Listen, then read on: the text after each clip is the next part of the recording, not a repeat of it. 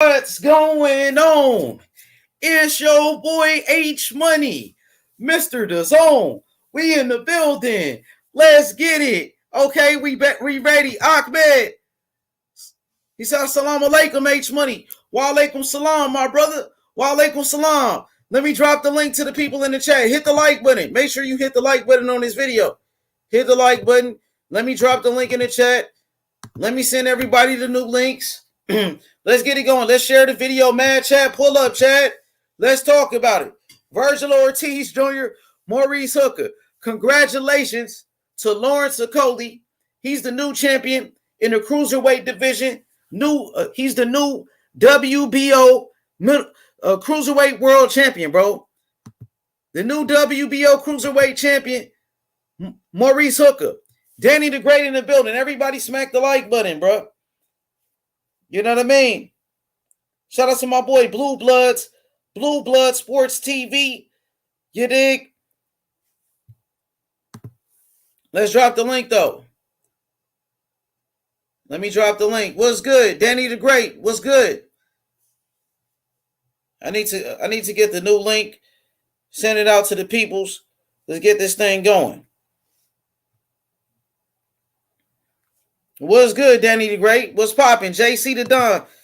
6,000, bro. We had 6,000 subscribers. JC, we did it, bro. 6,000. Shout out to my boy JC. Danny the Great, what's good? Danny the Great. Danny the Great, he said salute. He said, what's up to JC? Let's go. Mad Chad said 6,000 and moving fast to 10,000. Facts. Pull up, Mad Chad.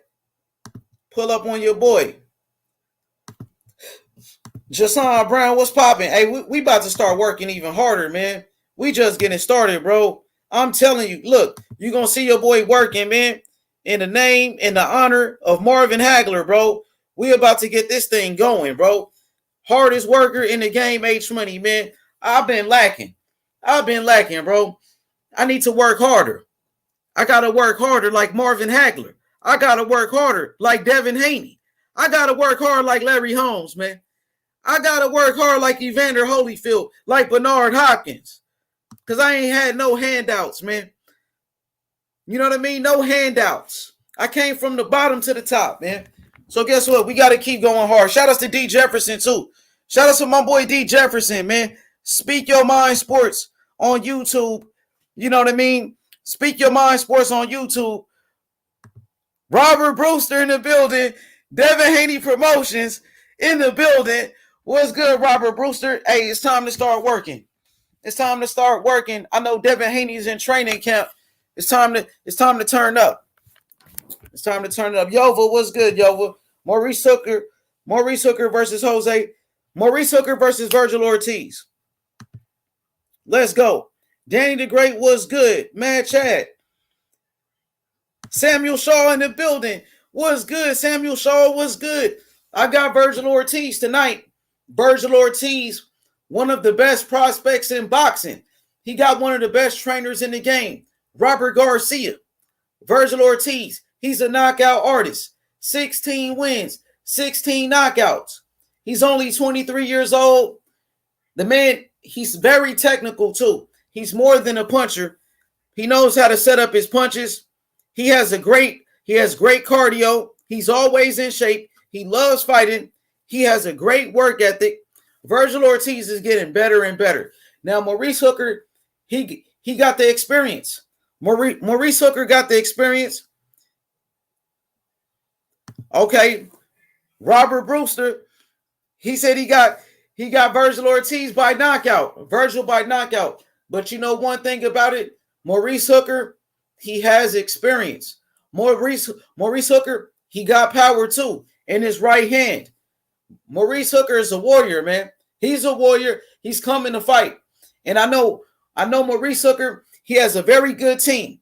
He has the same team as Terrence Crawford. Maurice Hooker is training with Bomac. Bomac, the trainer of Terrence Crawford. He's the trainer for Maurice Hooker. Now, I've been talking to the people in Terrence Crawford's team, the people in Maurice Hooker's team. I've been talking to Bomac. They believe Maurice Hooker can knock out Vergil Ortiz. Maurice Hooker, the only chance he got is by knockout. If Maurice Hooker can win the fight, it's going to be by knockout. That's the only way he can win it. And his team believes it. I've been talking to Bernie the boxer. Okay, we got Mad Chad in here. Mad Chad, what's good, my brother? Hey, H Money, the hottest man in YouTube, hottest working kid in YouTube right there. Hit the like and subscribe to this guy because he's always got information. He's got his ear to the pavement, and he's promoting the greatest game in the world, the sweet science. What a good car we got going on tonight, H Money. Like I say, a gun to my head, I'll take Ortiz. But I always pull for the underdog, and I think this Hooker has a chance. You know, I think he has a better chance than BJ does against Canelo. Yeah, he does have power, and Vergil Ortiz is only 23 years old, so he's very young. He doesn't have that type of experience, but Vergil Ortiz, he's been in there with some good competition. Vergil Ortiz's resume is underrated. He knocked out Mauricio Herrera. He went 12 rounds with Mauricio Herrera. Remember, he went 12 rounds with Danny Garcia. Yo, what's good, Taylor Bell? What's good, my brother? I can't hear you, Taylor Bell. Actually signed up to the wrong one. Think he fell off. Yo, what's up, Carlos? What's good? What's going on, Carlos? Come off mute. Take your mic off mute, Carlos. Hey, here we are, H Money. H Money, right there in Memphis. You guys got that big clock, don't you? I remember passing through Memphis, seeing a clock. Like it's the same type of clock we have in Portland, Maine. For sure. Shout out to everybody in the chat. Shout outs to LT, Pound for Pound Boxing. What's good? Danny the Great, Brown, my boy Brown in the building. Brown gone one. He said, what time does the main event start? That main event going to be later. It's going to be 11. later. Maybe, I'm going to say probably 11 Eastern time. Probably 11. Absolutely. You know, 1 week after the passing of marvelous Marvin Hagler, how has it been, you know, a week later, my brother Mad Chad? Well, it's been a lot of reflection. You know, it's been a time of, you know, accepting that Marvin's gone, you know, and you got to accept it. But still, it's still hard to this day. He'll always be remembered. He'll always be my avatar, and he'll always have a place in my heart as my favorite fighter, H Money. And you know, he was just such a beautiful fighter, H Money, because when he showed up, you knew what you were going to get with Marvin. And like I said, the preparation and everything he put into it, bar none, he had to go through through walls, cement walls, hurdles. No one said he could. He was against everything, and he just had that will to keep going on. And he's in heaven, H Money, and he's watching down tonight, hoping for a great fight, you know. And H Money, thanks again for the night that he passed, and for being there and promoting the shit out of him, H Money. Like before he passed, you were all over Hagler, and I love the way that you keep hollering his name, H Money. It fires me up. Thanks, kid. The legends, you know, he's a legend. He's one of my favorite fighters of all time. Like you said, before he passed away, I kept talking about marvelous Marvin Hagler and the great career that he had and what made him such a phenomenal fighter, like the knockout power. He knocked out Thomas Hearns. You know, he knocked out Jumbo Gotti. You know what I mean? He was the boogeyman. He was the original boogeyman. You know, Sugar Ray Leonard ducked him for 5 years. 5 years, Sugar Ray Leonard ran away from Hagler. Remember that Sugar Ray retired from the sport of boxing? He played games, you know, and when they did finally fight, Sugar Ray Leonard demanded a super big ring. Sugar Ray Leonard, he demanded some big gloves, and he changed the rules in boxing, right? He changed the rules from 15 rounds of championship boxing to 12 rounds. And then in the actual fight, Sugar Ray Leonard was tired. He was holding, and Marvin Hagler hurt him. Hagler hit him with a hard uppercut. Sugar Ray Leonard, you know, was in trouble. Sugar Ray Leonard was out of gas. He was holding on for dear life. And Hagler won that fight, bro. Everybody knows Hagler won that fight. Hagler landed the hardest shots. Hagler was the champion. You know, defending champion for 7 years. And Sugar Ray Leonard, he ran most of that fight. he ran and he tried to fight only 30 seconds out the fight. You remember that? Sugar Ray Leonard trying to throw little flurries and hold on. Still the end of the rounds with the little pity pat flurries, you know. Exactly. But that's boxing.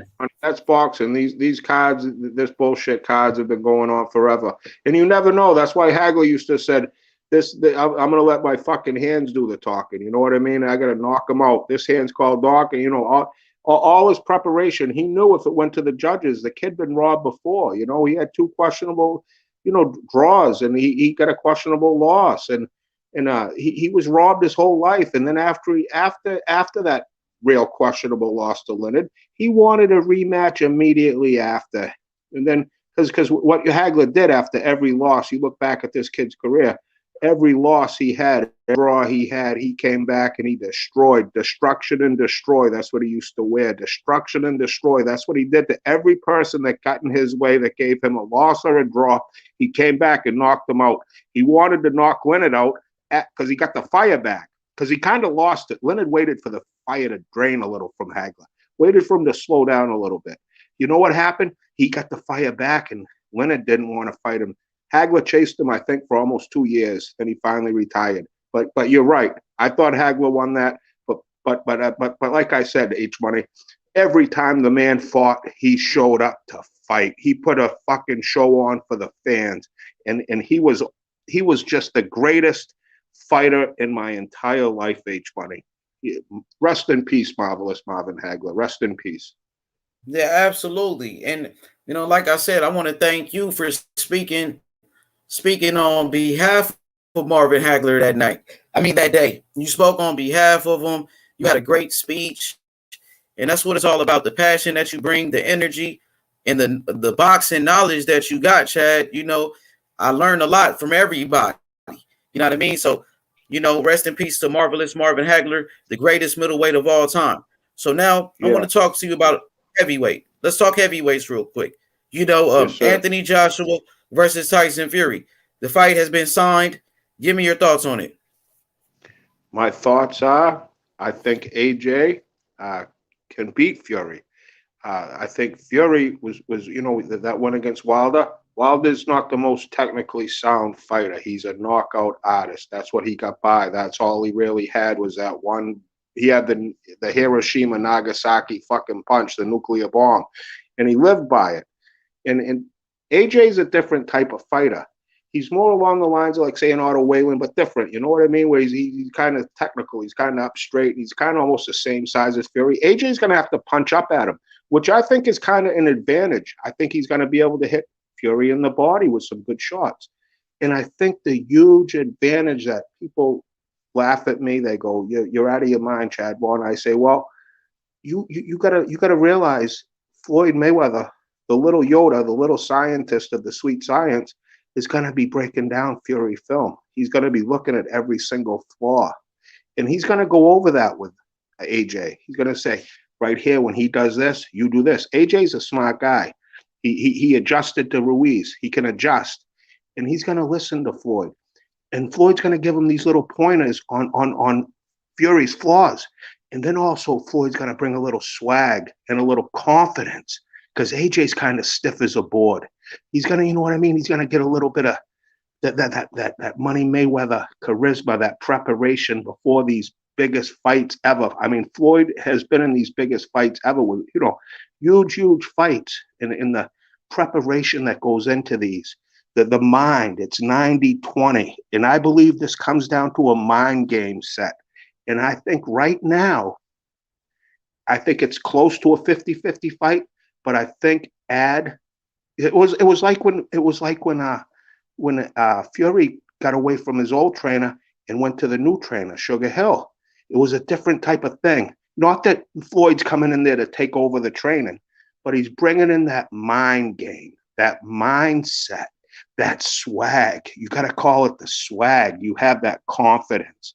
What Floyd Mayweather brings is confidence. You may like him, you may dislike him, but you can't deny the fact the man is a winner.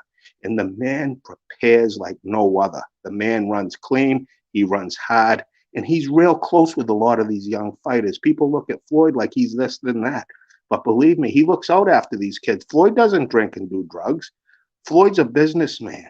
And you know, he's done some wrong. But whenever Floyd's in a corner for a biggest fight in the history of Britain, believe me, I think that's a big advantage.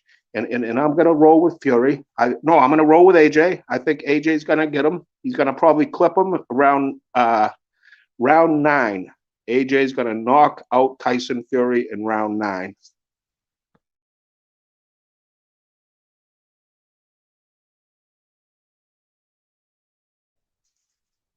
And I could be wrong because it's heavyweights. All it takes is one bada bing and bada boom, and you can be out. But I'm telling you, AJ can box. I think he's got a little better resume. You pull up their resumes. I think AJ's got a little better resume. I think Ruiz is a much better boxer and a better fighter than Wilder. I don't think he has a harder punch than Wilder. But I think AJ's been in there with a kid that has fast hands, that can box. That's been a boxer since he was 8 years old. Fury is, I think he can, you know, after his last couple performances, you know, yeah, he looked great, but who was he in there with? You know, he exposed him. He exposed him, and it was a nightmare matchup for Wilder. And I'm gonna roll with AJ Fury, H Money.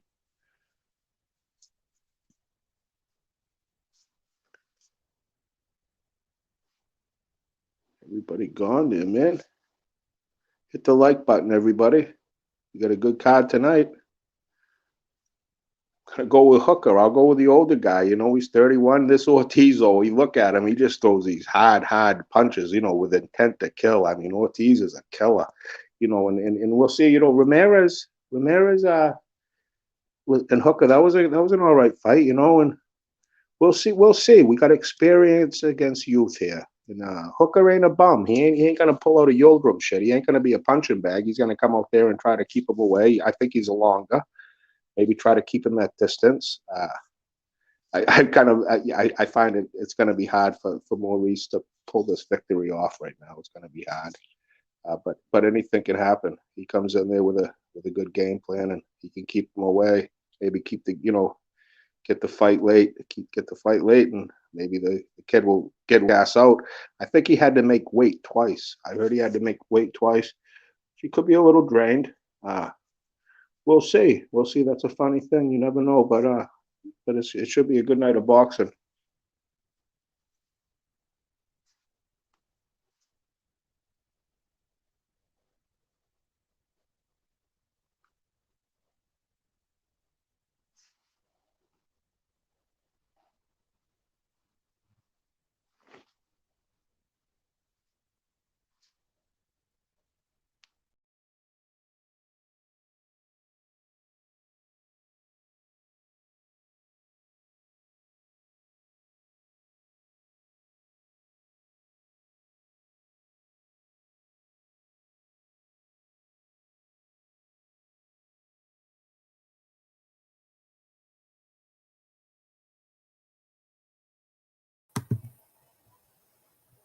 For real, we gonna find out. I'm gonna find out who he is. But yeah, hey Bill, come fuck with your boy though. I'm going live for this Maurice.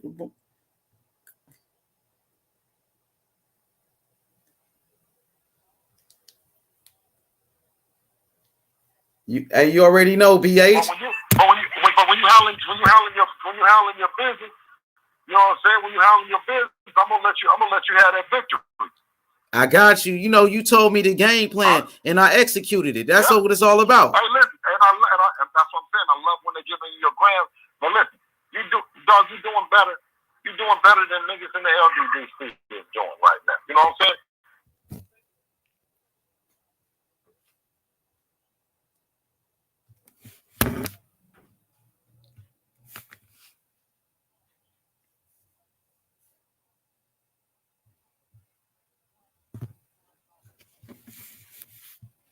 Facts. You already know, BH. But BH, you know, I appreciate it, man. Hey, thank you, BH. You already know. All right. Yeah, let's get it, man. It's live. Hey, my bad, man, Chad. I just had a phone call from the big homie, Bill Haney. You know how that go. You know what I mean? The big homie tap in. You know, hey, I appreciate everybody, man. Hey, my boy IB in the building. Allende Brown was good. IB, Major Key Boxing. We got Glenn Avery, Major Key Boxing in the building. My boy Major. Major Key, what's good, Major Key? My bad. I'm sorry, Mad Chat. I had to pick up the phone. Yeah, no, you got to pick up to the boss, man. You know what I mean? Absolutely, H Money. And again, you know what I mean? Like, you're talking about someone that's going up against the machine. It's a different time, a different place. But believe me, Bob Arum's looking out for Bob Arum. Bob Arum's a fucking trillionaire. Bob Arum, right, is a liar. Bob Arum's a cheapskate. Yes, he's good for the game. Yes, he's been promoting fighters because he's a shrewd businessman. Bob Arum's legit. He's an OG legit gangster, you know. But he walks into the room and he sees old Mr. Bill Haney sitting there. Fucking Bob Arum's like, fuck. I can't fuck this motherfucker. I'm telling you. And that's what's going on. A lot has to do with this. His kid can fight. His kid can bring a loss to a lot of these people. And it ain't ducking him. I'm just glad that he's young. I'm glad that Devin's a young kid. And I think he's going to be around this fight game for a long time, you know. And I'm going to have some patience here, you know. I think we all need a little patience. And let's just let this, you know, it ain't like Terrence Crawford. It ain't like 33 years old. Devin Haney's 22, I believe. You know what? He's a young buck with a ton of talent. And he's got a dad looking out for his best interest. And he's got a dad that's a businessman. And who can't root for that? If you can't root for that, go fuck yourself, you know? Yeah, you know, I appreciate the fathers in the sport of boxing. You know, like father-son combinations in boxing. You got Teofimo Lopez and Teofimo Lopez Sr., Bill Haney, Devin Haney, Sean Porter, Kenny Porter. You got Danny Garcia and Angel Garcia, right? So many. You got Gary Russell and his father. Tyson Fury and his old man, right? Exactly. Tyson Fury and his father. You know, you got Floyd Mayweather and his father. Errol Spence is so close with his old man. Errol's close with his old. You know what I mean? It's such a beautiful thing, and it runs really deep. Even like, you know, like Ricky Hatton, his young kid Campbell Hatton signed with AJ's company. I mean, he's a little pit bull like his father. You gotta love that. That's such a special thing. Even look at that, Charles Lolo Harris Senior and Charles. You know what I mean? It's like you got the Harris connection there with the Harrises. It's such a good thing.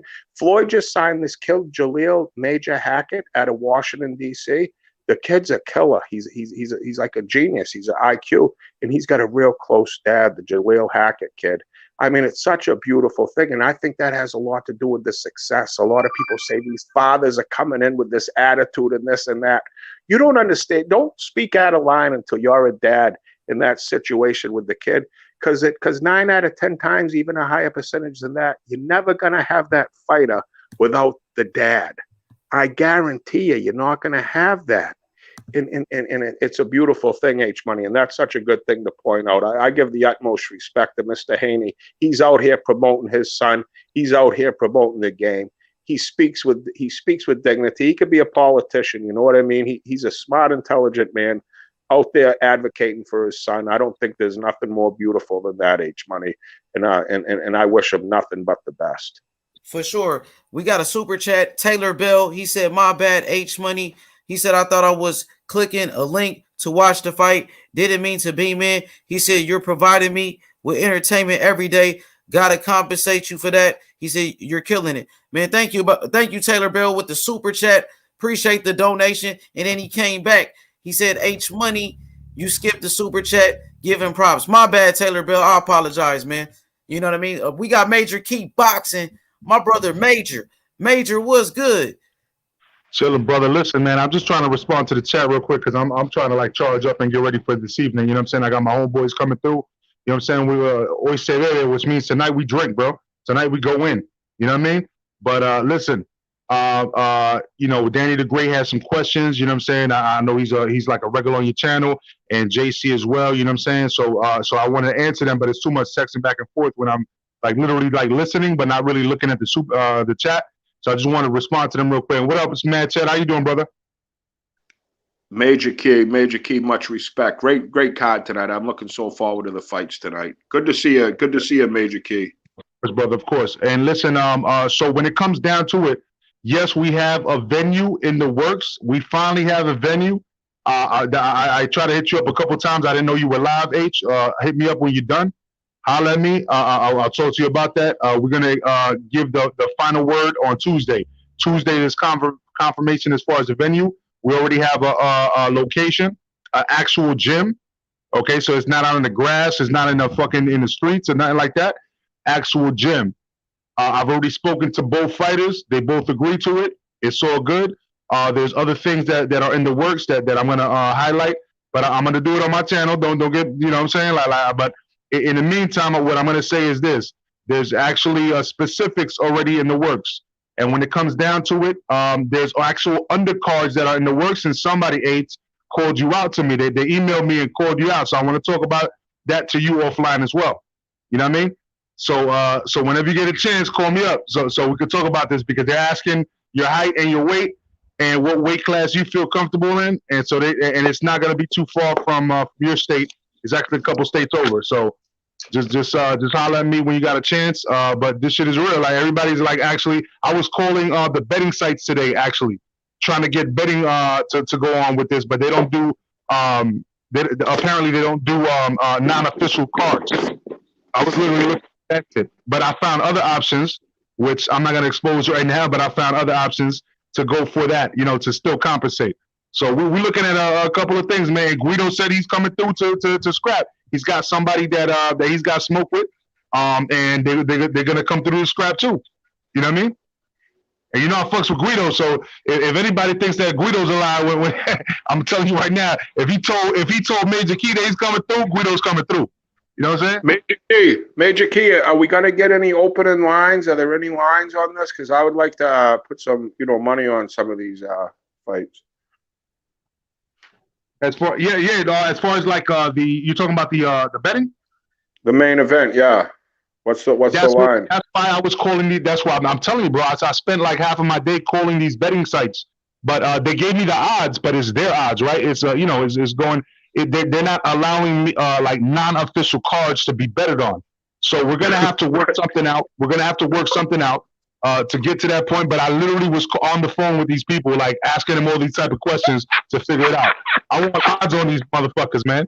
I want odds on this shit. I'm not playing, bro. This is fucking awesome. Man. You calling them out, Major Key. You putting this together. You calling this shit out. I'm dead ass serious. If you're gonna tell me you serious, I'm dead ass serious in return, bro. You pull this off. You could pull off some real fights. Not that these aren't real fights, but I mean you pull this type of shit off. You have no idea, man, Chad. I'm already thinking about that. Trust me. I'm in the works, man. Hey, I just want to chime. I love when people doubt me, bro. When people doubt me, I'm like, I'm an entrepreneur, man. I've been doing business my whole life. You know what I'm saying? So somebody doubts me. Oh, okay, let's do it.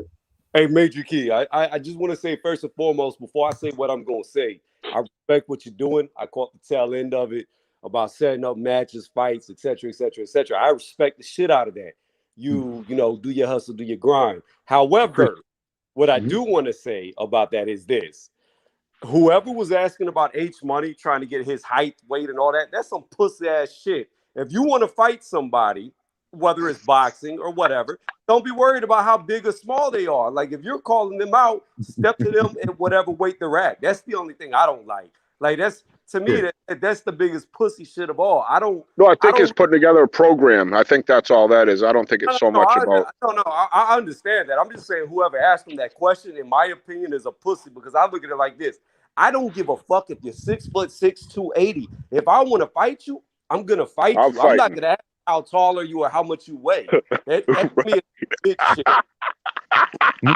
No, and I feel you. That's real right there. No, I gotta feel you on that one, right? And here's the thing. The whole thing is that I asked for inquiries on 2 different platforms last night, right? And I said, send your inquiries to majorkeyboxing@gmail.com, right?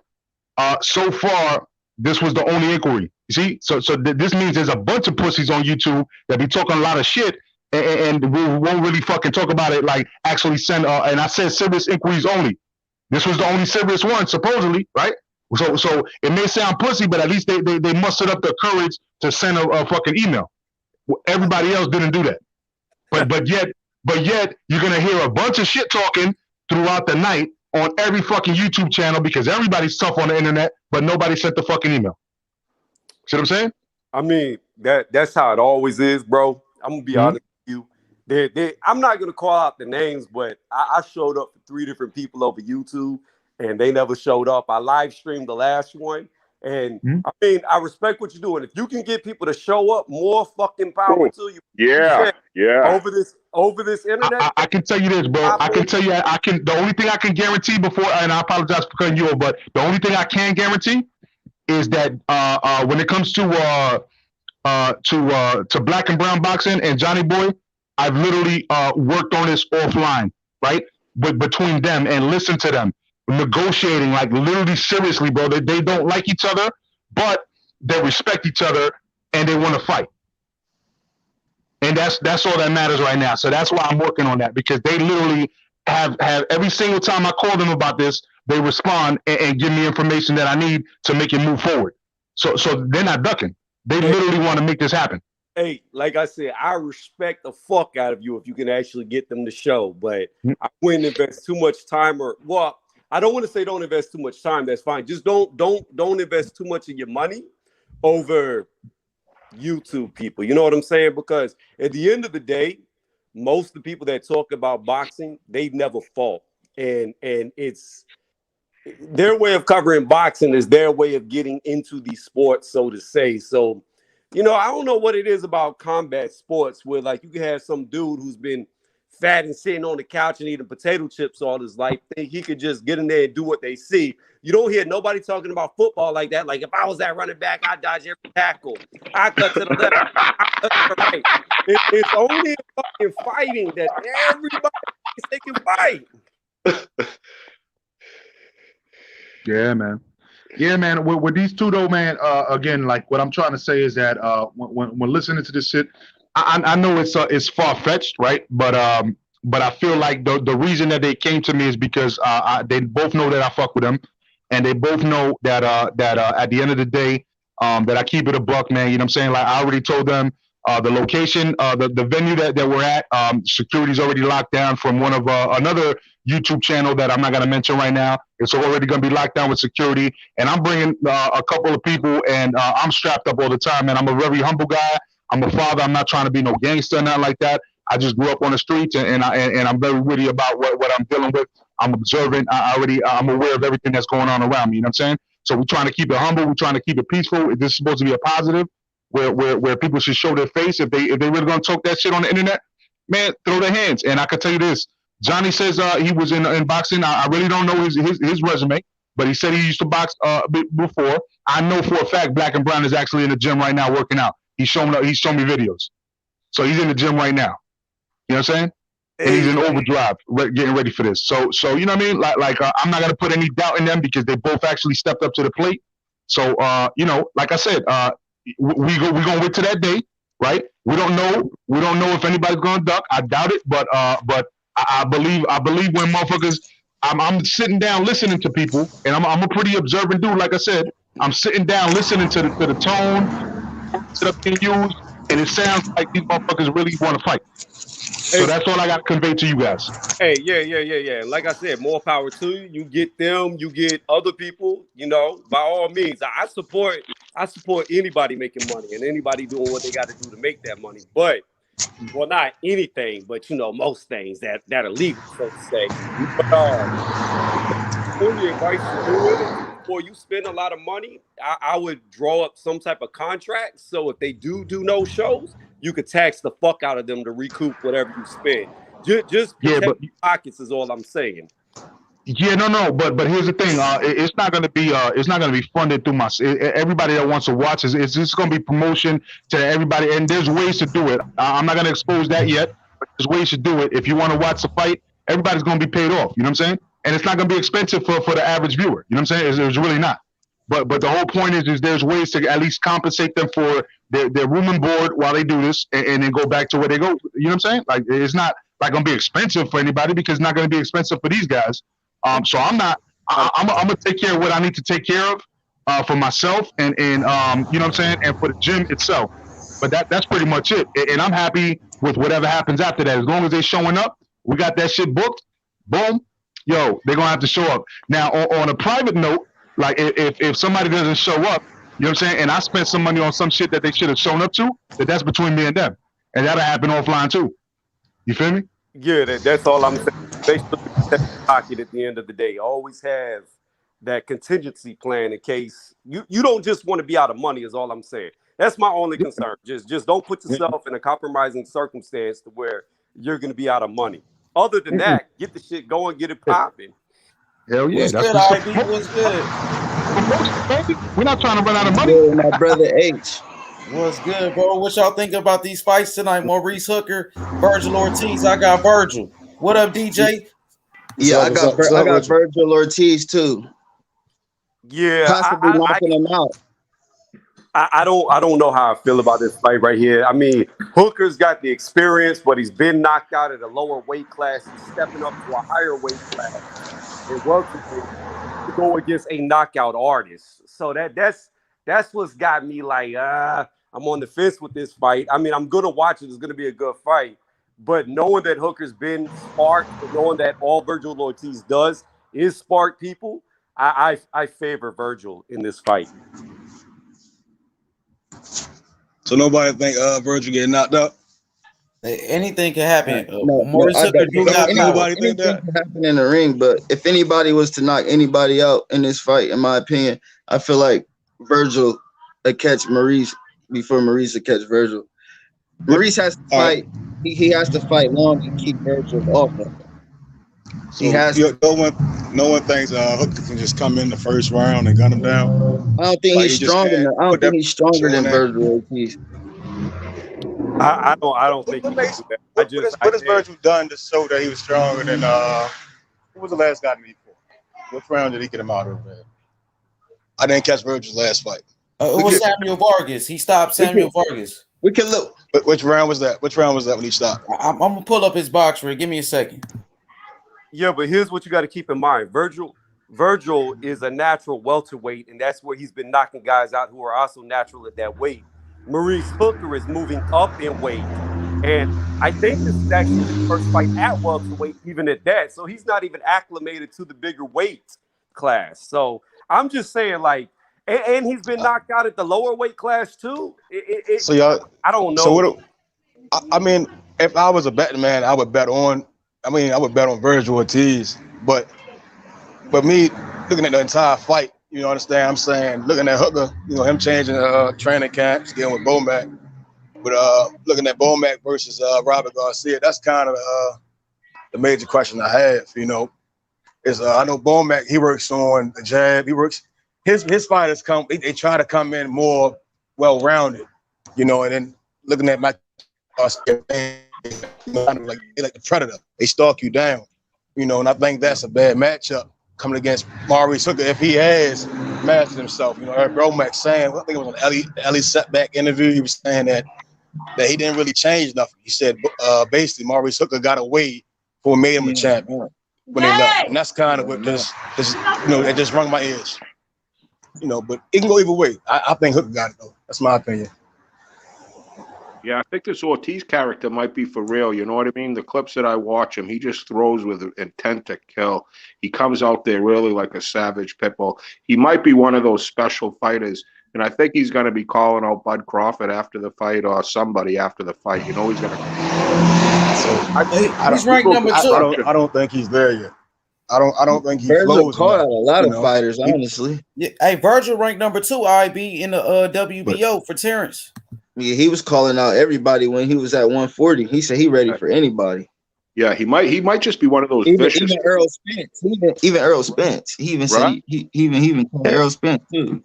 He got a lot. It's easy to say those things, but then when we see, it's like he doesn't. He's not in the gym just flowing. Like he does certain things well. Mikey does certain things well. All of them do certain things well. They miss it. I think this fight is a big step up fight for more so for him. Like Hooker said, they say he has all the pressure. Hooker could just relax and just coast. It's I don't know. I think it's a lot of confidence coming out of Hooker's team. More so than we're gonna see. Hey, but one thing about it, my brother DJ, we don't know about Vergil Ortiz's chin yet. He hasn't been punched in the chin. So I know Maurice Hooker can crack a little bit. So it's going to be interesting to see how Vergil Ortiz can take the power of Maurice Hooker. That's what I mean, we really don't know much of Vergil. I mean, that's the same thing I say with Ennis. I think they're caliber opponents. Where like I think Gary Russell said it's matchmaking opponents. You know, to whereas though again with Hooker, he's been in there with guys. I think him being the veteran gives him the advantage.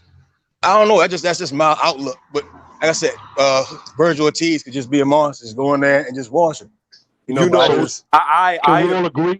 Can we all agree that whoever wins this fight is actually a contender in this division? No, not at all. No. Why not? Why not? Why not? Because you laughing, but I want to know why not. Because skills. I feel like skills. The skills pay the bills. I'm an Earl fan. I'm a Crawford fan. I'm a Danny fan. I like all of them do something different. But it's where someone like excels at is higher than where Hooker is at and where Vergil is at. You know, I like Vergil, but I like Mikey's style more. You understand what I'm saying? Like it's more to Mikey than it is to Vergil. You understand what I'm saying? Like when Mikey's in there, he's very dominant, but outside of when he fought Errol Spence. You understand what I'm saying? From Vergil, I don't know. You know, just from analyzing the fight, I see Michael's more of a dog. Let me play devil's advocate on that one. So the thing is that Vergil is a bigger dude, right? With obviously power, right? And so so if he brings that power and just that full forward energy, right? With Mexican and I know he's not, but you know what I'm saying, that style of fighting. Where he brings it forward like that and just bringing those haymakers, but also being kind of skilled and poised at the same time. Yeah, he's not a better boxer than Terrence Crawford. Don't get me twisted. I'm a big Terrence Crawford fan. I feel he beat Errol Spence, even though I like Errol Spence. You know what I'm saying? I'm a Thurman fan. I'm a you know what I'm saying? I'm a fan of the 147 division, period. But at the end of the day, you know what I'm saying? I don't think it's laughable like that, where to say that Jaron Ennis or fucking Vergil Ortiz can't speak with them. I don't think that's laughable. So, hey, Mason Key, I got a question. When you done, my fault, I didn't mean to cut you off. Go ahead, I'm good. What's up? Nah, I hear a lot of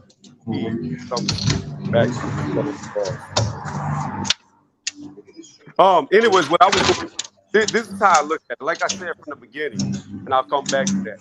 If Ortiz knocks out Hooker, it's not that impressive to me because you got a guy who's moving up in weight, who's already been knocked out at the lower weight class. We know he can be knocked out. We know Ortiz is a power puncher. Now, for me to see him get higher up and me to think that he could compete with like a Bud Crawford or Errol Spence, he would have to go against a top welterweight and knock them out. And I will say this. If Ortiz relies more on skill than power and strength, and he goes in there and he out technically boxes Hooker, then I would say maybe you can make a case. But he would have to look very technically skilled against Hooker versus just going in there and banging them out with pure size and power, which I think is going to be the method that he's going to do. He's just going to. But with contender, you don't necessarily mean you're going straight to the champion. Contender means that you're basically in, like you can put your name in the hat at least to go for an eliminator or something like that. That's what I'm saying.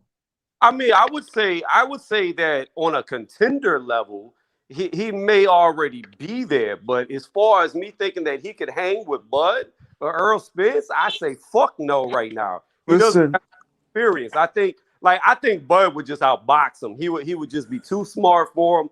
And then as big as Ortiz is, Spence is that much bigger. And I think he's a lot stronger than Ortiz right now. Tony, okay, I go ahead, bro. Go, bro. You good? You go ahead. Go, bro. You sure? All right. I just think none of these guys are ready for the top division, the top 147 pounders. The reason why is because, listen, Vergil Ortiz, I understand what they're doing. Him, they keep building him up. I don't think they're going to put him in here with a Crawford, Spence, Pacquiao, Ugas right now. After if he beats Hooker, I think they build him up. We know Hooker. He's a good fighter. Has a good jab. can box a little bit good and everything. They're just building him up. He just fought a journeyman, Vergil, who's tough and everything. They're just building him up. And as far as Ron Boots Ennis, he's going to get laid out, knocked out cold by Crawford. We saw in one of his fights, this guy's defense was terrible, bro. His defense is terrible. I'm not gonna lie, man. And if you look at his fights, bro, his defense is terrible, man. Just look back at his fights, bro. But that's all I got to say. I know my opinions. You know, a lot of people might like it, but I think it's true. Yeah, what do you guys think? Hey, that wasn't his question though. His question was, if he beats Hooker impressively, does that make Ortiz now a contender? No, no. He's hold on. Let me finish. He stated he doesn't believe that he's ready for a Crawford or Spence, but does it make him say to be able to go against a Mean Machine or somebody on that caliber is what he was asking. Right, exactly. You see, he's understanding what I'm saying. Well, then no, then. Because he needs to be built up more. Hooker is not good enough for him to. Okay, let me ask Major Key a question that I had to ask. All right, we know Styles make fights. I know you're a big Crawford fan, so I know you enjoy the boxer style. What do you feel Maurice Hooker have to come in and or bring in his bag to possibly beat a Vergil Ortiz in spectacular fashion? No, number one, he can't just go straight back. Number one, because Ortiz is coming straight forward. So if he goes straight back, that's the number one no against somebody that's coming straight forward. You're gonna get clipped. That's number one. That's a major key right there. I'm dropping that right there. You know what I'm saying? Besides that, he needs to box from the outside, but that's easier said than done with somebody that's bringing that much pressure. You know what I'm saying? Hopefully, because we already know that he's a little chinny, right? Hopefully, he can avoid that kind of turn with the punches and not let that completely impact him. Hopefully, they taught him that in the gym since his last fight with, well, not his last fight, but, you know, when the last time he got knocked out or the first time he got knocked out and the last time with Ramirez. You know what I'm saying? Like, just keep your chin turning with the punches, man. Don't get clipped like that. So there's a couple of keys right there, but don't get me wrong. He needs to do the catch and shoot too because Vergil Ortiz is young. You know what I'm saying? So let him go wild, and then when he does that, like I said, turn your chin, don't go straight back, and then counter with the fucking right. You know what I'm saying? Because his most powerful punch is the right. So there's intrigue in the fight. I'm not saying that it's like a done deal, but I'm just saying that there's intrigue in the fight. But for me, Vergil Ortiz wins this because I don't know that Maurice Hooker has made all of those adjustments. And that's what I'm trying to say. Like, you know, if he has the right camp and he makes all those adjustments, then we in here for an upset, and I'll eat my crow tomorrow. Guaranteed. I'll be up here eating my crow because it's not that there's no chance for Maurice Hooker. I'm just saying that the odds are against him right now. That's all I'm saying. And if Vergil Ortiz wins this fight, a Jerron Boots Ennis fight makes perfect sense to you? I think it's been making sense for a minute though. You know what I'm saying? With them two. You know what I mean? But now it's time. Yeah, it is time. It is time. But I would like if it heated up a little bit more with Jerron fighting somebody else and him fighting somebody else because they both coming up. You know what I'm saying? Like these dudes are already champions with belts and they still not fighting each other. So let these young champions kind of keep their O2 and build up their name and then bring the pressure on to the people with the belts. You know what I'm saying? That's, you know? I agree with Major Key because I think it's way too early for this fight. I think we need to build it up. I think they need more, fights and more experience because they still got, little flaws for prospects or contenders, whatever you want to call them. Now, I do think Vergil Ortiz is a step ahead, a level ahead of Jerron Boots Ennis, but because I do think Vergil Ortiz, what's his name? How do I say it? His resume and his opponents that he's fought is better than Jerron, so he's getting a step ahead. And I like how Golden Boy is moving. My boy Vergil Ortiz. I think he's ahead of Jerron right now. I think they need to just keep going their paths, then fight later on. Yeah, I agree with MMA champ. How's my audio? I'm clear. IB, I'm good. Good. Okay, Yeah, so I agree with MMA champ because Vergil Ortiz, he beat some credible guys. He beat Mauricio Herrera. Remember the guy who some people thought beat Danny Garcia in Puerto Rico, and then he beat Brad Solomon, who's undefeated, knocked him out, and then he knocked out Samuel Vargas. Samuel Vargas. Who else? It was somebody else that he beat that I'm missing. Tony, you know who am I missing? That might be it. So he beat some credible guys, though. I can't say that. So Jaron Ennis, he got more fights, right? Jaron Ennis got 26 fights, but you know he's a very good fighter. But we don't know anybody that he beat in those 26 fights. I can say that. I like Jaron Ennis, but we don't know who. You know he didn't face the level of competition of Vergil Ortiz to this point, and now Maurice Hooker for Vergil Ortiz. They moving him fast, and only his 17th fight, Maurice Hooker. Yeah, he's on a fast track. And I like, again, just what you said right now, H. I really like Boots Ennis. Damn, bro, like he's got some power, man. Like, I think he's a problem for anybody, but I just want him to start showing that because he's not getting any younger. You know what I'm saying? Somebody needs to put him on a fast track right now. You know what I'm saying? And get his name out there because you could, if somebody puts him on a fast track, you could hear about him all day long on the YTBC instead of other people. You could be hearing about him, like, hey, who's going to fight him next? Hey, everybody's ducking him. You know what I'm saying? Like, that's what you could be hearing in a year from now if he does the right things.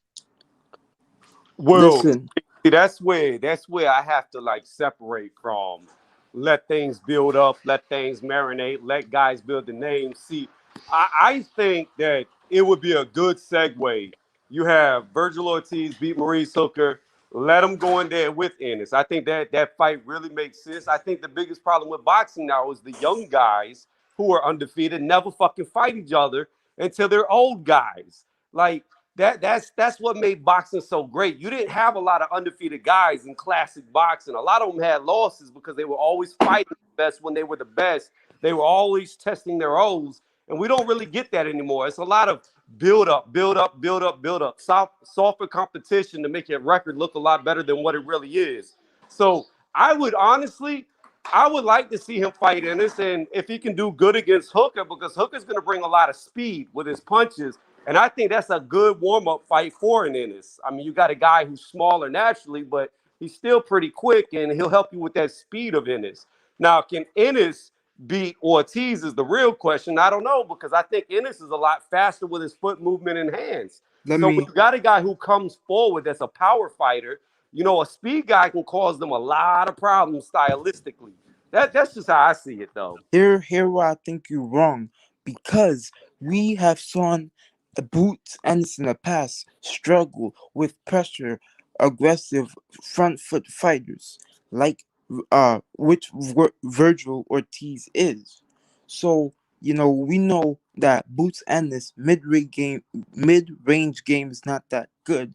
In my opinion, his defense is really not up to par, and I think that's just, you know, perfect for, you know, Vergil Ortiz. I do think it's still going to be a roughly close fight, but I just think people need to stop, you know, overhyping Boots Ennis. He's a good prospect. He has skills. Yes, he does. He's just unpolished. He's too green for me right now, and I think he don't got that fight. That's all. He just don't got that fight. He don't have no credible name. That's it. Jaron Boots Ennis definitely got the skills from what we can see. We all know that from the amateurs, but he just don't have that fight. I understand that, but he was getting touched up by opponents. It don't matter. He still win in spectacular fashion. I haven't seen Jaron Boots Ennis. Yeah, he wins regardless. It's boxing. You're gonna get touched up. It's cool, but look what he does to his opponents. But again, my point is, you got two guys that we're discussing, right? And the fact that there's being statements made that they shouldn't see each other till later is the reason why boxing is no longer a top 10 global sport. Right there, that's the issue. These guys should get in there and fight, win, lose, or draw. Like, at the end of the day, even though Ennis doesn't have the resume of Ortiz, he's got more quantity. And at some point, quantity can equal quality if you have enough quantity. And the thing is, again, Ortiz, he's also like, even though he has good names, stylistically, he's been in there with guys he can shine against stylistically. So I do believe that Ortiz has the harder resume, the better resume, but I do think right now is a good time for Ennis and him to fight, and I think Ennis can cause him problems. I'm not saying Ennis is going to win, but I definitely think he shows some things that could cause Ortiz problems, because here's another thing.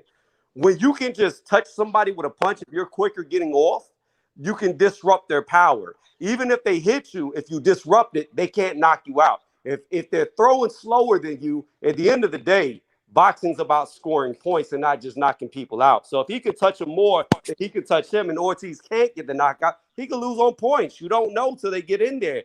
That's why I'd like to see him in there. Who has the better defense in angles? Tony. I don't know. I think you don't know. I think tonight we're gonna really see how good Ortiz's defense is when he gets in there with a guy I believe who's going to be faster than him. I think that this is really going to give you a good indication of how well he does against people who can move and hit. Listen, I just think, Vergil Ortiz, I like the way he's going. This is what all prospects needs to be doing. They need to be built up like this. Too many prospects, they have like 20 fights and they're fighting bum after bum after bum. So I think this is how, you're supposed to do it. Like, keep building them up, then put them in there with a champion. And that's what I think. And also, let me tell you guys this. You understand that Boots Ennis went 12 rounds with a guy who came out of jail 2 days before the fight. That's fine, but what I don't understand what you're saying is you're saying both these guys should be built up so that they can fight champions. Why do they need to be built up to fight champions when they can build up each other by fighting each other? Then the winner can move on to fight a champion. That's how the old prospects used to get sorted out. They would fight the other prospects, and then the winner out of the prospects would go up there and challenge champions. This is true. 1,000% true. What you're saying. But at the end of the day, why is Terrence Crawford not fighting Bud or Errol Spence, man? You see what I'm saying? Like they're the ones that are in the championship position. They should be setting the tone right now. Hey, you know what I mean? So we need to be calling them out. You know what I'm saying? Not Vergil Ortiz versus Boots Ennis. I would answer that for you, but I gotta buy some horses and chickens first. So I'll get back to you on that.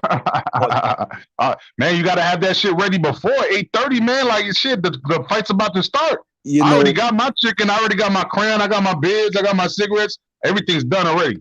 I'm looking forward to the fights in the stadium, not even in the ring, bro, because I heard OG El Jefe is going to be at the fights. Yeah. I'm looking to this stuff, H Money. Shout out to all you guys up here from Portland, Maine. All the way from Portland, Maine. I'm a big fight fan. Shout out to everybody here. Tony's Reviews, Major Key. A hat. Just a hat. It doesn't matter which one. Money. Rocks and rolling. He rocks and rolls all day. He's promoting the best sport in the world. This is a sweet science, and H Money's on it like white on rice, fellas. This kid's for real. He's a hustler, rocking and rolling down in Memphis, Tennessee. He don't sleep, And this is going to be a great fight. I think Ortiz is a special fighter, fellas, and I'm telling you, it's always been. I'm 51. It's out with the old and with the new. This Ortiz has got the mentality. This is a good step-up fight for him. This hooker can fight.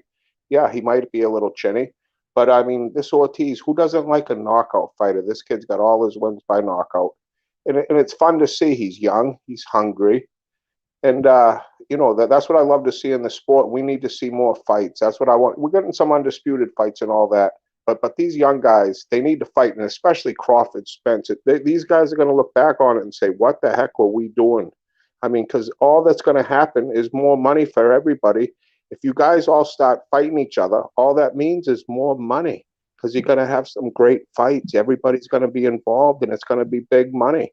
You have to fight each other, fellas. That's what we need. But much respect, H Money. Much respect to the panel, the chat. Hit the like. I'm gonna check out, guys. Have a great night. Much respect to all. For Peace sure, to you, man. appreciate that. Thank you, Chad. Yo, how's my audio? I'm clear. IB, I'm good. Yeah, you good, bro. For sure. Yo, so what y'all think about the welterweights? You know, this is a welterweight fight. We know the champions, Errol Spence Jr. You know, right now he's the number 1 welterweight. You got Terrence Crawford, number 2, Manny Pacquiao. We got Sean Porter, of course. Ugas. I believe Ugas got a belt now. You know what I mean? I mean, what you guys think about Vergil Ortiz? How far is he away from a title shot? Do you guys think he's ready for Errol Spence? Is he ready for Terrence Crawford and Manny Pacquiao? Let's start with Major Key, and then we go to IB. Well, I'm gonna say this, man. Like I've been saying, man, I feel like whoever wins this fight is a contender because of the fact that you got the skill set of Maurice Hooker, the same way that people were giving the skill set to Mikey Garcia before. You know what I'm saying?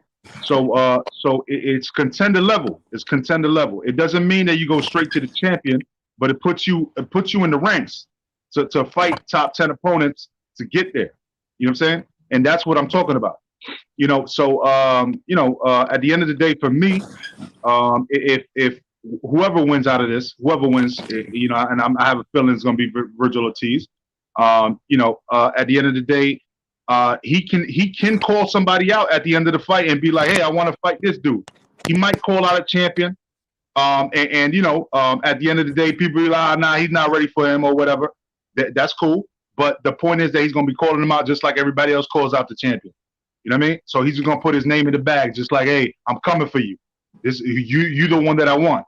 You know what I'm saying? So ain't no hate in that. You know what I'm saying? That's what everybody does. That's what everybody does. It's boxing. You know, so how better to promote yourself than to mention somebody's name? You know, you might see somebody in the ring. Who the hell knows? You know what I'm saying? You might see Boots Ennis in the ring. Who the hell knows? You know what I mean? So we don't know what's going on tonight, but we're gonna watch it, and then you know, after that we're gonna see what happens. You know, and I'm just excited. Because I feel like Vergil Ortiz is definitely gonna be somebody to watch in this division, just like I feel Boots Ennis is gonna be somebody to watch.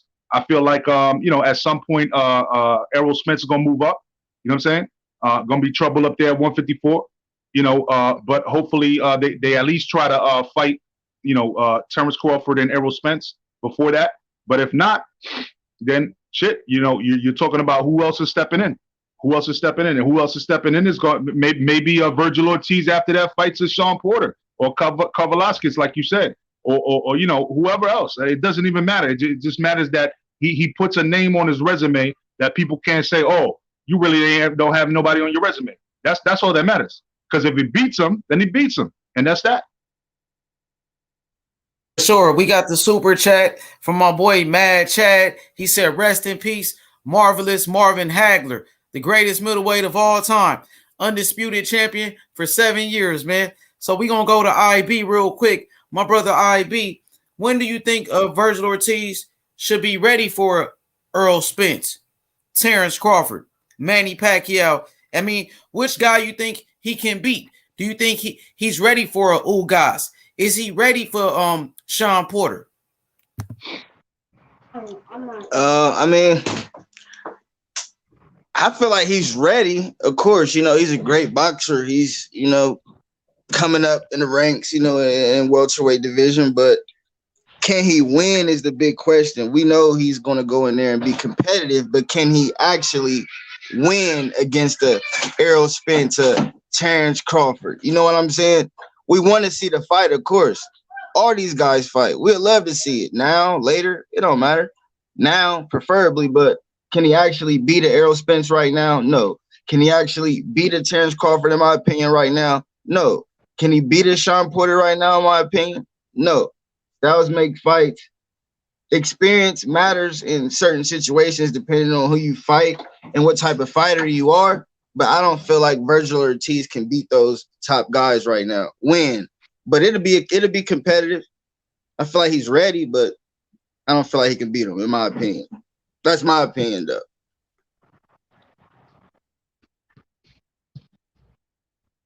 What about you, Tony? Hey, ask the question again real fast. I was taking out trash. We're talking about Vergil Ortiz. Say if he beats Maurice Hooker, is he ready for Terrence Crawford, Earl Spence Jr., Manny Pacquiao, Sean Porter, or Ugas? Is he ready for those guys next, like right away? So I would say no. I would say that, in my opinion, Maurice Hooker, again, doesn't really prove that much to me if he beats him, only because he's coming up in weight and he's been knocked out at the lower weight, and Ortiz is already a knockout artist. But I will say that out of all the top guys, I think he might be ready to get in there with somebody like Danny Garcia. I don't know if he's ready for Sean Porter, who's going to stay underneath him. And because it's so much underneath him, he's going to negate a lot of his power. I don't know if he has the boxing IQ yet developed for that. But a guy like Danny Garcia, who's going to give him range to where he can actually get off shots, I think stylistically may be the best step up. If he gets in there with like Bud or Earl or Manny, I just think he doesn't have the experience for those guys yet.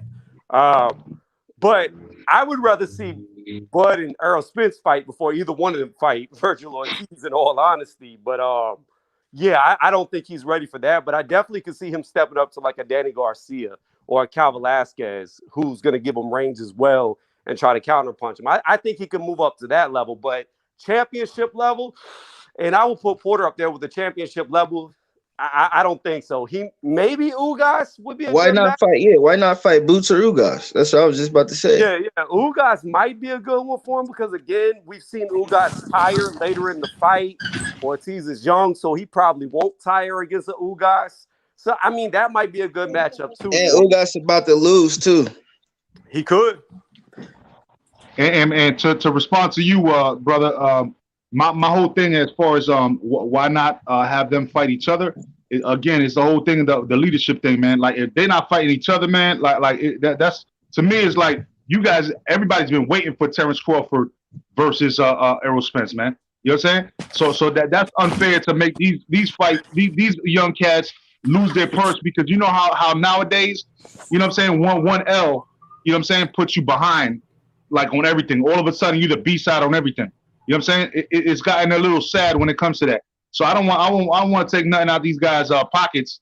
You know what I mean? Just because they got one loss, because they went for greatness to try to fight each other to show who's the dominant one that's coming up. When these guys haven't even fought each other, we need to see Crawford and Spence first. You know what I mean? Show that caliber, and then I'll be on board with it. Yo, let these motherfuckers fight. See who's the next one up for real. You know what I'm saying? Sure. But right now, I want to see the leaders in the division do what they're supposed to be doing, which they're not doing right now. For sure, we got Intangible Boxing in the building. What's good, Intangible? What's good, bro? How's it going, fellas? Chilling. We talking welterweight. Intangible. Congratulations to Lawrence Sicoli. Became a world champion today in the cruiserweight division. What's your thoughts on the fight tonight right now? Vergil Ortiz Jr. versus Maurice Hooker. Vergil Ortiz, 16 wins, 16 knockouts. He's the reigning prospect of the year. He's trained by Robert Garcia, one of the best trainers in boxing. What's your thoughts on this, Intangible? I think it's a pretty suitable step up. His previous opponent was Sammy Vargas, who's a gatekeeper at 147 pounds, was never able to reach world title level. However, you know, he did fight Amir Khan, was able to put him down on the canvas, although that's something you know, guys who weren't even on domestic level were able to do, like Willie Lamond. He's fought Antonio Orozco, who is a ranked top 10 caliber 140 pounder. He's fought Mauricio Herrera, who was definitely way past his prime, but was a world champion at one point, or not a world champion, but was a arguable, should have been a world champion due to his fights against Benavidez and Garcia. Beat Ruslan Provodnikov. Numerous good fighters under his scalp at 140 pounds. Now, he's fought these levels of opposition. Brad Solomon as well, who has a win over Adrian Granados. Actually on the Mayweather-Pacquiao undercard that fight. Neither of these guys are of the caliber of Maurice Hooker, especially as of late. Now, maybe you could argue Herrera was at one point on his caliber, but as of recent, Hooker was a world champion only a couple of years ago. Lost his titles in pretty devastating fashion to Ramirez, but wins over Alex Saucedo and Terry Flanagan, as of recent, on relatively big stages, crossing the stage to defeat Flanagan, is a pretty decent puncher. Has very good timing at mid range. Nice uppercut, decent scoring jab, but a bit of an inability to control the distance and work his way off of fighters who can use angles and cut them. He has, I guess, a balance of strengths and weaknesses to test Ortiz, but leave Ortiz room to succeed at this stage. And this is the right step up. He can. This is the right guy he can fight before he steps up into top 10 class or world championship class. As I see Hooker as a fringe world level guy at 147 pounds. For sure. So intangible. What type of chance do you give Maurice Hooker? What type of chance you give Maurice Hooker? You know he got power. He's a veteran. What do you think Vergil Ortiz could take his power? I give him a puncher's chance. Ortiz's power hasn't really been tested, but he's been in there with guys who can exchange with him up close. Orozco was actually fighting him head on and was landing shots up close, but I think Hooker is the higher quality fighter. So I give him a puncher's chance. If he can wobble Ortiz at mid-range, push him back, get his respect. Ortiz hasn't really been hurt as a pro. Maybe he'll have a chance there. Maybe if he can catch him with a nice uppercut, if Ortiz overcommits straight in a straight line. But that's really the only chance I give him. I think for the most part, Ortiz is all wrong for him. My prediction is going to be Ortiz 7th or 8th round. Do you think Vergil Ortiz is ready for the champions, Terrence Crawford? He's ranked number 2 in the WBO. Is he ready for Earl Spence Jr.? Is he ready for the Manny Pacquiao's, your Dennis Ugas? And what about Sean Porter? Do you think Vergil, is he ready or is he too young at this point? I think this fight will answer the question. So I'm not really going to give an answer.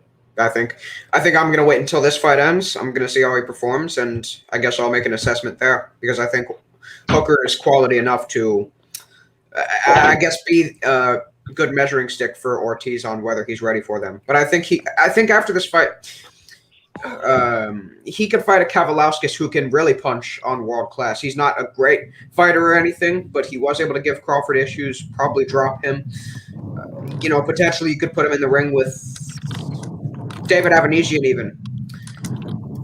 I think Ortiz getting past a Hooker is. I think it really depends all on his performance in this fight, how I would assess his chances against the top guys. If he can really dominate Hooker, even better than Ramirez did, if he can stop Hooker from having any remote success, which he did find against Ramirez, I think that will make me say, okay, he's ready for those top guys. But if he struggles a bit in this fight, if he struggles to stop him, if he's down on the cards at some point, if he does get rocked a bit, then I'll say they need to slow his growth a bit more. Then I'll say maybe they need to put him in with an Avanesian. They need to put him up in with someone at maybe on Euro level. Maybe someone like a Kerman Lejaraga or something like that. For sure. And that's a great breakdown. Shout out to my boy Guido in the chat. Guido. Shout out to Art Man Boxing. You know what I mean? We dropped the link. Anybody? Guido. What up? Yeah, I'm about to get Guido. Click the link, Guido. Click the link, Guido. For sure. Shout out to Guido. Shout out to Art Man. I got a quick one before the fights, bro. The fight's going to start in 15 minutes. So I got to switch one real quick for the wifey, you know what I'm saying? We doing that Dutch Master shit. I see what my boy's doing over there. We both do it. We're on the same page, trying to get this out of the way. Intensive. Exactly. There we go. For sure. Appreciate that, Major Key Boxing. Everybody go subscribe right now to Major Key Boxing. Haplo, what's good, Haplo? What's good, my boy DJ? What's good? What's up? Good. I'm just getting off work, yo. For sure. Yeah. But who was the guy earlier? I think he was saying, what did he say? He said, like, in my perception, no matter who wins the night, like nothing they do, like, no matter how they perform, it could be excellent, it could be terrible. It does not prepare them for the likes of a Crawford or Earl Spence. It's because, again, I always say styles, in boxing, styles makes fights. It's like if Vergil Ortiz wins, let's say he calls him Earl Spence, the style of Earl Spence is relentless. You understand? and you would have to have great footwork like Crawford has to even keep him, sustain him and power. It's all a mixture. It's like what I always say with Canelo. Canelo he loads up. With Canelo, he loads up his shots. Vergil Ortiz, with Robert Garcia, his camp, they load up shots here and there, but they more fluid with what they do. That's why I think Robert Garcia is a better trainer than Eddie Reynoso. It's the subtle things, and always see Terrence Crawford, that you do as a boxer that makes you great. And Mikey was a perfect protege of Robert Garcia. And with Vergil, I haven't saw that yet. I can't judge that through Herrera or whatever the other guy name is, who's a punching bag, in my opinion. No disrespect to him. It doesn't validate how great he is or his future. I think tonight we can say how he would fare probably against a Sean Porter, or maybe, as the guy said earlier, maybe a Kavalauskas. But why would he fight down? When he want to go up. I think no matter what happens, you dare to be great and try. If he does win, if Vergil Ortiz or if they do win, they should take on the Ugases, the Errol Spencers, or the Terrence Crawfords. But looking elsewhere, I think that's cowardly. That's just cowardly. No matter what happens, if you win, step up.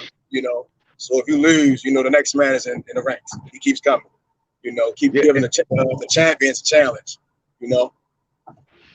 And if I may just to piggyback real briefly, I don't think anybody disagree with that. Like I think as a matter of fact, the point that was trying to be made was that he doesn't go straight to the champion, but does it make him a contender, which means that he fights, he starts fighting top 10 opponents. Yeah, that's all I was trying to say, and I agree everything with what you're saying. Like I don't feel like just because he beats a Maurice Hooker, he's ready for a Terrence Crawford or Errol Spence. But I feel like that puts him in his name in the basket to say, all right, the next person should be at least somebody that one of these dudes fought before, and let's see how he does against them. You see what I'm saying? And that's all I'm trying to say. Let me ask you a question. Do you think Vergil Ortiz is more deserving of a title shot than Sean Porter right now, especially if he wins? No. Sean Porter would probably be, but I don't feel like both of them right now, because Sean Porter could fight Terrence Crawford as far as a title shot, right? I feel like he's definitely somebody that's game and going to bring it when it comes to that. But Vergil Ortiz is not on that level yet. Sean Porter already has a resume. He's given a close fight to every champion that he's fought. You know what I'm saying? His only losses are against legitimate champions. You know what I'm saying? So Sean Porter already earned that, bro. He earned that. Now, Vergil Ortiz is that opponent that maybe, if Sean Porter loses against Terrence Crawford, then at that point you start to think about, okay, well, Sean Porter was never able to get over that hump. You know what I'm saying? So you line him up against somebody like, as far as Vergil Ortiz, you line him against somebody just beneath Sean Porter, and then the next fight is Sean Porter, and then if he can beat Sean Porter, then somebody like that got a belt right now. You know what I'm saying? But I still think there's levels to this. I don't think that he's like ready for it right now, but I feel like he's moving in the right direction. So is he a contender though? Can he fight a top 10 opponent? You know what I'm saying? That Sean Porter's already beat. Can he fight a Danny Garcia like somebody mentioned earlier? Can he fight somebody else like a Kowalskis? You know what I'm saying? Danny not gonna fight him. Sean not gonna fight him. Danny not gonna fight him. I don't think no one's gonna try to fight him. It's hard to tell because how the welterweight division is set up now. It's similar to like 160 in a sense. The top guys are there, and it's kind of sealed. And for anyone that is coming up, it's kind of hard for them to get a shot because of the talent gap. But it's not like 154. With 154, it's so wide open. Like if Jamel Charlo was to go undisputed and move up, or go undisputed and retire, it's fair game all across the board. Well, let's not keep it just to the popular names. Let's talk about like what's his name? What is his name? The fuck his name? He dropped or he heard Thurman the some shit brawler. Huh? Jose Lopez. Yeah, Jose Cito, you know what I'm saying? The East Side Brawler, whatever the hell they call him, right? You know what I'm saying? Like him, like or somebody along those lines, you know what I'm saying? Like you see how Boo Tennis is fighting Lipinets, you know what I'm saying? Like, that's a good fight for him. You know, Maurice Hooker for the name is that's why I think they're doing it. It's just for the name and the recognition, and the fact that he is a tough opponent as well. But you know, Lipinets is a good fight for Boots Ennis. So why not the next step be like Josecito Lopez? You know what I'm saying, or something like that. You know. Only reason I can't imagine the Josecito Lopez is because Robert Garcia being both of their trainers. You know, That's true. I didn't think about that. Yeah, you're right. Lopez would have been a better comeback fight for Errol Spence due to his style, him coming forward. You know, with Danny, he's just sitting on the ropes, and that's my opinion. I thought as a comeback fight, especially with like Keith Thurman, him fighting Josecito Lopez with Robert Garcia training Josecito Lopez. That was a tough task. No, you're right. You're right. I'm freestyling. I completely forgot about the trainer, and I wasn't even thinking about promoters neither. You know what I'm saying? I was just freestyling over here. You know what I mean? But that makes sense. Yeah. That's a good point. For sure. Yo, I want to welcome Haplo and Artman to the show. We got Intangible Boxing. Go subscribe to Intangible Boxing. Subscribe to Major Key Boxing. Subscribe to Artman Boxing and also Tony Reviews. Subscribe to H Money, Mr. the Zone. So, Haplo, you want to get in? Let me get your thoughts on this fight tonight. Vergil Ortiz, Maurice Hooker. Yeah, I think I'm pretty confident that Vergil Ortiz will win the fight tonight. So that's that. But I wanted to get into this whole idea of like who's a contender and who's not, because I have a little bit different take on that. Like if somebody's ranked in the top 5 of a sanctioning body, to me that makes them a contender automatically. And like while I don't think that makes them elite, I think there's a nuance there, like between being an elite fighter and being a contender. You know, to me, the elite of the division obviously is Pacquiao, Spence, Crawford, and those guys. And then you've got like a second tier of contenders with like the Boots Ennis and the Vergil Ortiz type guys. So, you know, I think he's already a contender right now. And I don't mind a fighter daring to be great, because here's why. I think if Ortiz wins and he calls out Crawford, I don't know, I'm getting a lot of noise from somewhere. If Ortiz wins and he calls out Crawford, then you know, that's that. I mean, he's daring to be great. You know, if he doesn't do that, he's taking a chance of like, you know, if Crawford can't get a fight at 147, he might move up, and like then Ortiz may never get a chance to fight him. So whether or not he's ready, sometimes you're ready, sometimes you're not. But, you know, sometimes you got to just step it up, and maybe a great fight like that will force him to step it up. And I think it would be a fun fight to watch, because we'll be able to see, because we're not getting Crawford versus Spence, we'll be able to see how Crawford handles a pretty good body puncher with Ortiz.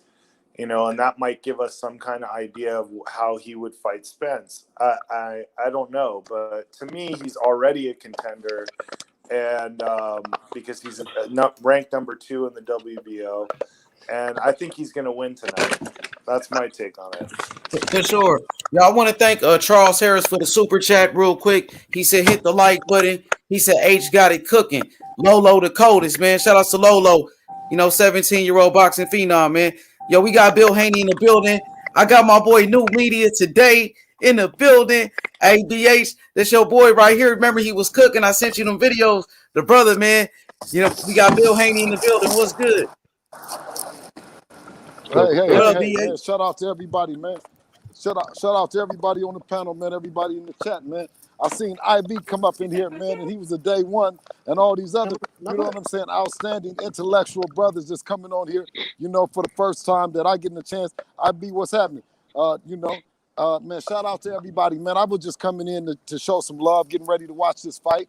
You know, hopefully that, man, hopefully the Maurice Hooker, man, he's having another good opportunity to be great, man. You know what I mean? I went down there to watch him in that Jose Ramirez fight down there in Dallas, and he came in on the losing end of the stick, but it was so many people came in from Texas to support him, man. And I really felt bad for the young brother. So hopefully, you know, he'll be able to step up and against a hard-hitting Vergil Ortiz, who's also a good guy. I met him at the Mikey Garcia fight.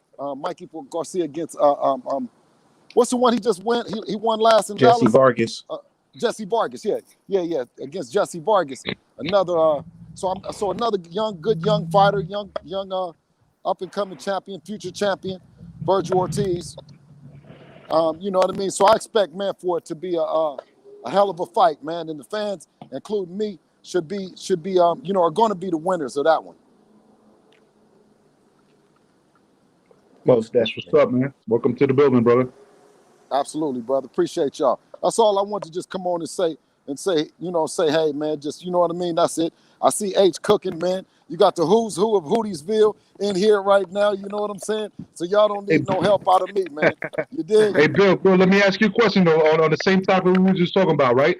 So Yes, do sir. you feel like, look, whoever wins this fight tonight, is that a legitimate contender, though? Like you know what I mean? Like a contender, like, you know, not necessarily going straight to a champion, but like, you know, fighting that you know, the likes of Lipinets or fighting you know, Kovalevskis or fighting the you know, Josecito Lopez to get to that next level to fight the champion after that. You feel like this fight them out? I think, by all means, I think that this is the kind of fight that the winner should be put in a position of being either a mandatory or in a title position. You know what I mean? I'm gonna be watching. I know that they both did their due diligence to bring excitement to their brand, to their name. You know what I'm saying? So give them a shot. I think in the 147-pound division, right? A lot of the names, you know, are held up. You know, they're not fighting each other, so they may as well call on the winner of this. There we go. I appreciate that, man. I appreciate you guys, man. Yeah, what? Hey, hold up, BH. Before you go, we got Coach Malachi in here. Coach Malachi, what's good, Coach? Hey, what's popping, man? Bill Hayne, how you doing, brother? Man, thank you, brother. How you doing? I'm doing great, man. You know, I'm a big fan of Devin. I love the fact that the father and son camaraderie, just the fact that you was a very positive influence in your son's life. I really, really love that, man. Like, we really need more of that. You know what I mean? And the fact that I see what you doing with Devin, and I'm hoping like heck that he can get those big fights, because we know that he's been calling them out, but people been avoiding them, and then they say he ain't even fought anybody. But when he try to fight somebody, you know, that's an excuse too. You know what I mean? So. Hey, absolutely, brother. You know, I appreciate it, man. I appreciate it, man. Definitely. You know, we look forward to opportunity. We never argue about these guys being great young fighters and also you know, a veteran and Lomachenko. Only thing that I tend to want to argue, rightfully so, is that he's in the position to make those events and to make those fights, you know, be blockbuster fights that they are. You know, when guys say that they think that we should fight somebody else or things of that nature, then that's when I come on. But I never come on to argue about how good those guys are. The lightweight division is a talented division, like most of the other divisions have extremely amount of talent. But when you talk about you know, this fighter saying that Devin needs to fight somebody else, when the people have been clamoring for that, and I always allude to the LeBron James against the Steph Curry, you know, the Michael Jordan against the Detroit Bad Boys, you know, Magic Johnson, you know, it's one of those things that, as a young fighter, as a trainer, you know what I mean, and a dad, you look forward to the opportunity to get on that big stage and make that game-winning shot. You know what I'm saying? You want that kind of competition, and you want it to be that close, right? That you make the game-winning shot. You don't look to want to blow everybody out. You don't want to look to have weak opposition.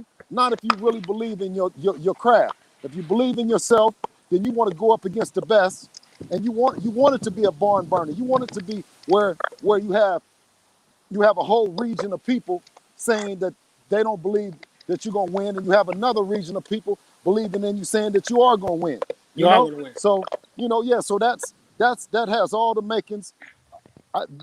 Those fights have all the makings of big events where people, they go home and they make margaritas, they make have champagne, you know what I mean? They have, they fry chicken, they do all the things that you do, that your culture does, and watch the fight.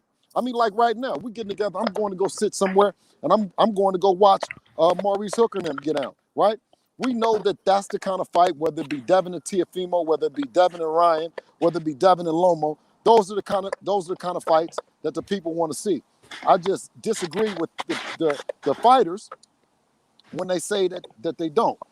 But on the flip side of it, you also say that it's for some reason that the fighters say that, and we have to be optimistic about it and say that they respect Devin and they respect what he's going to do or could do to them.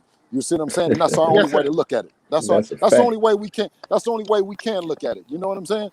Because anything else, anything other way would be, it would be, you know what I'm saying? It's just not a positive. It's not a positive. So we take the fact that they've been quote unquote ducking us. You know what I mean? As an opportunity to let the fans know, build more excitement. You know what I mean? Until it happens in the future. Yes, sir. Yes, sir. And I would love to have you on my show with New Media Today, USA Boxing one day. I would definitely absolutely. Absolutely, brother. Absolutely. Yo, I want to say this real quick. Yo, Bill, I've been telling you about this brother's show. New Media Today, he got one of the hottest shows right now on YouTube. So hopefully we can make it happen, Absolutely, brother. My job with Dev is to get his message out. You know what I mean? And I respect all the brothers. You know what I'm saying? The sisters that come in and show their passion about this sport. This, to me, when they say boxing is dead, right, or boxing is a dying sport, I disagree. I think that it has more energy and more passion than ever before.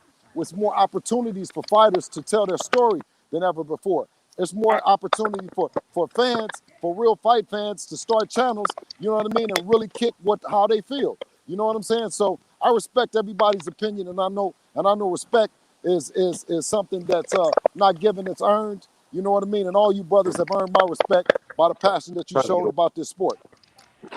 Thank you so much, Bill, for taking the time out, sir. Thank you so much. Hey, man, I appreciate you guys, man. I'm going to go sit down and watch y'all cook, man. You know what I'm saying? All right, brother. Blessings on top of blessings, man. Peace. Hey, H1, about to get off as well. I'm about to go do this 6-mile road work. So thanks for letting me on. For sure. Appreciate that, Tony. Appreciate that. Shout out to everybody in the chat, man. I know I didn't introduce myself, but shout out to everybody in the chat, man, on the live right now. Hey, New Media, I just subscribed to you a couple of days ago, New Media, you know what I'm saying, through H Money dropping a link. So I just subscribed to you, Major Key Boxing, you know what I'm saying? Subscribe to my channel as well, you know what I mean? And, we got Lolo Harris coming through on Monday, Major Key Monday. Okay. You know what I mean? So come through, brother. You know what I'm saying? Yes, sir, I will. I'll watch everybody's show. Just send me the link. Just let me know what your handle is, and I'll go follow it right now because I'm in front of my computer. Yeah, no doubt. I'll put in this private chat. Okay. Yo, Coach Malachi, there's another a very good young fighter. He's 17 years old. He professional fighter at 17, 4 wins, 3 knockouts. His name is Charles Lolo Harris. He sparred Tank Davis in front of Floyd. He did his thing. This kid is sharp. He was the #1 prospect at 132 pounds. #1 amateur turned professional at only 16. Now he's going on in his 5th fight. He's about to have his 5th fight. He got a lot of speed, a lot of power. So there's another great fighter you want to look out for, Lolo, #1 prospect in the game. Absolutely. Thank you for putting me up on them, brother, because I definitely want to hear, see what's up with this fighter here. I'm excited about the sport of boxing, so if they can fight, I don't care where they from. I want to see them. I can't hear New Media. Can you guys hear him? I hear him. Art man, could you hear New Media, Art man? Yep, I can hear all y'all. Haplo, leave and come back in. Maybe it's on your end. Right. Yeah, it's probably my end. All right, bye. So, Coach Malachi, I know you a trainer. Could you tell me a little bit about what you do? Oh no, yeah, I'm not a boxing trainer. You know, I train and you know, I used to fight. You know, I used to box like for 5 years, a long time ago. You know, so all you guys don't know, I'm 47 years old, so that was a while ago, a long time ago. But yeah, so you know, I'm a very fit guy. I've been like working out for like 34 years on top of the boxing when I was younger. So I just kept that up. That's what I do. But when it comes to the sport of boxing, it's like I'm very, very, you know, very passionate about it because I've been watching it a long time ever since I was a little kid. Then I boxed myself, you know, at Don King's gym. Don King had a gym in Tampa, where I'm from, called King Kong, like Don King. And it was similar to that. So that's what he had in Tampa. I used to train in his gym. And I met, you know, just quite a few people like Roy Jones, Shannon Briggs, back in the day.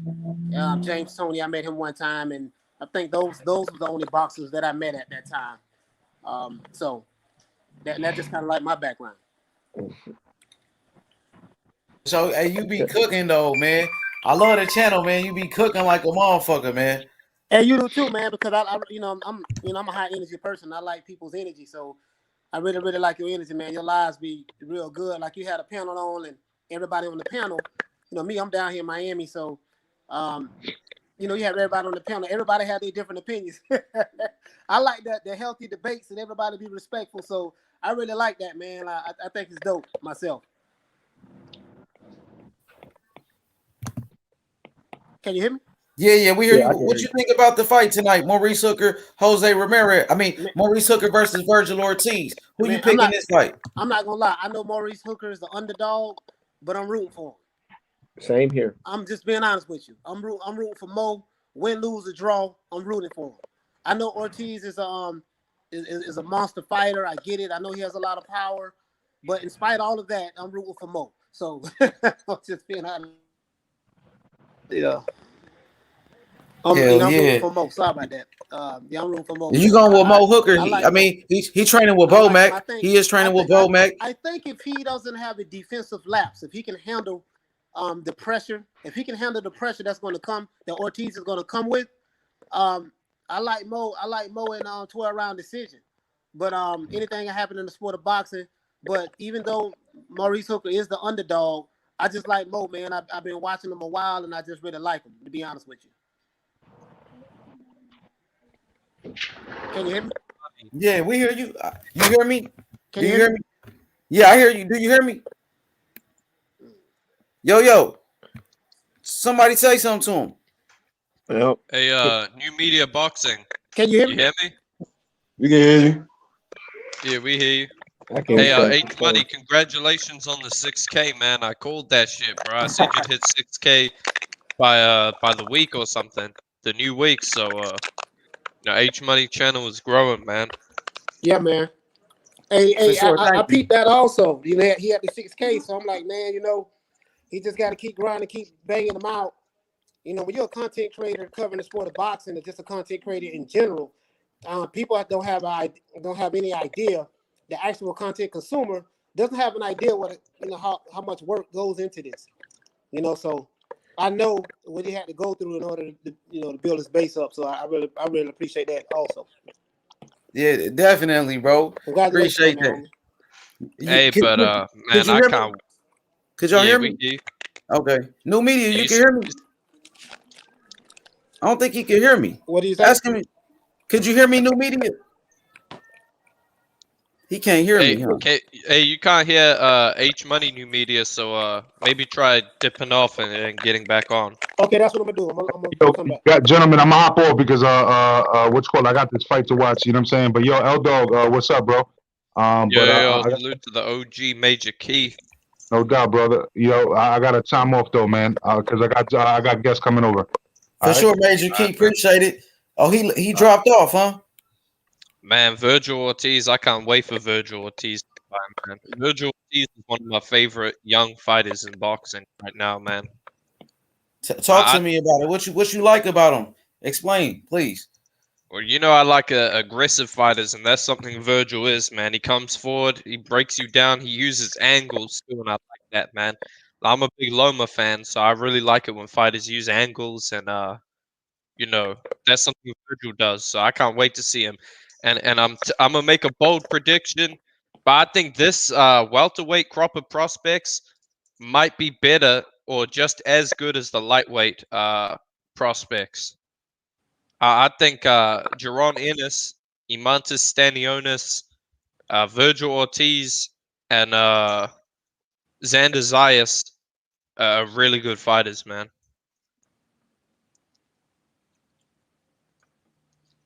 And one thing about Xander Zaya is he's still like, I think he's only 18 years old, 17. So he's very young. He's behind those other guys. He's far behind those guys, you know. So he is good though. I agree with you. He's very good. He got a lot of talent, but we got to see more from him. You know, he's still a prospect. Now, Vergil Ortiz, he's a contender. Like you said, I like Vergil Ortiz a lot. He got a lot of power, very aggressive. He's very technical. He can do a lot of good things, man. So this is a good test right here for him, I believe, against Maurice Hooker. And salute to Artman Boxing, bro. Artman Boxing is a funny motherfucker, man. This dude have a lot of people mad on Twitter. I'm just sitting back, man. I'm just painting, man. Yo, Artman, talk to us, man. I saw you had a good debate with Ring IQ and stuff, man. I've been seeing you, so I think I saw your channel too, man. How you feeling, bro? You know, introduce yourself to the people. What's going on, y'all? I'm Artman Boxing. I'm a professional digital illustrator, but I'm a super boxing fan. You know, I just support realness in boxing. And people get really upset when I drop my truth, man. But the whole time, I'm just sitting back, painting, you know, trying to sell these hoodies and do what I do. A lot of people, they dislike my my lecture when I speak on Tyson Fury and the whole AJ situation. But, you know, since it's Maurice Hooker's night, let's just talk about that. Or Maurice and Ortiz night, let's talk about them. I feel like Hooker is going to take this one home, man. I feel like a lot of people sleeping on him. Hey, I don't know, man. You know, Maurice Hooker is a good fighter, but Vergil Ortiz is phenomenal, man. He got a lot of potential. So look, this is why I think so. I think because, man, I don't believe Ortiz's story about him saying that that scale was messed up. I feel like Buddy really had to go down and, you know, change his weight up or whatever, and he's about to fight tonight. Ain't no telling if he's drained or whatever, because that type of stuff can affect you in the fight. I wouldn't be surprised if Bomac and them had a plan to, like, basically work him all the way to, like, the later rounds and just put it on him when he's gassed. You never know, man. This is boxing, dude. That's one thing I love about this sport, because we can all say, yeah, Ortiz is going to win because of his power and this and that. But you never know, dude. He can get tired in there because of that weight cut. He can get tired late in later rounds, and Bomac and them can have a solid plan how to do this guy in. But that's just my conjecture. I agree. Man, I feel like I think it's a bad style for Hooker. I don't think he likes that pressure, and I think we saw that in the Ramirez fight. And I think Vergil is better than Ramirez. He's trained by the same guys, a similar style, but I think he's better. He's bigger, he's stronger, he's faster. Like, but one thing for sure though is Hooker is not a bad fighter. Okay, people seem to forget Hooker was nominated for Fighter of the Year not too long ago, like 2019, 2018, I think. He was nominated for Fighter of the Year. So he's a solid fighter, man. He's big, he's tall, he's got like a really long reach. Like his reach is actually longer than I think his reach is like the same as Anthony Joshua's. Really? Yeah, it's crazy. I don't know if they fucked it up on BoxRec, but he got a longer reach than Usyk and like most heavyweights, and I'm just thinking like, how the fuck? But this guy, I expect this to be a war. Yeah, me too, man. Yo, I want to say this real quick, man. Congratulations to Christian Cal Kroof. He's a up-and-coming heavyweight. I believe he's at cruiserweight right now. 6'4". He fights for Golden Boy. He's only 18 years old. Christian Cal Kroof just scored a knockout. The first fight of the night. Yo, L-Dog, are you familiar with Christian Cal Kroof, bro? Do you know about him? Yeah, I think he's going to be a champ, man. I think he's going to be a cruiserweight champion for sure. You know, I'm gonna just keep it at cruiserweight because that's where he's at the moment. But the guy has a lot of skill, man. He's slick. He moves well. Like you could tell, boxing comes naturally to him. His body isn't stiff. Like he can move it well when he's Where's he throwing from? punches. Yeah. He's American. I don't know where he's from though. I think he's American, bro. He's 6'4". Man, he got some Is power. Is he a white guy, black guy, Mexican? I believe, you know, I think he's mixed. He's mixed race. Right? I think he's, you know, his mom might be black and his dad is white, I believe. But so he the dude can fight. He can fight his ass off. I know that. Very athletic. You know, he kind of reminds me of David Haye. You know what I mean? But what you think about that, L Dog? I think a young David Haye right here. Shit, that's a good comparison. I mean, cruiserweight, you know, definitely has the frame to go to heavyweight one day. But the guy's a beast, man. Like you know, and he's getting you know, he's staying active, getting a lot of fights. I want him to get some more exposure though, man. They got to get this guy on like the co-main event or something because this kid has a lot of potential, man. A lot of potential. You don't want to rise him up too early. Yo, what's good, the brotherhood? The brotherhood was good. What's good, man? Y'all watching this weak ass undercard? I like this undercard, man. Tristan Cal Cruz can fight, and he's trained by Ronnie Shields, Jamal Charlo's trainer, Hall of Fame trainer, Ronnie Shields. How did he perform? Which round was a knockout? DJ, he looked good, man. This kid is sharp. He knocked him out in the first round. I believe so. Yep. I'm trying to put the fight on right now. Yo, so let's talk about the future of the welterweight division. You got Jaron Ennis, Vergil Ortiz. New media today. Who do you think is a better prospect, Jaron Ennis or Vergil Ortiz? Ennis. You on mute, my brother. Come off mute. For me? Yeah. Boots seen this all day. Boots seen this all day. For real, you like Boots? Yeah, I like Boots. I watched both of them fight. Boots is a little bit more athletic, in my opinion. He's a lot quicker. So I like Boots. I like both of them, Ortiz and Ennis. But if I had to pick one, like I think Boots reminds me a lot of I don't want to put this curse on him, but he has a lot of Terrence Crawford intangibles to me. Wow, he does switch a lot though. I think he's good at switching. He's much bigger than Crawford, I think. I don't know. That's like you said. That's a big. You know what I mean? That's tough, man. Terrence Crawford, one of the best in the world. You know. Yeah. I'm saying from a switch hitter standpoint, but I want to see these young guys tangle it up. But I like Boots, man. I've been watching his fights, man. Nice. I think he needs to step up, and I think he's ready for a step up fight, in my opinion. What's good? Recognize the Matrix. What's good? Recognize. Hey, what's going on, man? I was gonna tell you about that kid Tristan, man. He looks good. He's a beast, man. Yeah, he's from Texas. He's from Duncanville, and I know some people out there, and they were talking about him, and they were saying that this kid is real good. Hey, Texas is like probably the fastest rising state in boxing now, man. Like Texas has had an explosion. You got Errol Spence, you got the Charlos, you got this kid coming up, Vergil Ortiz. You know, you got a lot of great fighters there, man. Yeah, that's true. You got a lot of, you know. Yo, and his athletic ability, H Money, is fucking crazy, bro. Who you said, Jaron Ennis? No, I'm talking about the kid Cal Cruz from Tristan. Yeah, he is a beast. I like him. I've been watching him. I ain't saying he's gonna be a great fighter. I'm just saying, like he's you know, we don't know until he gets more fights, but he's a physical beast. He's gonna be at heavyweight, you know, not before too long, bro, because he's real big and he's very young. So he's gonna eventually move up to heavyweight. And Ronnie Shields, he speaks highly of Tristan Cal Cruz. You know, very good prospect. We got to see how he develops. But you know, I want to talk to you real quick about you know, the Tyson Fury and the heavyweights real quick, man. We got Tyson Fury, Anthony Joshua, undisputed fight. What you think about it, new media? Who you got? I got Fury. Oh, you mean what you mean? The AJ and Tyson Fury fight. Yeah, I got Fury all day in that one, man. Fury, my guy right now. I ain't gonna lie, man. It's a 50-50 fight. It's a 50-50 fight. I told myself once the fight gets announced, I'm gonna analyze it some more.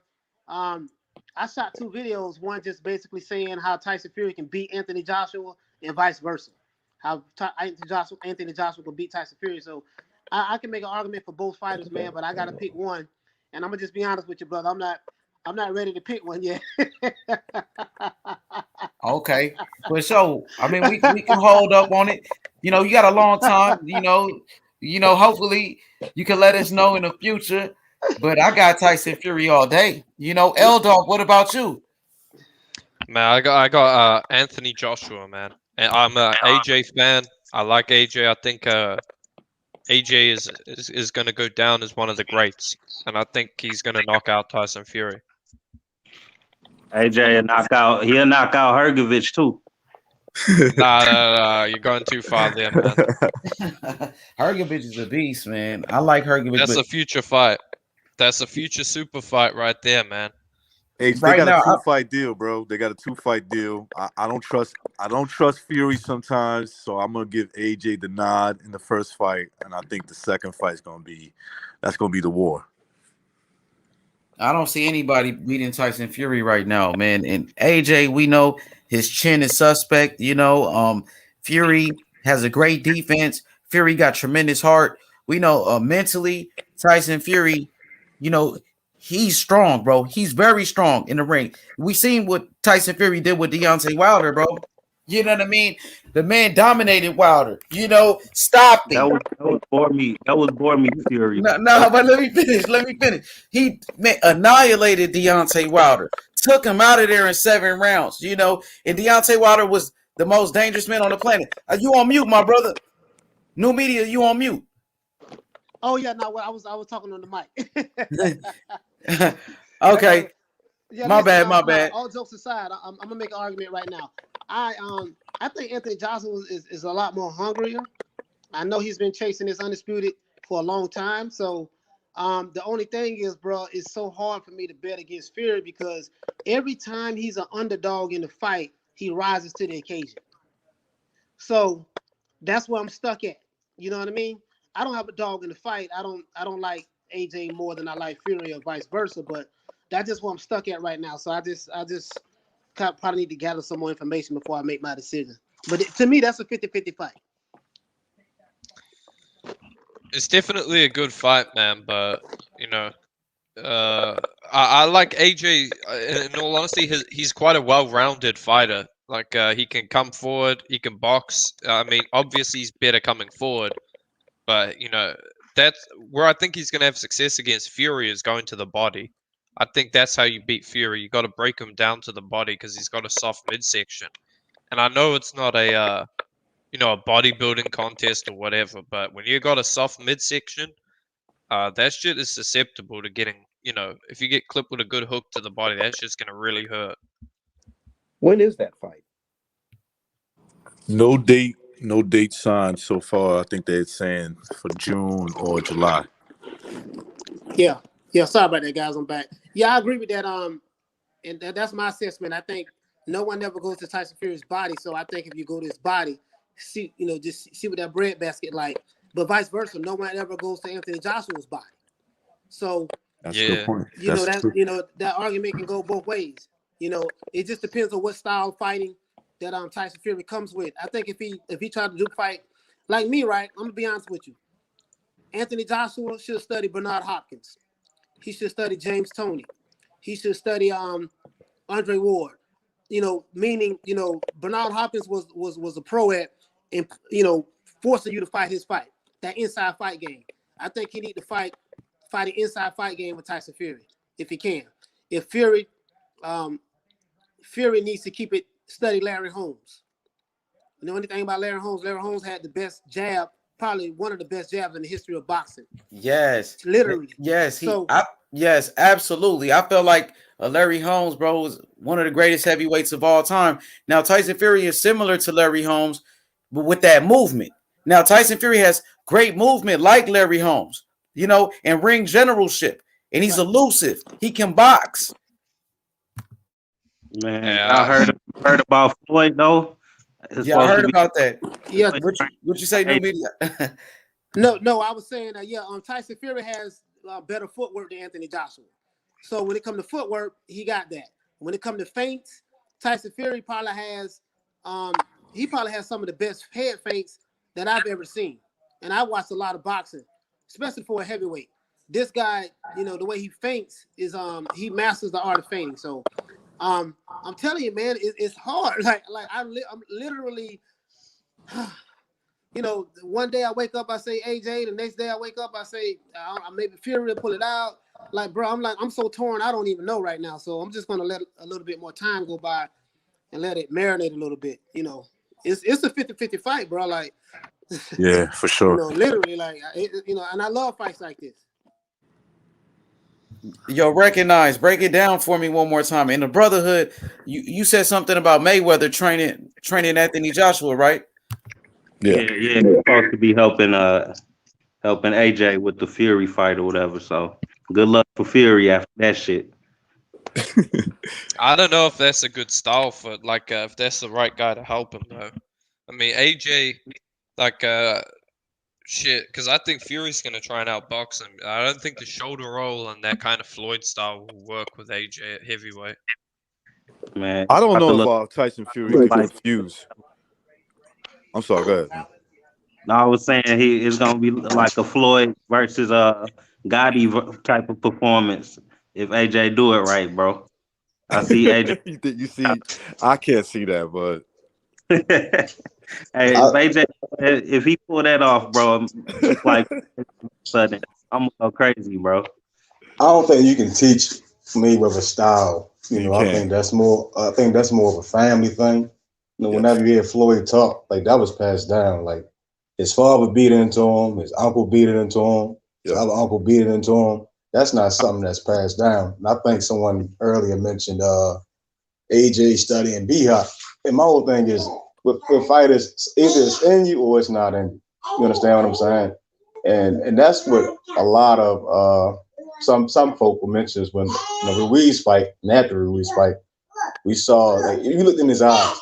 And I said the same thing that I saw before the T.O. fight, T.O. Fort Loma. It was in the eyes. Before the Valdez fight, before Vergil, it's the eyes. You see what I'm saying? It's the eyes. You get what I'm saying? It's sometimes you just sense certain things. And if you're a man, you sense certain things. You sense the hunger. You sense the kill. They look a little shook going into those fights, right? They look something wrong. And I don't think Floyd can put that in him. I think Floyd will have an easier time doing that with a Wilder or a Fury. I just don't see it in AJ. I think he can perfect. He does the UK style real well. They're not really masters of using their feet. I really find it. I don't know how they punch without moving their feet at all. I think they stay right there most of the time. I think Josh Taylor's probably the best guy coming from that area because he moves a lot. And he sets his punches up. But with AJ against Fury, I think Fury gonna put him in the blender. I think he just going to dominate him. I don't think it's enough time. If a fight does get made this year, I don't think that's enough time for Mayweather to just implement that mind state. Like with Bo Mac dealing with Crawford for years, or like Robert Garcia training his fighters for years. You understand what I'm saying? Like that's not something that comes in a couple of months.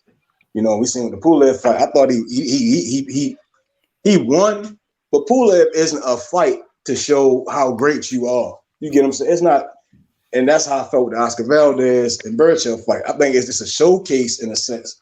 But when you put somebody up there against you that can box, can move their feet like Fury, and can they do other things, they're gonna pick them up. They're gonna pick you apart. Only Floyd can do what Floyd can do. That's years and years. And I think at a certain point, you just couldn't beat that style. AJ best style, I think, is just coming in to get the fight, like how he fought Klitschko in that 4th or 5th round, just charging him, moving his head, throwing punches, and just go for the knockout. But his stamina gotta be A1, and that's it. Sitting there trying to. I'm serious. Klitschko kind of showed Klitschko showed how to beat AJ. I mean, every fight we watch AJ in, it seems damn near like a life or death fight. Povetkin was rocking him, and then AJ, who had the better stamina, which was surprising, came out on top. And then Dillian White, he hit him with a left hook, had AJ shook. Andy Ruiz, he gets hit with a bomb and then gets back up and takes the fight. Fury, he's built different. You understand what I'm saying? Like I think H-Man was talking about earlier. That's a family of boxing. That's a family that's they bred that way. You know, so his hunger and his kill, he has a killer instinct automatically. You know, he's gonna already come in there trying to kill him. You know, not literally kill him, but just get in there, get his check, and go. You're right about get paid for overtime. You DJ, correct, my brother. You broke it down beautifully. Hey, but Maurice Hooker just arrived to the arena and Vergil Ortiz. You know, Maurice Hooker with Terrence Crawford. You got Jamel Herring, Bo Mack, Coach Red. You know, he got a great team around him. Let's see, man, how he performs. He's at welterweight. I think he's more hydrated now at this weight. He got one of the best teams in boxing. So this should be a great fight. Also, Vergil Ortiz got a great trainer, Robert Garcia. He's a great trainer. So, you know, my boy in the building, Charles Harris, the father and the trainer of 17-year-old boxing phenom, Lolo the coldest, bro. Yo, new media today, I got my boy, Charles Harris, the father and the trainer of Lolo. What's good? What's good, Charles? What's good? You hear me, Charles? Yo, Lolo. Dang. He might be on mute or needs to drop out and come back. We can't hear you, Lo. There you come off mute. Come off mute, Lo. Take yourself off mute, but I can't hear you. But yeah. Yeah, man. But do any of y'all have like concerns about Fury with all this time off? He's like a rhythm fighter. You don't feel like he could be off rhythm just a little bit against AJ, and that's enough for AJ to win? Yeah. Now we hear you. There you go. Yo, what up, Lo? Man, I got my boy Recognize the Matrix, you know, from BDA Boxing. We got the Brotherhood. We got new media today. Coach Malachi, L-Dog, and DJ. Coach Malachi, could you come off mute, Coach Malachi? Yes, sir. I'll come off mute. This is Charles Harris. He's the father and the trainer of Lolo. Lolo, the 17-year-old boxing phenom I told you about.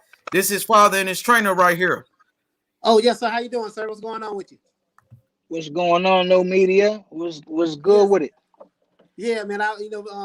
H Buddy was telling me about your son, and I love boxing, man, and I love to cover it, from the youth all the way up. So I definitely, man, want to do some research on your son, look at some footage, and I would love to have you on for an interview, man, you and your son and whatever, man, because H Money told me a lot about your son. He said your son is the truth. Yeah, he is. Hey, H talk a lot, but what he talking about with Lolo, that shit real. You know what I'm saying? Yes, sir. Yes, sir. Yes, sir.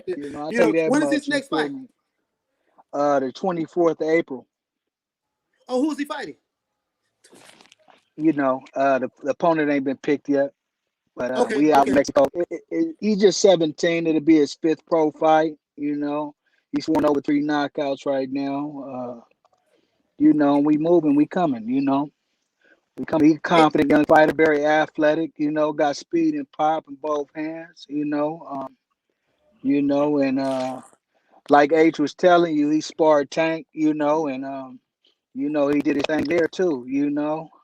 In front of Floyd. So, my son is the truth. You feel me? But right. That's just my opinion, though. I ain't gonna say too much about it. I mean, that's gonna be. But listen, man. That's great. Getting that kind of work at 17 years old. Like he was 16. He was 16 when he went over there with Tank. He was 16. Yeah, he was 16.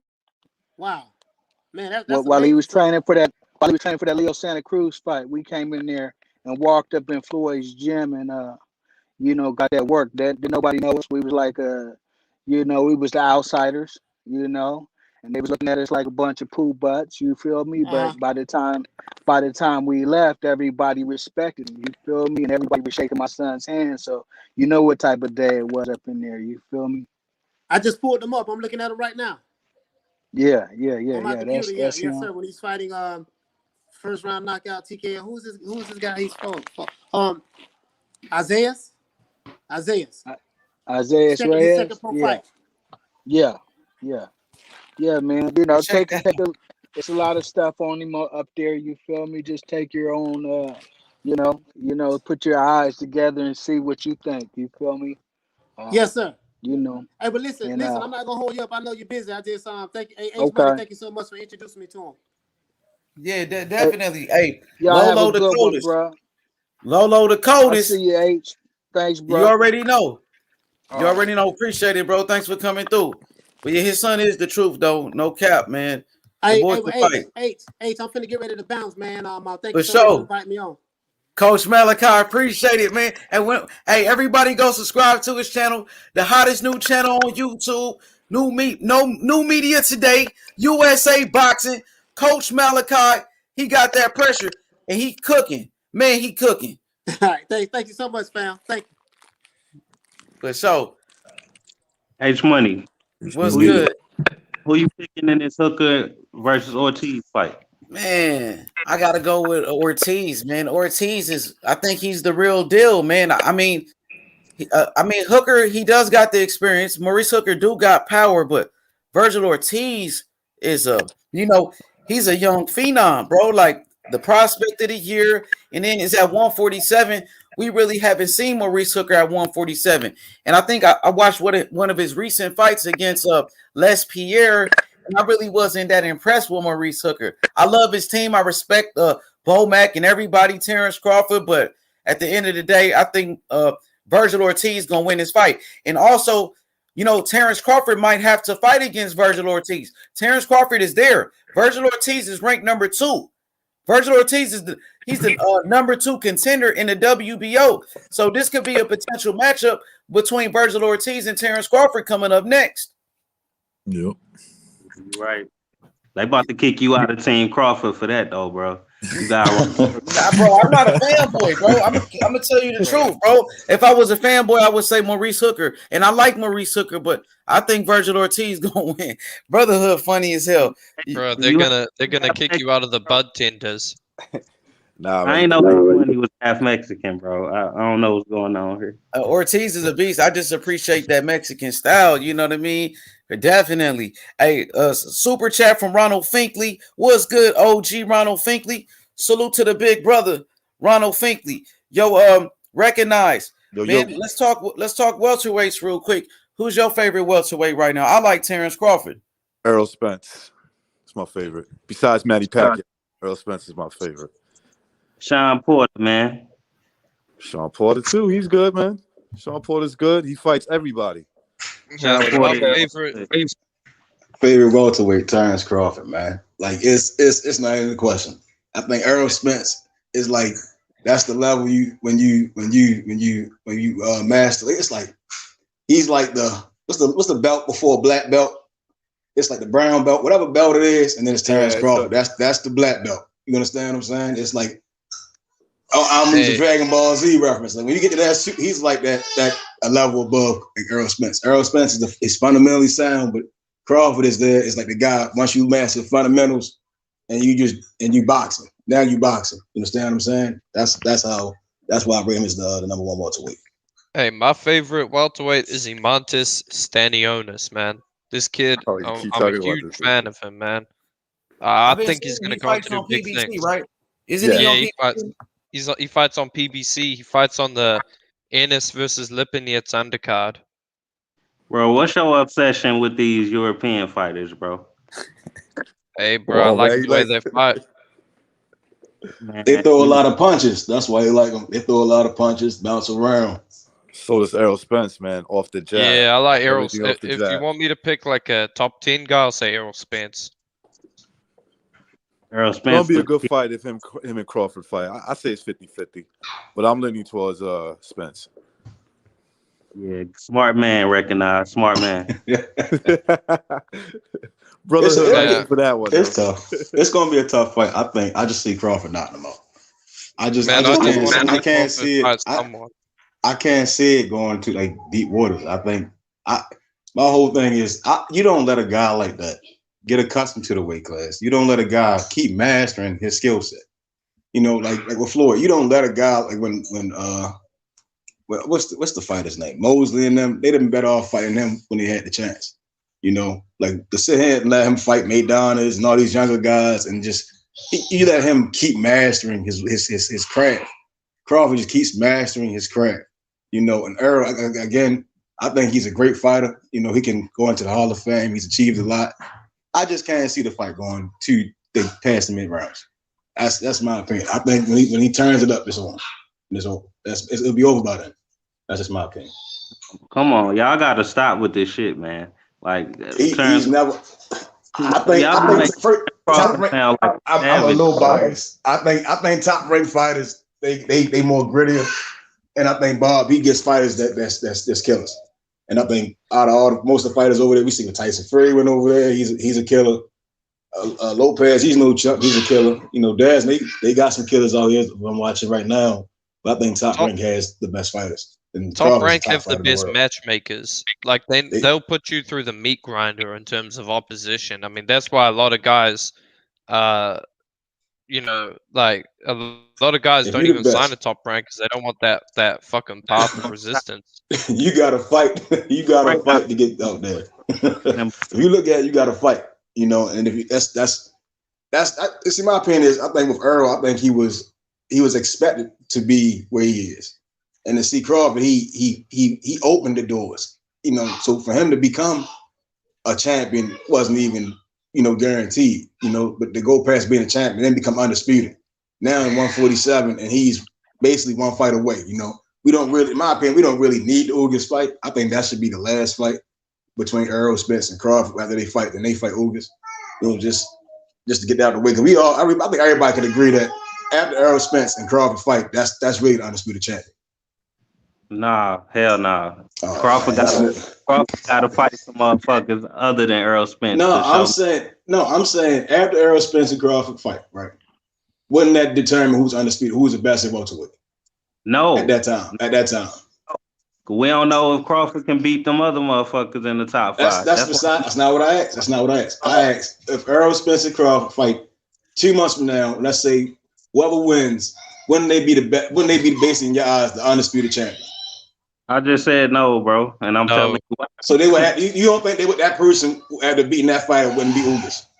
No, bro, that's not how you determine undisputed. Man, listen. Whoever wins that fight is gonna wash Ugas. That's not even. I don't even think that should be in the conversation. Bro, we gotta see it, man. Crazy shit is happening. I mean, I'm saying they can make the fight. Crazy shit is happening. I'm not saying don't make the fight, but I guarantee you, whoever wins that fight, that it's gonna be hard to beat. I agree with Jones Jr., but I don't agree that automatically if you beat I know what you mean, though. I appreciate it. Yeah. I'm not trying to say don't make the fights. I'm saying make the fights, but it's gonna be hard to bet against that guy. Yeah. You know, like after that fight, it's only one more fight. If that guy just fought the best, like no one is debating if Ugas is better than Spence. No one is debating if Ugas is better than Crawford. The debate is Crawford better than Spence? Is Spence better than Crawford? So basically, once they fight, then it's just that Ugas fight. They're gonna beat the brakes off Ugas. You understand what I'm saying? Like I just think he's just there. You know, so if Spence fights him first and it just turns Crawford and Spence, then it's that. And whoever's else, then I think there'll be some good fights for the rest of the years. But I think after they fight, they fought now, that determines undisputed. It's not even a doubt. That's the elite. That's an elite boxer. But they still got to beat Ugas, man. Like, I'm not trying to belittle Ugas, but he's not fucking with them. Excuse my language. He's not fucking. Nah, I agree, but I agree look, Ugas he still deserves a shot, man. Yeah, no doubt. I'm saying get the shot, but I'm guaranteeing they're gonna knock him out. I wouldn't pick Ugas to beat either one of those dudes. Let's just put it that way. And that's all I'm saying. I can't see the winner of that fight losing.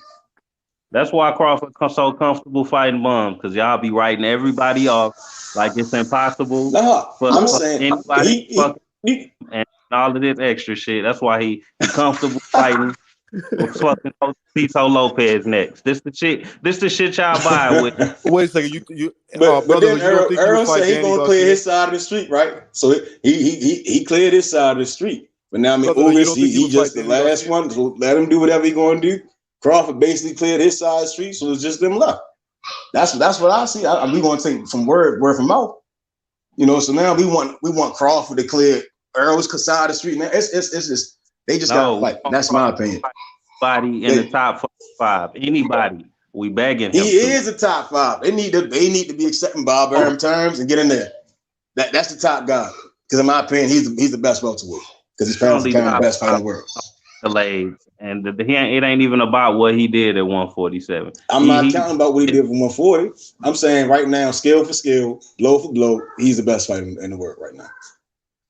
I guess he gotta show me at welterweight. That's his weight. So he got what's 5 the best fights. What's the best fight to determine if he's the best fighter in the world? It ain't no more excuses for him not to be fighting top 5 guys. It's Errol Spence. It's no other fight. Bro, no, we don't know. 130. It's the same 135, 168, 160, heavyweight. It's just all right. I understand what you're saying. I know you team Crawford, but we don't know if Thurman to smack Crawford the fuck up. We got to see it, bro. Well, Thurman's gonna need to get reacclimated with 147 and do a lot of weight cutting. No, see, dude, stop making excuses, bro. I'm not. I would like to see Thurman get at. I would like the Thurman. Danny's already saying they going to 154. Danny said they going to 154 and they just gonna have pay-per-views at 154. Man, he didn't say they gonna stay at 147. Beat him at 154. Crawford said he want to move up, so it could happen. We know he can move up though. We know for sure Crawford can move up. Earl can't move up. Jamel's right there. Thurman already in at 154, so we know he can too. Spence and Crawford can't run forever, bro. They gotta talk to Thurman at some point. I would like to see Thurman. I would like to see Thurman back in the ring. I think he sells a fight. I think he could have got the nod if he'd have just bully Pacquiao, but he showed too much respect. This is for Jones and H Money. What do you think about this? Right, Bob Arum was asked like maybe 4 years ago. I want to say, what about Pacquiao versus Crawford? And Bob Arum said, "Nah, I think that's my matchmakers think that's a bad matchup for Crawford, right?" And the reason was because he's a southpaw. So is Errol Spence. I can't speak on that. That's hard to speak on because saying I don't know. I can't speak on that because Crawford is not a southpaw. He's a boxer. I think he's a complete boxer because he can switch, but he also shifts. So he could be in one stance and then you would think he's coming out, but he's just shifting his weight and he's going back to the same position, the same stance. He can box. So I think maybe the matchmakers undermined him because again, like I said, he wasn't expected to be where he is. You understand what I'm saying? Yeah, I get what you're saying. The only thing that I notice about Terence Crawford in a lot of his fights is that when he starts off on the orthodox against righties, and then he'll switch it up left. Let's say if he has that problem against Errol Spence, where he's fighting orthodox and he sees himself losing rounds, and then he can't switch it up lefty against a guy who naturally fights with from the left stance and got that great jab too. You don't think so? I think he'll start in southpaw. I think he'll try to do. I think the fight marinated so long, that he's going to come out disrespectful. I just can't see him because I think he's going to come out southpaw and just that's me. He could completely do the same with what you're saying. I think he's going to come out southpaw and just and mess with his mind because it's mental. I think he's going to come out. Whatever you think I'm going to do, I'm doing whatever I'm going to do. Just impose his will. That's how I look at it. Knocked out, bro. That's exactly how you're gonna get knocked out. Errol ain't busting no grapes, man. He ain't busting no grapes, man. It's a great fight, man. If that fight happens, that's a good ass fight. It's a good fight for me. It's a good fight. It's a very great. I think, in my opinion, that'd be the best fight in a long time. Like I don't think it's any fight that can match due to the skill level and the talent both of them had. Not even I think the heavyweights, due to them making a lot of money, it's a high income. But with those welterweights, it's a skill level. Like they're above the rest. Man, Spence versus Porter was number 1 versus number 2, man. We already seen the best I agree versus with the that. Well, at that time, when did Porter become number 2? When did no, at the Porter become time, I number agree 2? with that. At the time when they fought, I do kind of agree that that was number 1 versus number 2 in terms of welterweight. Because remember, Crawford, he just got there like what, 20, I want to say 2018, 2019? Yeah, something like that. Yeah. Did Thurman fight Pacquiao yet? Thurman fight. Yeah, that fight had happened. That fight had happened already. I think. Yeah, it did. It did. All right. So that's yeah. Well, I But mean, listen, I would say Pacquiao over all these dudes when he was in his prime, but I think these guys could beat him. Like I think Errol Spence could beat him. I think Thurman could beat Errol. I don't know why. Nobody would agree with that, but I think if Thurman was serious, I think he could break take down Errol. too easily though, and doing that. He never quit. The one thing about he never quits. He never the one quits. thing about Spence, right? Spence is the type of dude as the fight keeps going, he becomes more brutal. Like he's hitting you to the fucking body, he's hitting you to the leg.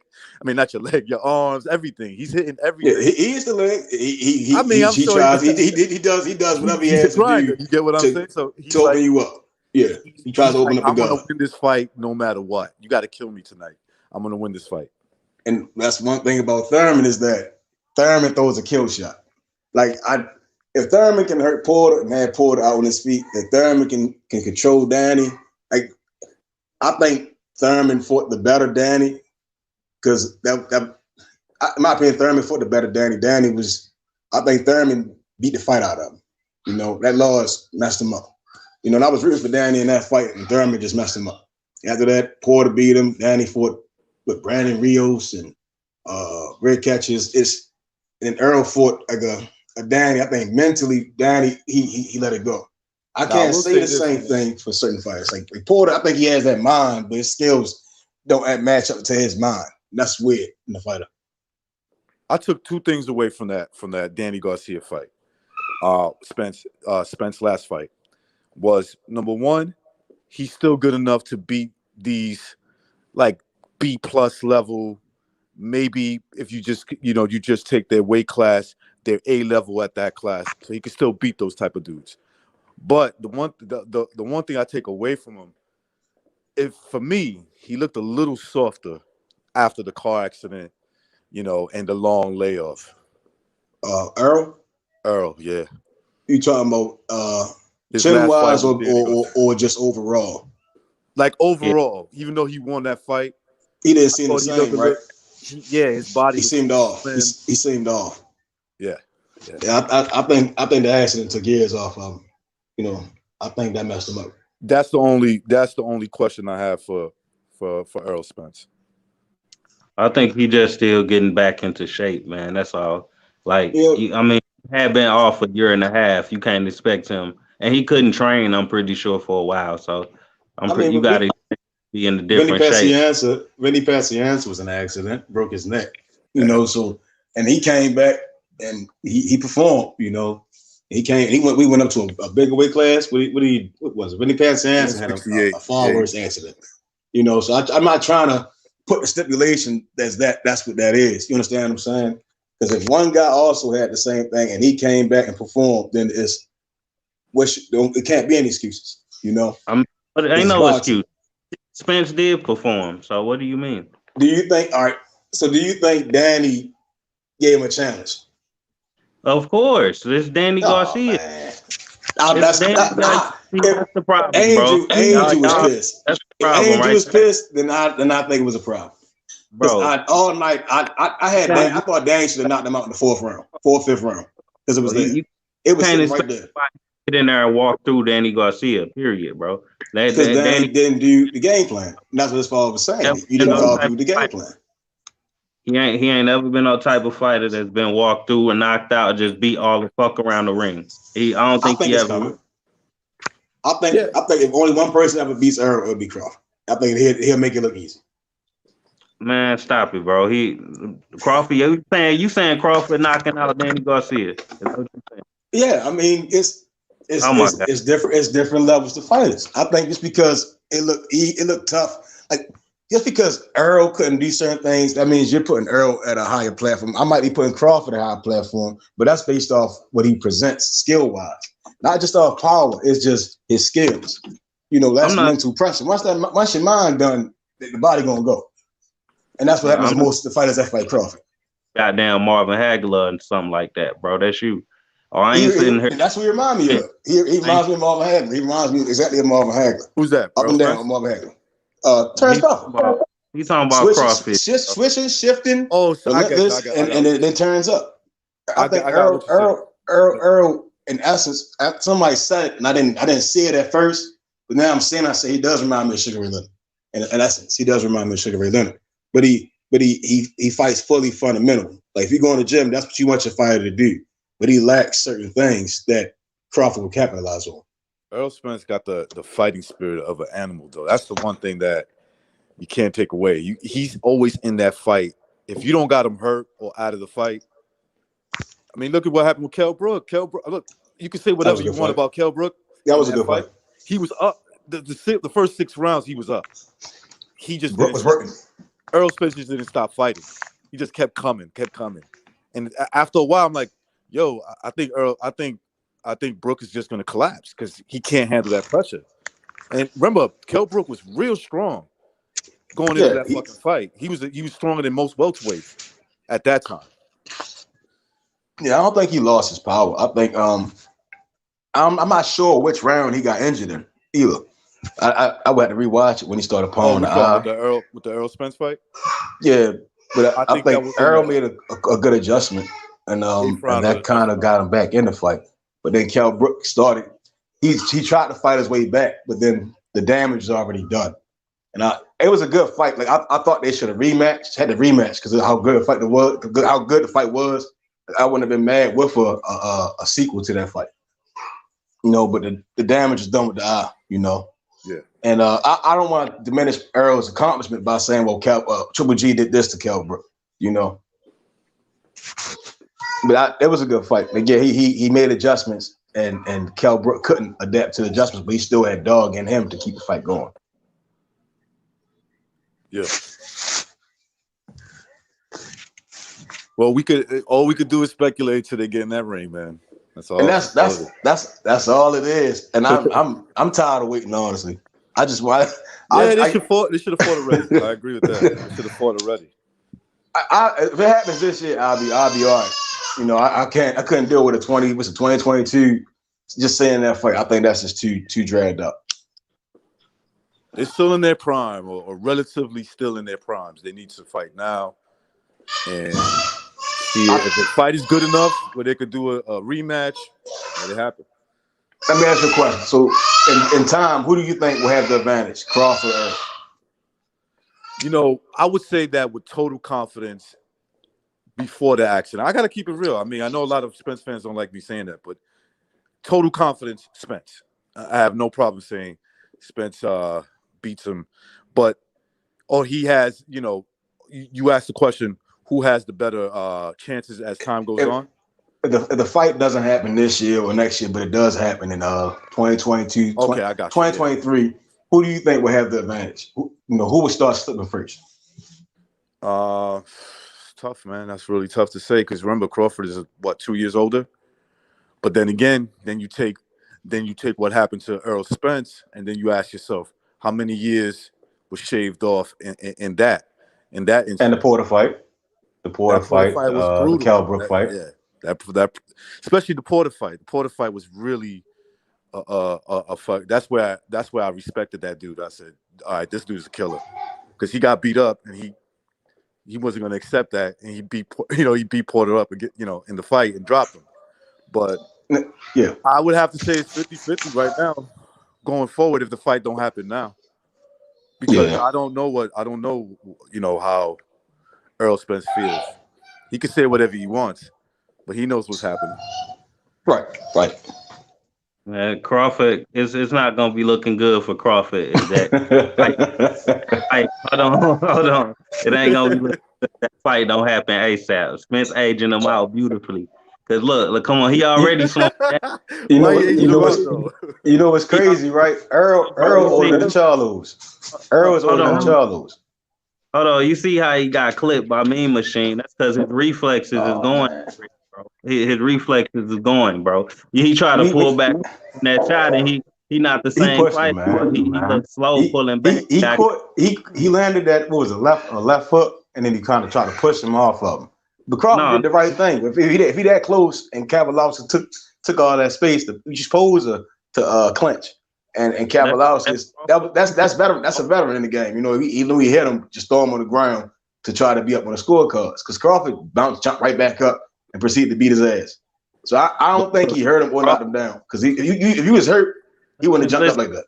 Listen though, Crawford used to pull back away from them shots easily and get out of range. That's how he posted. Now he's slowing down, bro. He ain't getting out of the way of all them big bombs and shit, bro. You see, So he was getting out. Hold on, wait, let me finish. He was getting out jabbed by Kell Brooks, getting out jabbed by Kavalauskas. Like, come on, bro. Like, he used to be better than that, bro. But that's the European way. And I'm gonna explain this. The Europeans are masters with the 1 and 2. One thing, if anyone watches the Kell Brook versus Crawford fight, Kell Brook kept his right hand right there the entire time. So a smart boxer, like, I don't want to take nothing from Errol Spence. That's why Kell Brook had the success he had against Errol, because he's a master with the 1 and 2. Errol had to make those adjustments later towards the 6th, 7th round. Kell Brook continued to land the 1 2, step to the side, and stay on top of him. Crawford noticed that way early in the fight. And then he adapted, because when Kell landed, I think after he landed that hook, that's when he fully made the adapt. He made the full adjustments. That's what I observed. You know, he already noticed the right hand was always loaded. And then, you know, the right hand loaded, they combine the right hand as a hook, you know, and he landed 1 hook, I believe, and that was it. And then Crawford knocked him out. You know, I think Crawford makes faster adjustments, way faster adjustments. He notices things way quicker.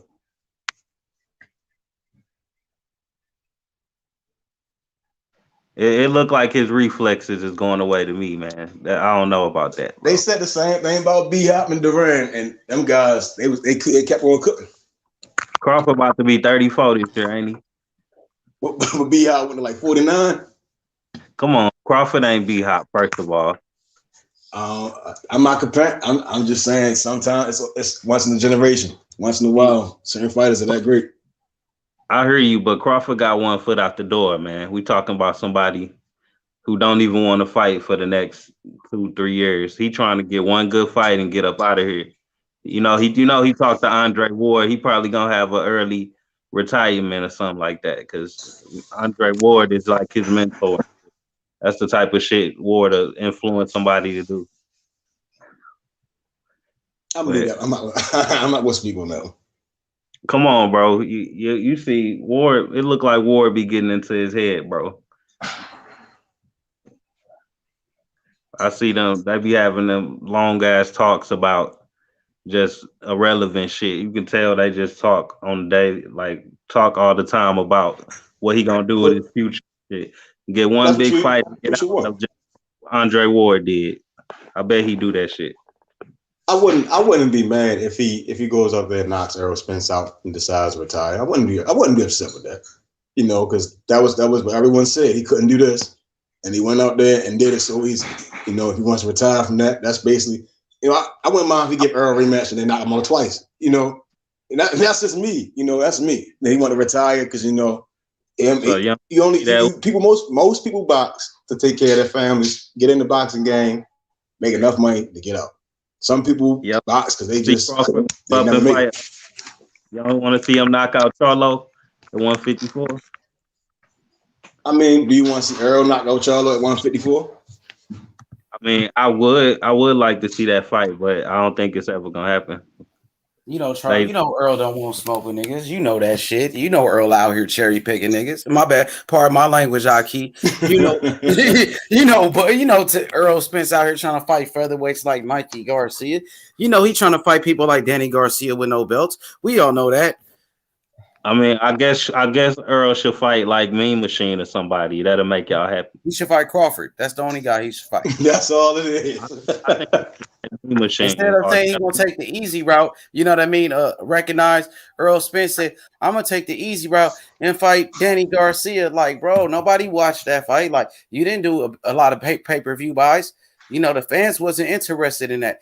And he said that before the accident. So we want to say it was a car accident. So that's why he wanted to fight Danny Garcia. You know, he said that right after the Sean Porter fight. Sean Porter calling him out for the rematch. He talking about he want to fight Danny Garcia. I kind of lost respect for him. He's still a good fighter, but he ain't really about that life like that. You know, actions speak louder than words. Shiz Right. biz. Shiz biz. Oh, my bad. You trying? You good? You good?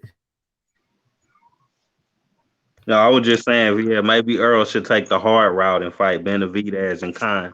I'm just saying. I mean, or fight the guys they put in front of him, similar to Devin Haney. When nobody wants to fight you, you got to fight who they put in front of you. Kell Brook, former world champion, who beat Sean Porter first, right? You go fight against Amir Khan, who been in there with Canelo. Amir Khan, he won rounds against Danny Garcia, but he won 0 rounds against Terrence Crawford, right? You know, and then you go fight against people like Victor Postal. You go fight for unification, undisputed fights, something that Earl Spence never did. That's become undisputed and be a champion in 3 different weight classes. Now Earl's still on the same weight division. Earl dying to make 147. If you see him at the weigh-in, he looked like a sick man. You know what I mean? I'm like, dang, who is that dude? I didn't know. Come on, man. Like, the man looked like he's dying to make the weight. It's not healthy. You know what I mean? He has rededicated himself to the sport of boxing. So you got to respect that, though. I respect that part, that, you know, he made mistakes in the past, similar to Tyson Fury, and now he's here to correct himself. You know, but is it too little, too late? That's what I want to know, because he didn't look like himself against Danny Garcia. He didn't win it. He didn't win every round. Danny Garcia won. He won 4 rounds in that fight. You know, so it wasn't like he just whitewashed him. It wasn't like he dropped him or hurt him. I thought Danny Garcia let the harder shots. Yeah, but here's the thing: you thought he won 4 rounds, and I kind of agree with something like that. It was like 8-4, maybe 9-3. Yeah. I thought, though, even though he had like some question marks going into that fight, I thought that was a good performance to do that. You know, and here's a fight where I thought he clearly lost. I thought he lost to Porter. The Thurman fight, you know, yeah, you could say Thurman won.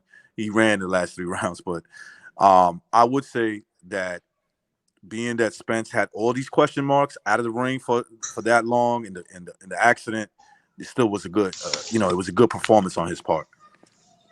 Do you think that Spence would have beat Porter that night? No. All right.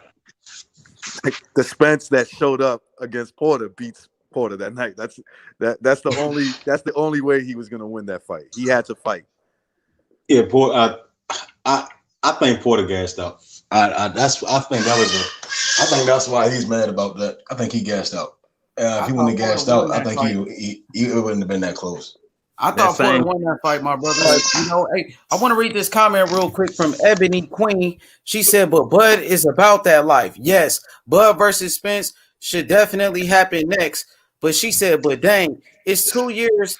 You're telling me Brooks, the best he can do?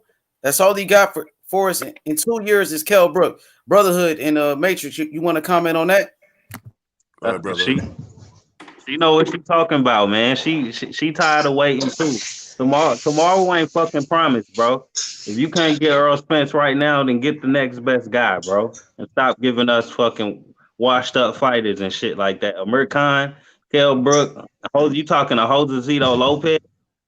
Come on, bro. Like, retire. Just retire now. That's how I feel about Ugas.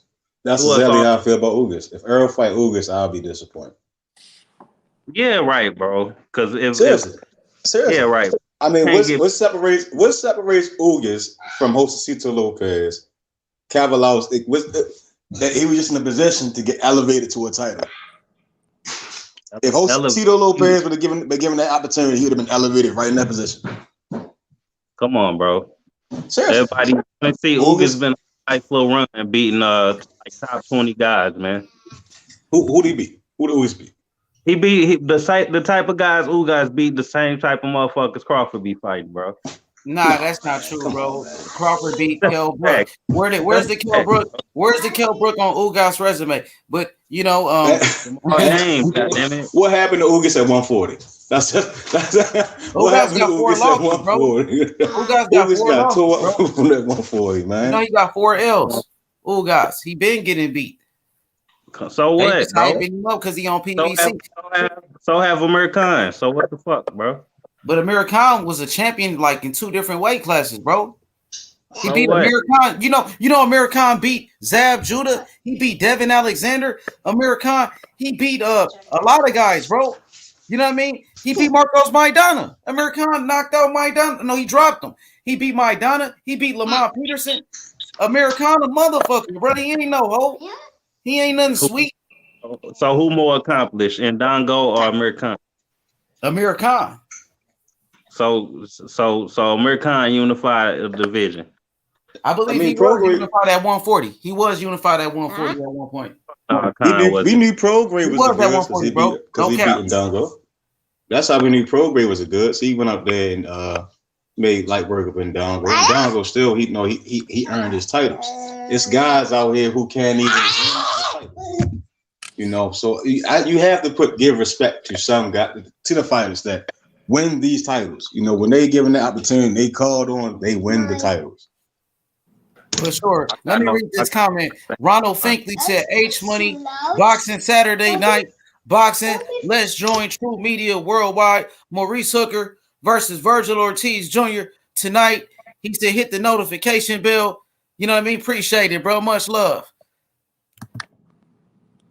But yeah, all I was saying was, man, Terrence Crawford, a special fighter. You know, he's accomplished way more than Earl Spence. So Earl Spence, you've been at welterweight this whole time, right? Your whole career, and all you got to show me is Sean Porter, pretty much, bro, who already got beat by Keith Thurman, who already got beat by Kell Brook. All you got to show me is Mikey Garcia, featherweight, Earl Spence, and you've been there your whole career. Come on, wait, let me finish. Wow. His whole career, he still ain't fought Keith Thurman. He don't want to fight Keith Thurman. He don't want to fight the big fights, bro. He don't want to fight Terrence Crawford. Yeah, he don't want to fight Terrence Crawford. You heard me? So Earl Spence saying he's the big fish, but Manny Pacquiao is the biggest cash cow in the welterweight division. So we know that's all capping. You know what I mean? We know Manny Pacquiao is the big fish. You know, so why did Earl Spence never fought Manny Pacquiao or Keith Thurman? And they was on the PBC together. Why PBC ain't giving us the big fights that we want? Oh. Why Earl Spence didn't fight Manny Pacquiao and Keith Thurman? Remember that. You got a lot of questions. That's a great question. We need answers. We need answers. Keith was dodging the question for a long time about fighting Earl Spence. Let's not forget that. Yeah, I mean, that's true. I won't say Keith dodged Earl. I can say that. I mean, I don't know that. Though, when it came to Earl, I mean, Earl's energy is totally different when it comes to Crawford. It's not. He don't come to the fights and jump in the ring with you see, and that's what I'm saying. Like he was Keith Thurman here. I'm gonna be disrespectful. Sean Porter getting out of his fight. I'm gonna hop in the ring. You know, but when it comes to Crawford, oh no, why is he here? You know, we haven't to that same energy. Well, now you this money man. It's beneath him to get in the ring. It's beneath him to allow Crawford hop in the ring. It's crazy at this rate. You know, it's that same that comes off as fear almost. You understand what I'm saying? Because you the younger guy that you know, but now all of a sudden your energy has changed. I don't believe Keith Thurman was scared of him. Because looking at what Keith Thurman had did after he came off his injury, I don't know the extent of his injury. Before again, Josecito Lopez, who I felt was a way tougher comeback fight than a Danny Garcia. Way tougher fight. Because Josecito Lopez came forward and Danny just went back. You understand what I'm saying? And then he fought Manny Pacquiao, a legend. And then I mean I understand where the Earl Spence fit into his plans. You know, if we want to use what Earl be saying about his plans, he want to go over here and take this easier route. You understand what I'm saying? And it's again, like H-Man said, that's the PBC plan. It's weird because then Crawford's right there. So Earl could have been fought Crawford within that time being, but instead he fought these other guys. Yeah, exactly. Danny Garcia, nobody wanted that fight, bro. You know, but at the end of the day, you know, Earl Spence is a great fighter. I like Earl Spence. He can fight, but it's like I don't think he's the same fighter that he once was, to be honest, Matrix. You know, he didn't look like himself against Sean Porter. Sean Porter, I thought, won that fight. Sean Porter outfought him and then called him out for the rematch, immediate rematch, and he didn't want to do it. He ducked that rematch with Porter. That was Porter belt. Now I saw that fight a little different, but I'm not gonna knock your scorecard because it was that kind of fight. I saw a 6-6, the knockdown, so the fight goes to Earl Spence. If I was the judge, you know what I'm saying. But this is what I would say about that, about the 1 point about maybe Earl Spence is not the same. I do have questions, man. I do. I think the Earl Spence that fought Porter knocks out Danny Garcia. He stops him or drops him, one of the two. I think the Porter that fought Spence will beat the shit out of Crawford. Yeah. Yeah. Let's talk about that. So why? And Crawford himself. I can't even indulge into that nonsense, man. Crawford himself said he thought Porter won that fight on TMZ. I'll never forget that. So why you ain't chasing Porter? Why you chasing the guy? He's not. Why you chasing the guy who lost the fight? Chase Porter, goddamn. That's not a champion's role. A champion doesn't chase contenders. You understand what I'm saying? He doesn't. You chase the best. You're supposed to chase the best. He's already established he wants the belts. Every other fight that's transpired was because none of the other champions on the PBC side, from PBC runs 147 to 154. They're not giving him the fights. You understand what I'm saying? So he has to fight who he has to fight. That's your narrative. Now that Earl said he cleared his side, it's just Earl and Crawford. That's all it needs to happen. Not no Sean Porter. Those mandatories can be activated afterwards. I don't agree with that. It's a lot more fights that need to happen in Crawford case. Period. After Earl and Crawford. No, it ain't all about Spence. It don't matter if it's before or after. Just make them happen. That's nuts. That doesn't make sense. Why? Again, that's going to lead to the 2 years because he's going to beat these guys. I don't think you. I see your thing is you think these guys are going to cause trouble to him, and I'm telling you, he's going to knock these guys out. It ain't about that. It's about fight. Spence fight ain't available. So they're going to beat. Where are they going? You would like to see him do it. Ain't about trouble. I want to see him after Undisputed. Goddamn, I can't ever talk, bro. Go ahead, brother. No, it's good, man. It's this shit. If like I could see through all of that shit, man. Like you just want Crawford to jump straight to the top and be able to not deal with the fucking rest of the top five. Even though that's gonna answer a lot of questions about who Crawford is, and you don't want them questions to be answered. If he just jump right up to the guy he think is his best competition, then how the fuck we know the guy under Earl Spence wouldn't have beat his ass too if he just get out of the sport that way? Fuck no, I want to see him go through the ringer just like Earl Spence been doing. So we can actually judge these fighters based on their resume and all the shit they've been through. Like Crawford ain't been through shit at 147, man. I can't say that because I'm not in the ring with those guys. You know, it's because Sean Porter, Mikey Garcia, all those guys are in the ring and they made Earl look a certain way does not mean they will make Crawford look less of a fighter. Crawford could make it look way easier. You understand what I'm saying? So again, Earl has cleared his side. He said he's the best guy on PBC side at 147. Crawford is known as the best fighter on Top Rank at 147.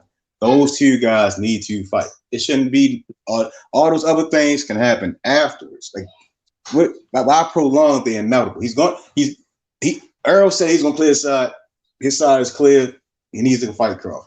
That's all I'm saying. Yo, hey, Luna Star said, what happened to Man Down? Spence is a myth. He's a myth. What happened to Man Down? He couldn't drop Mikey. Where the power at? And you tell me, recognize he couldn't knock out Sean Porter. He said it the whole time. I'm gonna knock out Mikey Garcia. I'm gonna knock him out, but you couldn't even drop him, bro. You couldn't even bust the grape, man. You know what I mean? So this man down, the real man down is Terrence Crawford. 8 straight knockouts. 8 straight knockouts. Never been in a close fight. Terrence Crawford, he never been in a close fight. Earl Spence, he lost that fight to Sean Porter. Sean Porter won that fight. He beat up Earl Spence. And I'm telling you, Terrence Crawford gonna knock out Sean Porter. He gonna beat up Sean Porter better than Earl Spence. He ain't gonna leave it with no doubt. No doubt he gonna smoke him. I'm putting a slab on him. I'm gonna hold you put that slab on him. But that's gonna happen after. That should happen after, man. See what happens if they fight, man. I mean, remember, Porter never even been close to even being stopped. Not even close. But you know, I think that's the problem. We want to sit here and worry about the fight that I don't think it's a problem. I think that should just be worried about after Crawford versus Earl. You know, like, well, Sean Porter versus Crawford if Crawford wins, or Sean Porter versus getting this rematch for Earl if Earl wins. I think those are fights that we should worry about after as fans. Like right now, let's get the champions in the ring.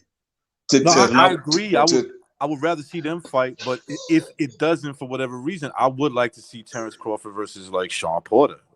Sean Porter needs to accept Bob Arum's terms, or put that thing. What's it called? And that's all he needs to do. That's stupid, bro. Like, if you know you can get entertained by other fighters outside of Crawford and Spence, then why the fuck would we be asking for more than just that fight? It's simple as that. Say that again. If Crawford and Spence ain't the only good fight to be made, then why do we have to sit here and be stuck on that fight? That's my point. You said why fight someone afterwards? No, I can't. My bad. Say it again. Go ahead, brother. Yeah, did y'all hear me? I heard you. You were kind of breaking up. I couldn't hear you. Okay, yeah, I was just saying Crawford and Spence ain't the only good welterweight fight left to be made. It's Crawford haven't fought anybody in the top 5, so I'm not about to sit here and be stuck on him one opponent for him to fight when he could fight fucking 4 or 5 different opponents, and I'd be happy to see any of those fights. That's my whole point. It ain't about outdoing Earl Spence and all that extra shit. Like, it's about just give us the best fight we could possibly fucking get. And he had plenty of chances to do just that. Instead, we get shit we don't want to see.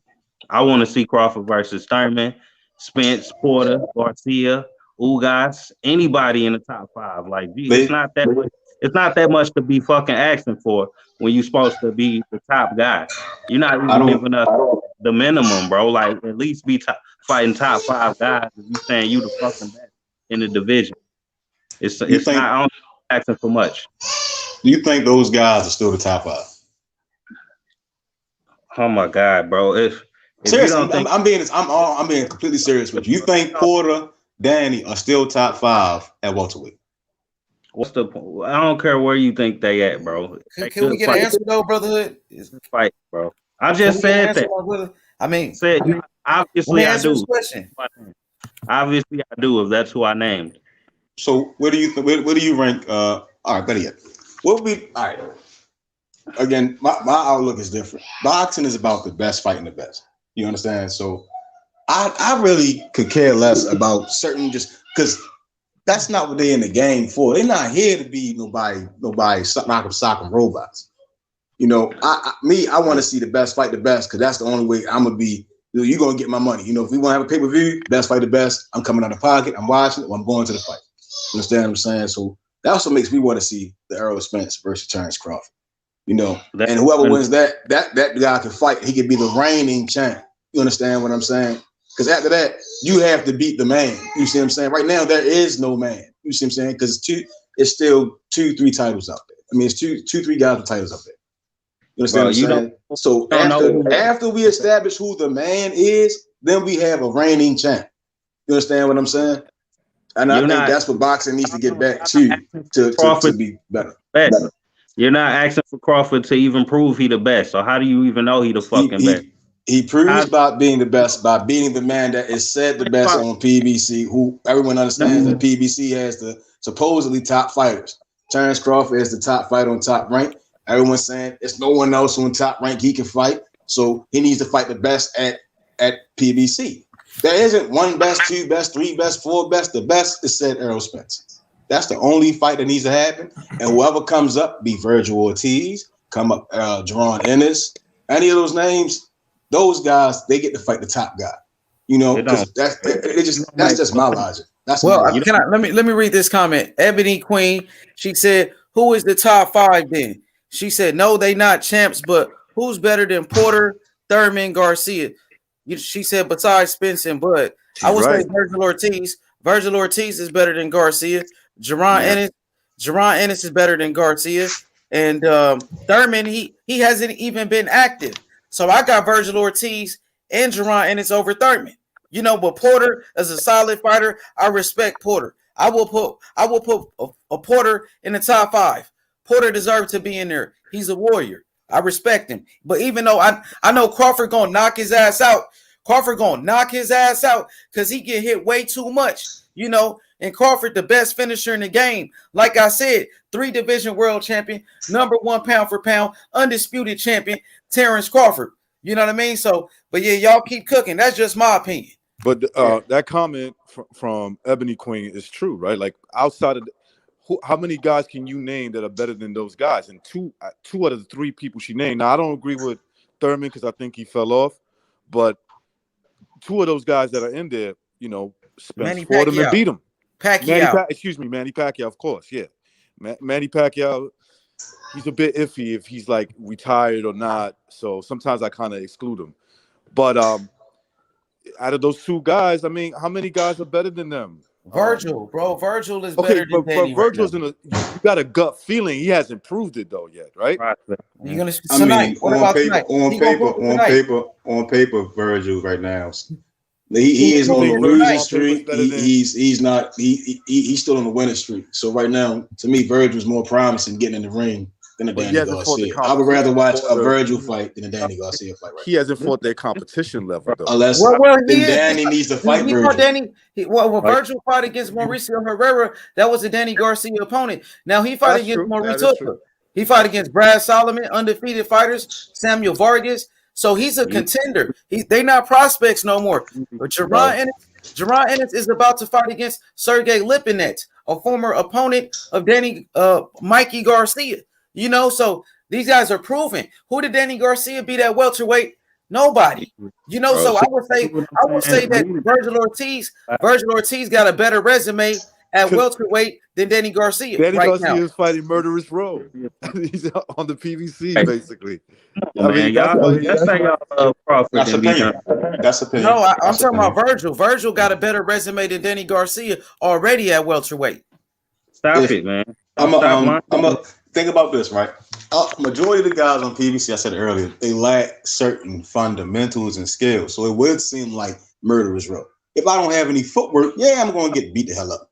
If I don't have no power, I'm gonna be in the fight all night. You understand what I'm saying? So that's what makes it look like it's Murderous Row compared to it's in his weight class. I'm not saying they really Murderous Row, but in his weight class and in his promotion, he's fighting his peers. He's fighting the dudes that they consider, you know, the best in that camp.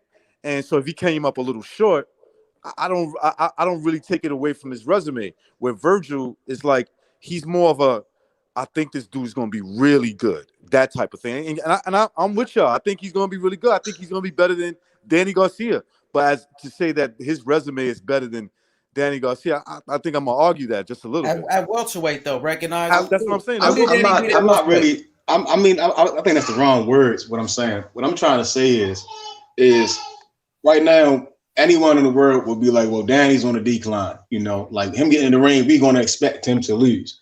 Tonight, everyone is expecting Vergil Ortiz to win. You understand what I'm saying? To whereas though, if Danny fight shouldn't be in my mind as a top 5. I think it's really just a 1 or a 2. Whoever the contenders, they fight it out. I think someone said it earlier. They fight it out. They get that number 2 spot. Then they fight the number 1 guy. It can't be 3 number 1s. You understand what I'm saying? That doesn't make sense. You know, to where it should just be.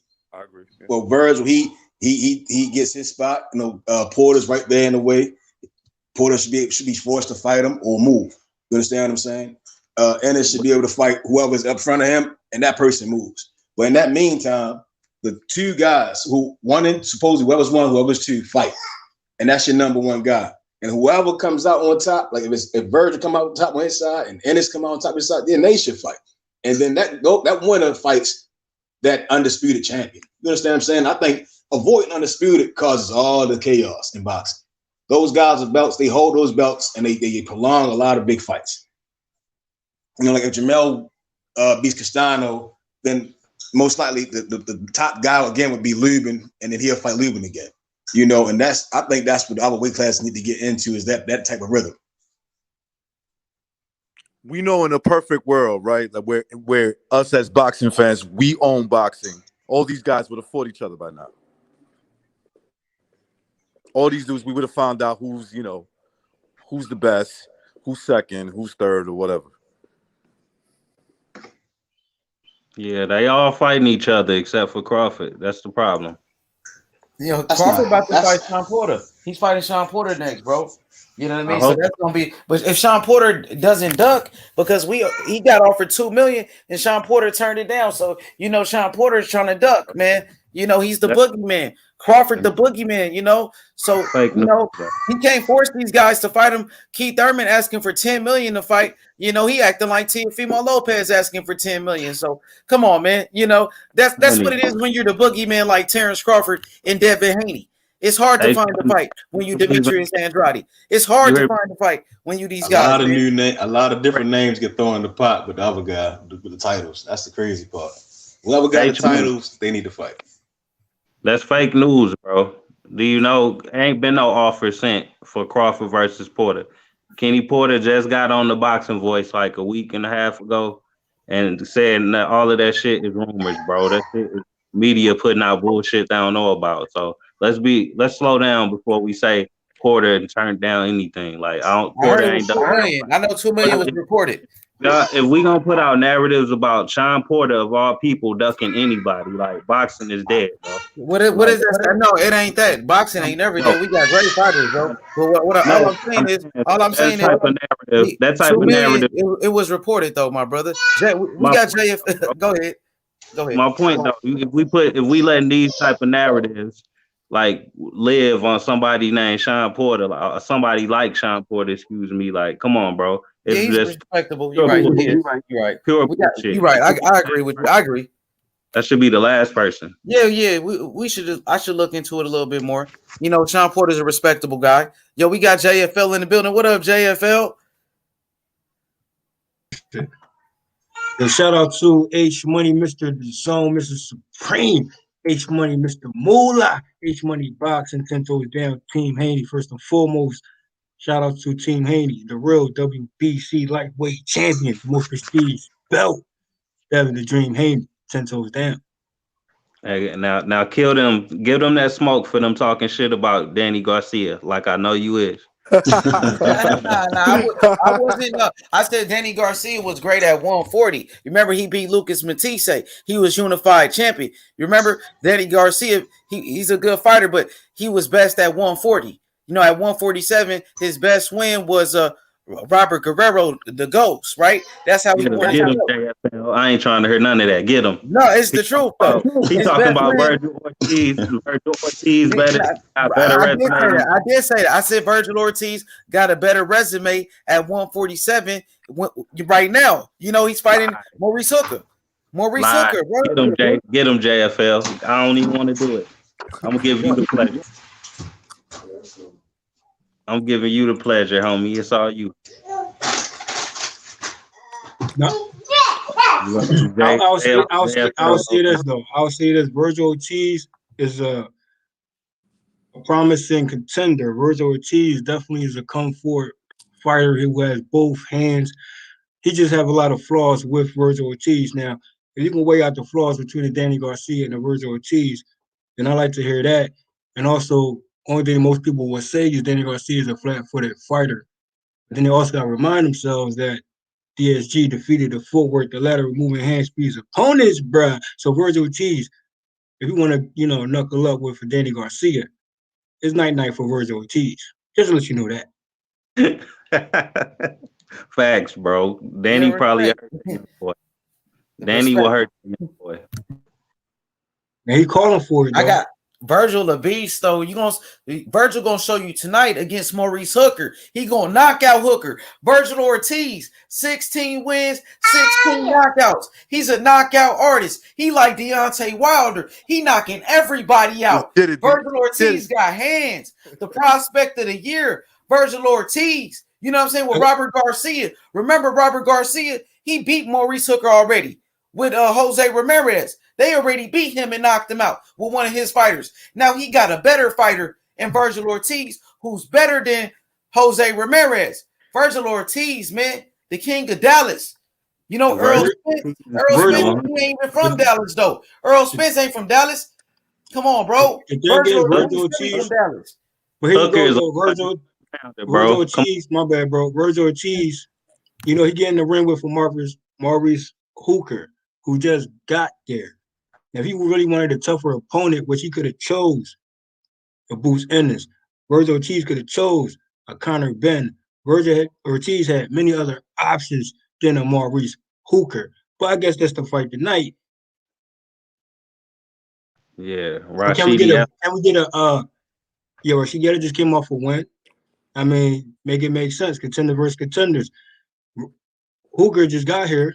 He's gonna perform how he's gonna perform tonight, but as Vergil Ortiz also stated that he feels as though Maurice Hooker is somewhat of a credible opponent. I mean, it is what it is with that, but you can't even mention a Maurice Hooker compared to a Danny Garcia resume at all. Not by a long shot. DSG, here's the question. Is Vergil Ortiz ready for that Danny smoke?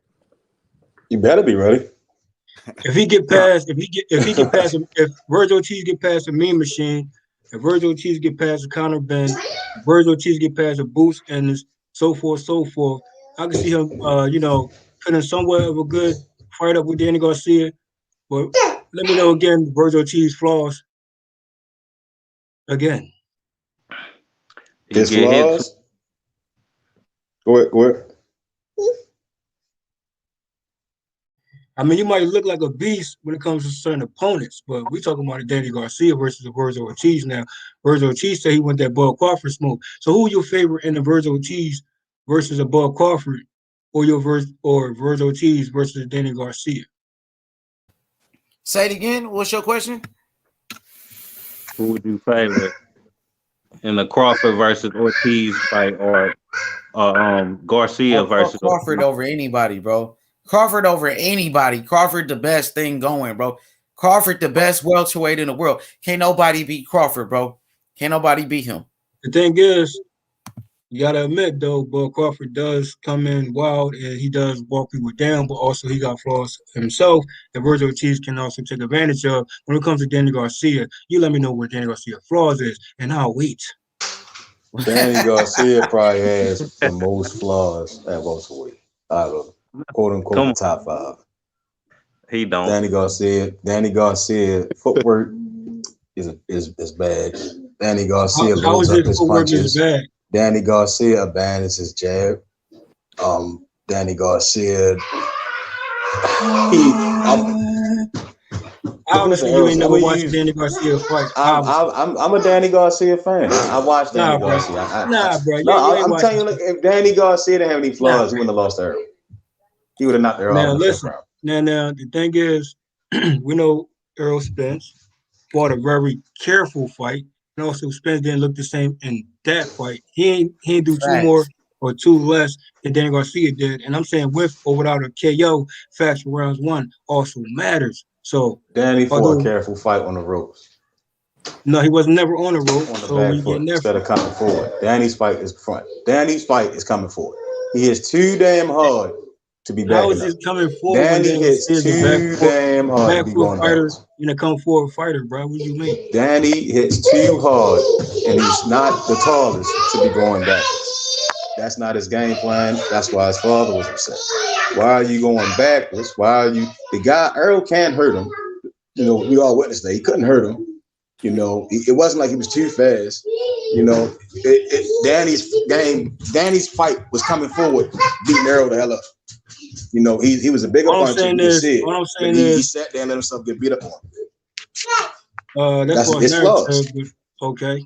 You can say that, but you don't lose 8 rounds, 7, 9 rounds. Another if fault you there. have footwork and that's facts. No, it's not Danny, facts. in my opinion, I thought Danny was going to knock him out in the 5th. I thought he was going to come forward, jab, set the right hand, and land a hook and knock Errol the fuck out. Danny did not do any of that until the 12th round, and I believe it was the 4th round when he started coming forward.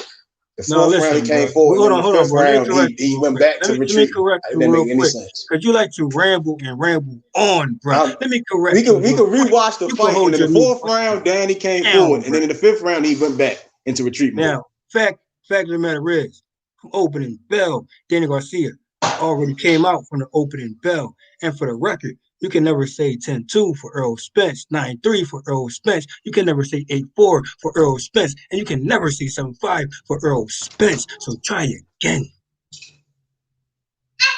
You lost me. Hey, it's all good, JFL. It's over. What I'm gonna say is, it's free smoke. Tonight, we celebrating Vergil Ortiz versus Maurice Hooker. How's my audio? Y'all hear me? I'm clear, JFL. Okay, you good, bro? You good?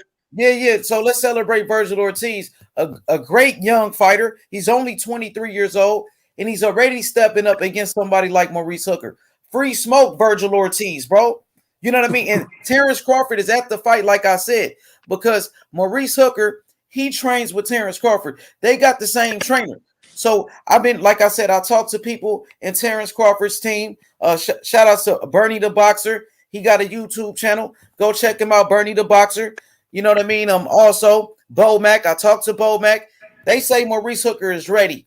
Could this be a mistake for Vergil Ortiz? Recognize? Is this a mistake for him rushing and fighting Maurice Hooker? I think he doesn't see it as a mistake because he saw that Hooker lost.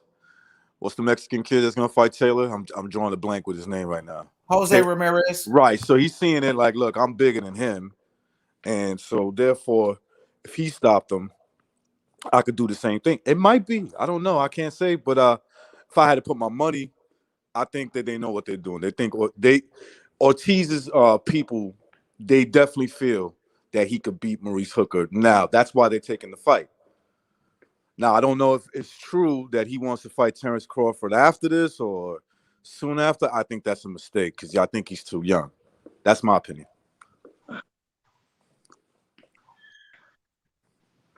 Sure, for sure.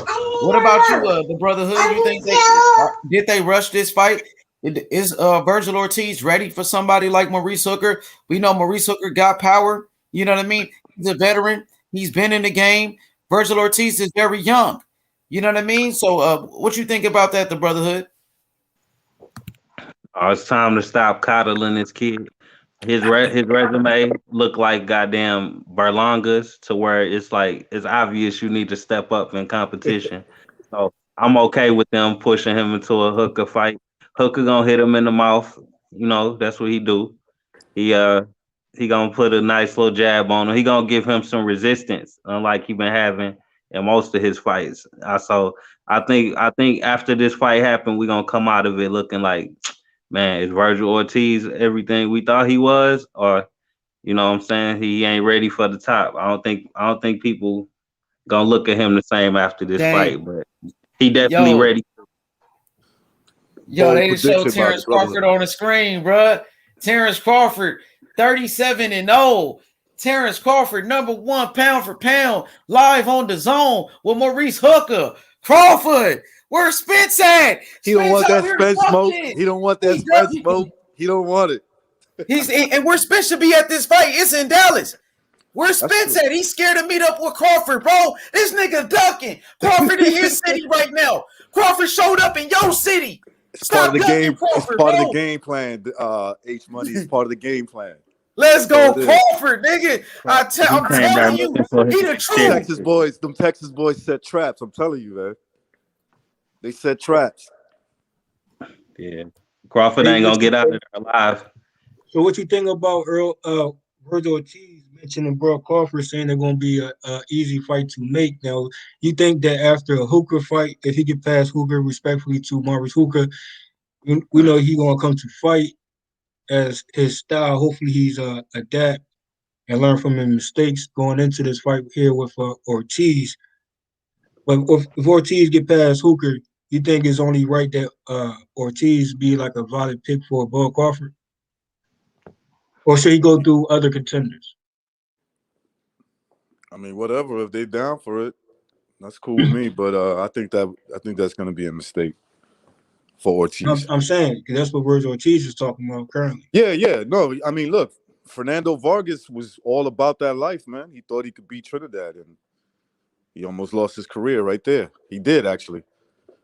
I'm not saying that's what's going to happen with Bud for sure, but I'm saying I'm cool with it. I like fighters that take risk. You never know. You never know. He might pull that fight out. I wouldn't bet on it though. But he don't have to earn his way according to you. He don't have to earn his way.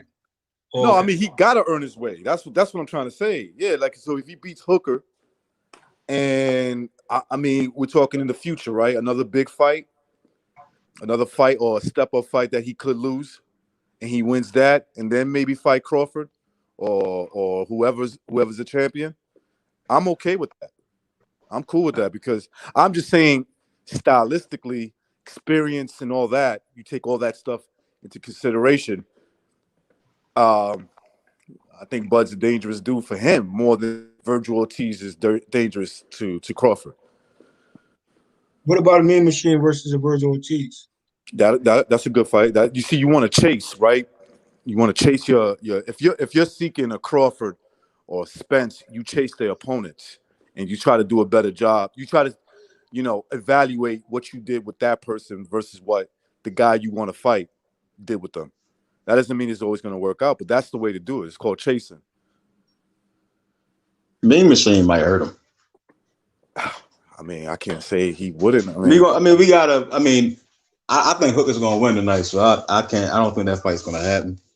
But you see, that's what I'm saying. So look, you thinking to yourself, Hooker's going to win the fight, and I'm not saying you might be right. I don't know. I'm betting the other way. So what do you think about him fighting if he gets past this fight and beats Hooker? It'll most likely be Conor Benn. Right. I think Conor Benn would be the easiest fight to make. I can't think of the other welterweight on Dazn. I think on Dazn, they'll make Vergil versus someone on Dazn. Easier fight to make. If you was Ortiz, Peoples. If Robert Garcia as a trainer would make like a style fight. If you was Ortiz manager, you looking out for him. You trying to get him to the next level. Danny, would you be interested in putting him against Crawford? Danny. Yeah, I think I would advise Danny. It would be Danny or Danny Porter. Garcia. Yeah, something like that. Seriously, Danny or Porter. Nah, bro. That's Porter would be the wisest. That'd be a wise fight if we're going to take that route. I mean, because Porter, whoever wins this fight, would they move up to number one? Like, what happens after this fight? They move up in the rankings, but I'm not sure in terms of like for the belts whether they rank. They go up on certain sanctioning bodies. Ortiz, I say Porter. Or if Ortiz wins, Porter. If Hooker wins, Porter. You hear me? Ortiz is already number one in the WBO, so ain't no more. They dropped Porter down. No, I think they did drop him down, but I think he still got rights to the mandatory at this point too. So I think they're not going to do a title eliminator. I think it's basically he's next in line, but Porter still got rights to mandatory. Yeah. All right. So with that question, once again, I'll ask you: if you was in charge of Ortiz's career, would you put him in Crawford? If he wins this fight, would you put him to fight Crawford next? You would have to. I don't think you coddle a fighter once you get there. I agree. I totally. When you coddle him, you create like a false sense. You create some false things in the fighter. you know, because Herrera does not prepare Ortiz for the night. It's more so just perfecting the craft. And tonight, it's just going to come down who has a better skill set. Yeah. She beat the hell out of her. Yo, let me read this comment. Emilio, shout out to Emiliano. He said, dude, if Ramirez beat Hooker at 140 and Ramirez and Vergil are stablemates, they both spar now. Imagine with the bigger, stronger, younger fighter Vergil Ortiz will do to Maurice Hooker. Now, that's a great observation right there. That's a great breakdown. Theory.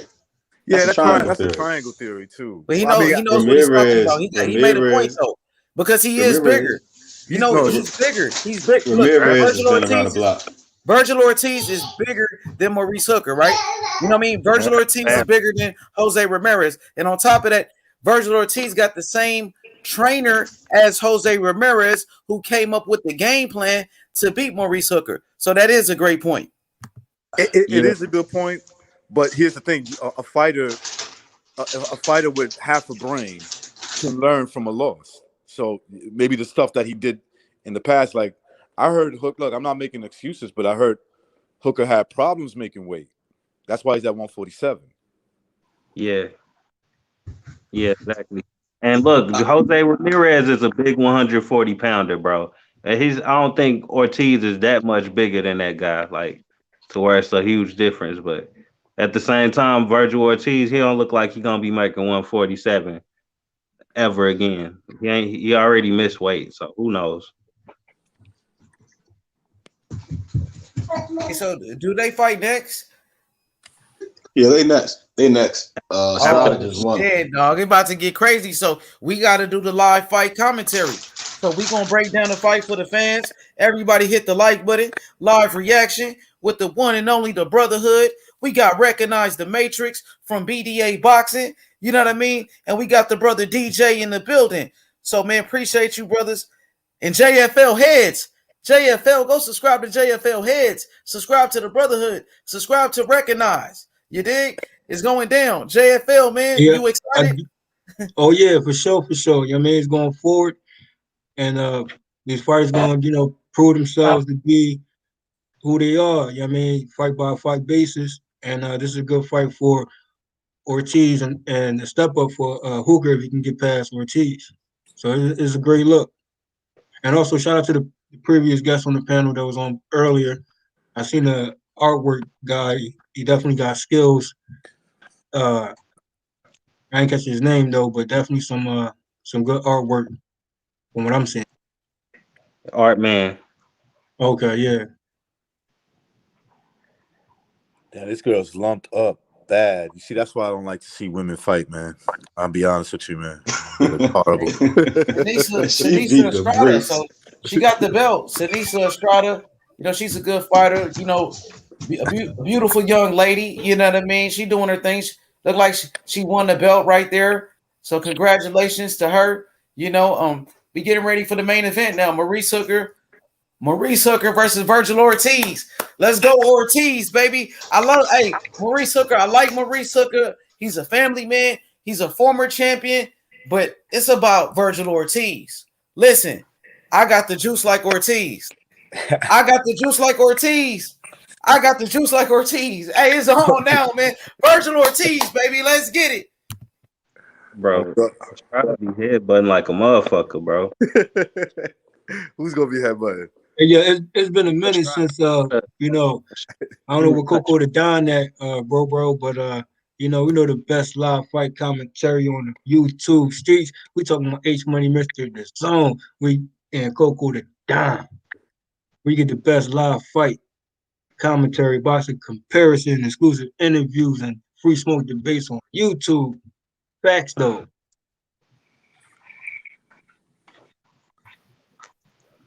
Salute to H Money. Salute to the Brotherhood. Recognize. Much love to Recognize. Recognize. We got to get Bill Haney on BDA Boxing. So, if you could talk I'm with it, man. I'm cool with that. I've seen him. I've seen the interviews.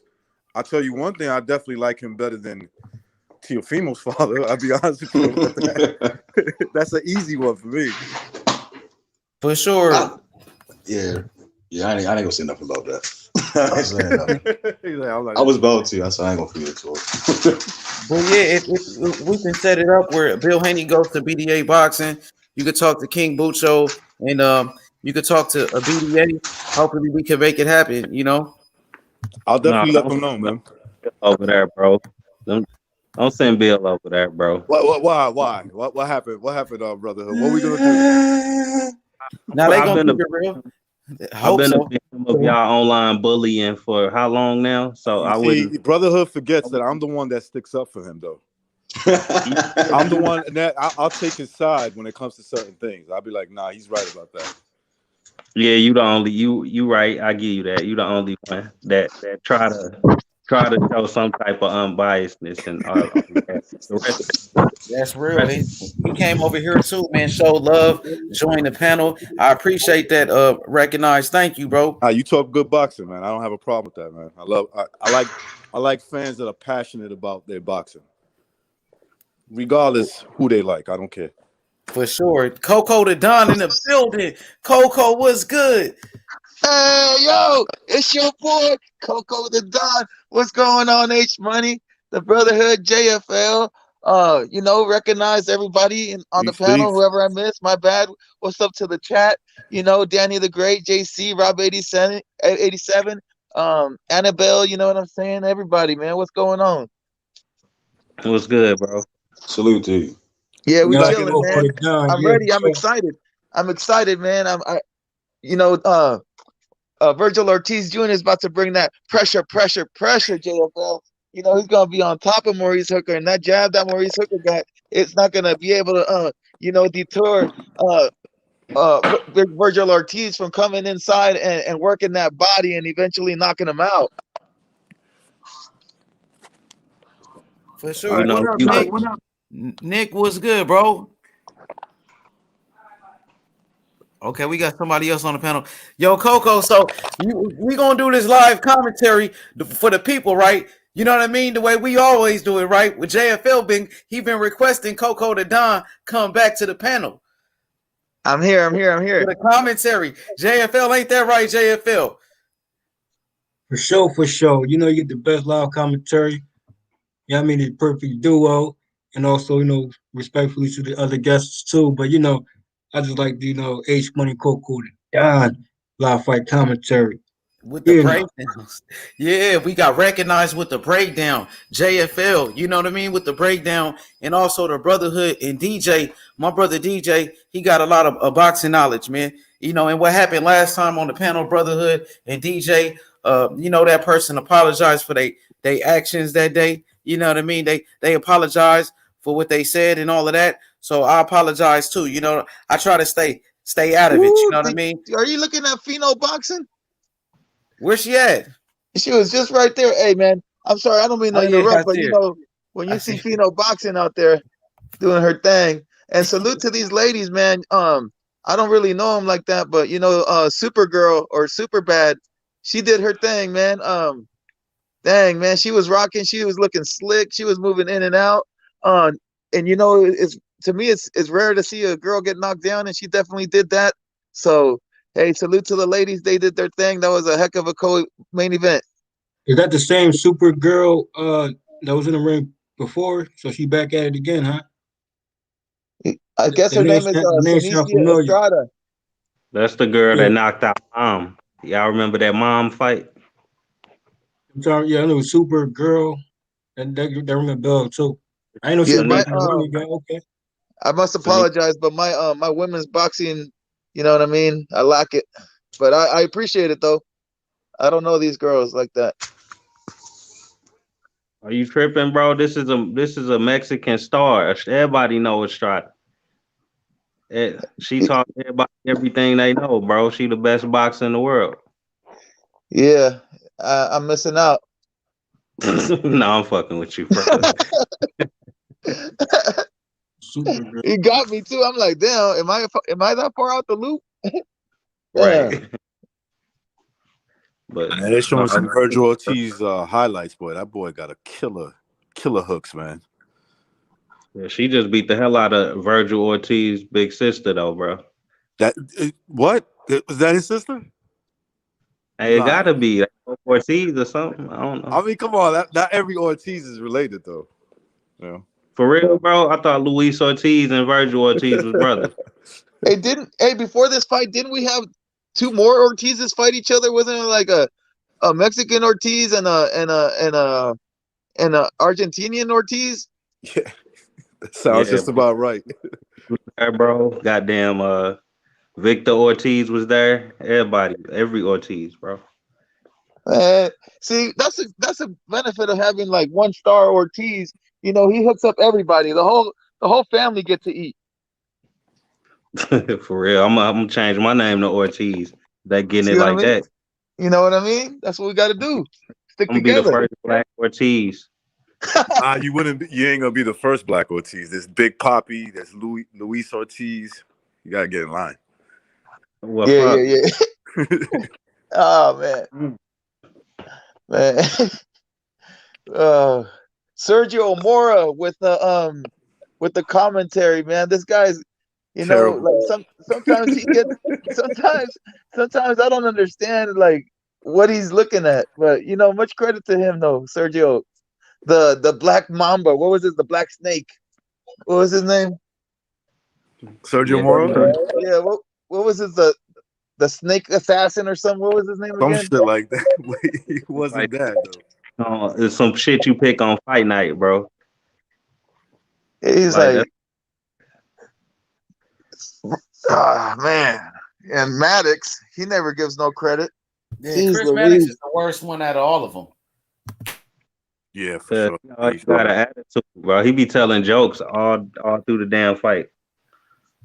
How about the UK broadcast when they're on the zone? They're terrible too, man. They're worse. Who they got? Yeah, their dude over there be losing. Like whoever they got, they're like, oh yeah, Liam is doing great, and he's getting lumped up and down, pillar to post. Beating the hell out of Liam. Liam, you see how he deflects those shots off the top of his head? That's what we're looking for tonight. That's good head movement. Good head movement. Yo, 24 Geezy said. I'm sorry. With his jaw. Yo, 24 Geezy said Vergil Ortiz is the orthodox version of Victor Ortiz. He might be better than Victor. I think he's more like Fernando Vargas. Vergil Ortiz is the next Fernando Vargas, bro. You know, ferocious Fernando Vargas. Vargas was a great fighter. You know, he beat Yuri Boy Campos. He beat Ike Corte. Yep. You know what I mean? And I'm going to tell you like this. Vergil Ortiz, he got that potential. And Robert Garcia, he even said it. Robert Garcia said Vergil Ortiz, he's just like Fernando Vargas. What you think about that comparison, Coco? Recognize JFL and the Brotherhood and DJ? Sharpshooters. They're sharpshooters. I know what he means by that. Like he's talking about their style. They were real sharpshooters. They punch with that straight jab. That they fucking turn that overhand right. Like they just come in with like sharp shots. But I think, I mean, it's a good comparison. The only thing that I would say is that Fernando Vargas was too dangerous to himself. You know what I'm saying? He took big risk, man. I mean, and shout out to him. But he took too many big risks. He fought Winky Wright. He fought Ike Corte. He fought Yuri Boy Campos. He fought Felix Trinidad. By the time he was 22, he had fought all those guys. And was punch drunk already after that. Yeah, you're right. You're right about that. But you know, at the same time, we always talk about how fighters don't push themselves enough. No, you're so right. I guess there should be a happy medium, and I believe that Vergil Ortiz is at the right pace right now. He's had some his first couple of bouts didn't go past the third round, and his last four they didn't go past the sixth. So I'm expecting him to get some rounds in with an experienced fighter. And Maurice Hooker is not a slouch, so this is a good step up for Vergil Ortiz to see where he's at. And you know, I'm wondering where they're going to push him to after this fight. Yes, I think he should fight somebody like Jesse Vargas, Josito Lopez next, somebody on that level. Don't skip a level and jump up to Danny or Porter They're gonna beat the hell out of the young kid, and I wouldn't want to see that happen again this year because it happened to Josh Kelly. Like I'm tired of seeing these young boys get beat down. That's why. See, I don't know. I don't even know if I want to see Charlo versus Benavidez. I want to see these young boys get beat down like that. Man, Benavidez is gonna get hurt coming Oh in no, that's what with his hands down, with his irresponsible. His defense is offense, and his problem is he has too much confidence in his ability to take punches. So he's been knocked down before. So you just let Charlo land a nice clean punch, and then Benavidez is gonna be on the deck himself. Yeah, it's target practice. Look at Crawford, bro. What's wrong with him? He's doing his thing. He's on the mic. He don't look like a number one pound for pound guy on my screen right now, bro. I don't see it. Where's the ice? We need the ice. Hey, it's funny that once we saw Bud on the screen, H Money said that that Spence is ducking. The fight. I was like, oh man. Well, I could see H Money running up in the screen and grabbing the mic from Crawford. You ducking. Spence ducking. Spence is ducking. Oh, Crawford on the mic. Crawford interview, nigga, on the zone. Crawford, nigga. Hold up. Crawford, nigga. Hold up. We're worried about Earl Spence anymore. He said he ain't worried about Spence anymore because Spence ducking him. Come on, my nigga. No. Oh man, he don't want that Spence smoke. He should have said Spence is a bitch. He should have said that, but he didn't.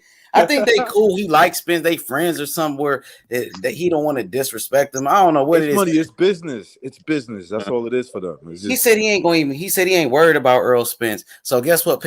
Brotherhood about to make a video about that. You know what I mean? Guess what? Motherfucking Fred gonna make a video about that. Everybody gonna make videos. I might make a video about that too, man. I'm like, I don't know. He ain't say nothing about Spence in Texas. He ain't say nothing. He came he didn't want to fight him. Vergil Ortiz, bro. He said he wanted to fight. He said he wanted to fight Ortiz him. He gonna fight Ortiz or Porter because they be playing games. That's what he said. What up, IB? What's good? Sure, he don't want to say Spence's name because he ain't gonna make it out of Dallas if he do. Come off mute, IB. IB smoking a stogie. Let me put it there. He is for you. Let me zoom in. Vergil Ortiz. Hey man, Vergil Ortiz about to get on that. You know what I mean? Say no to drugs, IB. Hey, that's medical. Hey brother, hey, I'm back on that. He went to the clinic. He go to the clinic and get his. He got it prescribed, bro. You feel me? You back getting that medical now? Hey, shout out to IB who I beat. Going for the JFL, what's good with my nigga, man? JFL heads. You feel me? Who I beat? Good. IB in the building. Welcome back, my brother IB. IB, who you got real quick? Hooker versus Vergil Ortiz. Let's everybody quick predictions. What round? I got Vergil Ortiz by a possible knockout in the late rounds, but I got him by decision. I got him winning, but he could possibly knock Mo out in the late rounds. Dang, Mo. That's the weed talking, yo. That's the weed talking. I think Hooker really knocked him out, yo. Oh, no, It might be. You want it? Fourth round within 20 seconds. I mean, it's a 4:20 type time. You hear me? So my brother IB. Yo, IB, guess what? DeAndre Neal and Canelo Acosta, they gonna fight next week. Josh P fighters. So they want to bring them back. Yeah, they got some fights lined up. So what that card looking like? I'm not sure, but there's a lot of fights on that day. You know what I mean? So we gonna see what's up with it. But he want to come to the channel. He said he want to shoot the fighters to the channel, like, you know what I mean? I guess the day of the weigh-in to do an interview with us. So if you available, Coco the Don, JFL, the Brotherhood, we got some fighters. They got a fight coming up. When is this? I think it's coming up next week, so next Saturday or something like that. Yeah, for sure. Yeah. Say what again? I'm gonna email you. I'm gonna email you, Ivy. I'll be there for sure. If I'm not spending time with the family, I'll be over here. For sure. Oh, yeah, hold up. Nah, I'll be in Puerto Rico. My birthday on the 28th. I'm in Puerto Rico from the 25th to the 31st. Okay, you just let me know. Dang, rest in peace, Marvin Hagler. They just paid. They just had a tribute for Marvin Hagler right here. Coco the Don, man. What was your thoughts on the passing of Marvin Hagler and the legacy of Marvin Hagler? Man, it was shocking, but I want to give him his moment of silence. I want to pay my respect to him for that. The greatest, one of the greatest of box I've ever seen. Yeah, man, he was good. Like, he was one of the greatest middleweights of all time. He stayed in one weight division. He let everybody come to him. I think that he beat Sugar Ray, and at the end of the day, Marvelous Marvin Hagler versus Thomas the Hitman Hearns, probably one of the most epic first rounds battles in boxing history.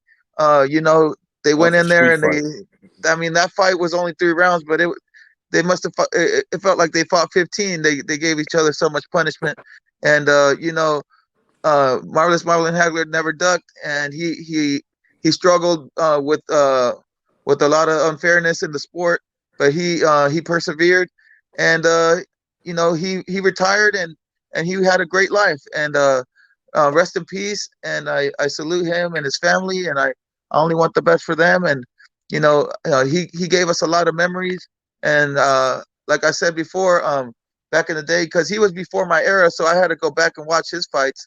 But he definitely did his thing, and I appreciate for all the memories that he's given me, and he was an exciting fighter, and man, those are the kind of guys that I like, that come forward and want to knock your head off. Yep. Hello. Marvin Hagler had 67 fights.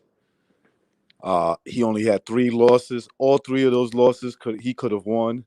He only been knocked down 1 time in his whole career. That's all I gotta say about that. You say, who knocked him down? This kid, this Argentinian dude named, and he wasn't even the best out of the people he fought. What the fuck was his name? Ronald? No. I forget his name off the top of my head, but he's from Argentina. He dropped him, but Hagler got back up and almost killed him. He almost killed that boy. Hell no. He said, "You made a mistake." He was better off taking it light. Should have just. I was planning to go the distance with you, but all right. Let's see Maurice Hooker, the next Marvin Hagler, if he can knock out this young Vergil Ortiz kid. Tommy Hearns. I'm gonna put Hooker on my pound for pound list, apparently. Man, here we go. They said Vergil Ortiz a top 5 welterweight, so. Man, I like Hooker though. I like Hooker. He did his thing. Hooker got the height, but Vergil got the size and the power, man. I just hope Maurice Hooker don't get into a brawling exchange with Vergil Ortiz in the early rounds. Just do not get into a brawl with this man. That's what Vergil want. That's what Vergil wanted to do. Yep. Yeah. Is that how Hooker lost his title versus that one dude? I forget right now. Yeah, he a street fighter, bro. He in like Texas, right? Remember Hooker fought in Texas? Ramirez. You talking about Jose Ramirez? Jose Ramirez. Yeah, there we go. He got into a street fight with him. It didn't go too well. Yeah, you don't do that. It's not Mexican, bro. Don't do it. They coming forward the whole fight. You got to kill them, basically. You got to hit them motherfuckers with some metal. With them. Tyson Fury style? Yeah, don't go. Oh, damn. Nah, I'm just doing that. You're going to ruin the show. They're going to go into a half an hour tangent right now. Oh, my God. If you think about it, that here comes. Oh, can you hear me? Here it comes. I'm just saying the water. That's all. Go ahead, J. Phil. Now, I was saying, we done seen what happened with the fight with Better Beef. I'm not going to mention the towel aspect of it. I'll just mention the fight itself, and how the distance fight and just box somebody head off. I mean, I understand IB said don't get in a brawl with Ortiz, but that's Ortiz style. He wants to brawl, and I think more opponents should brawl back. You know what I'm saying? So Hooker should definitely brawl, but keep it at a distance. If you got the reach, you can still brawl with a reach. You know what I'm saying? Like Hitman Hearns with a reach, and he can brawl. So shout out to Hitman Hearns, who also with a reach with Marvin Hagler, who get in close. So it's kind of like Bro has said, it's kind of like if he can do a Hagler or Hearns to Ortiz, it might be, I won't put it on that level, but I can see the similarities of the outlook on the fight. Hey, I see JF, brawl with the Ortiz. Why not? Hey, JF, Terrence Bailey Sr. said something that, I never forgot. We talk this boxing. I remember a lot of things the brothers be saying. If you're not a brawler and you get in there with a brawler and you all of a sudden want to brawl, that's not a good look. Now you can box from a distance and still brawl. Yo, they about to fight. Y'all hear me? Am I clear, Coco? Yep. Am I breaking up? I see them walking down, H Money. Yeah, you're good, H. You're good. Let's go, Vergil Ortiz in the ring. Let's go, Vergil Ortiz, baby. Let's go. Man, Terrence Crawford versus Vergil Ortiz might be next. That might be the fight that happens. If Vergil Ortiz beats Maurice Hooker, Vergil Ortiz versus Terrence Crawford next. What about that, brotherhood? Would you like that? I think you would love that fight. No. I think Vergil Ortiz is the A side in that fight. Nah, come on, hey, come on. Vergil, especially if he knock out Maurice Hooker and Terrence Crawford at the fight, they gonna set it up. Crawford gonna call him out after this, bro. He gonna call out Crawford. That's what he gonna do. Crawford at the fight, they gonna make it happen. Dang, Maurice Hooker. So you saying Vergil Ortiz gonna knock his boy out and tell Crawford to come scrape him off the canvas? Bro, all I'm saying is Crawford versus Vergil Ortiz. That fight gonna happen next. Vergil Ortiz with a victory over Maurice Hooker will be a top 5 prospect. What if Vergil Ortiz say, "Hey, you next, Crawford"? What we pointing to the crowd? What Crawford gonna do? Oh, he gonna hop in that ring. You know what he gonna do. You know what he a dog. He gonna get in there. I got Vergil Ortiz. I got Vergil Ortiz versus Crawford. I got Vergil. Let's bet. All right, we gonna bet, Coco. We gonna bet that day. I got Crawford versus anybody, bro. You know what? Coco say Vergil gonna ragdoll that boy Crawford. I hear you. Don't he? I got Go ahead. I got Spence taking both of them out. Spence can fight too. That cat. I mean, Spence a hell of a fighter. I was gonna say too soon. Thank all judges from Texas. This is a Texas affair. Who's the king of Dallas? Who's the real king of Dallas? Because we know Earl Spence ain't really from Dallas. And much respect to him, but I think he's from DeSoto, Texas. You know what I mean? So you know how that is.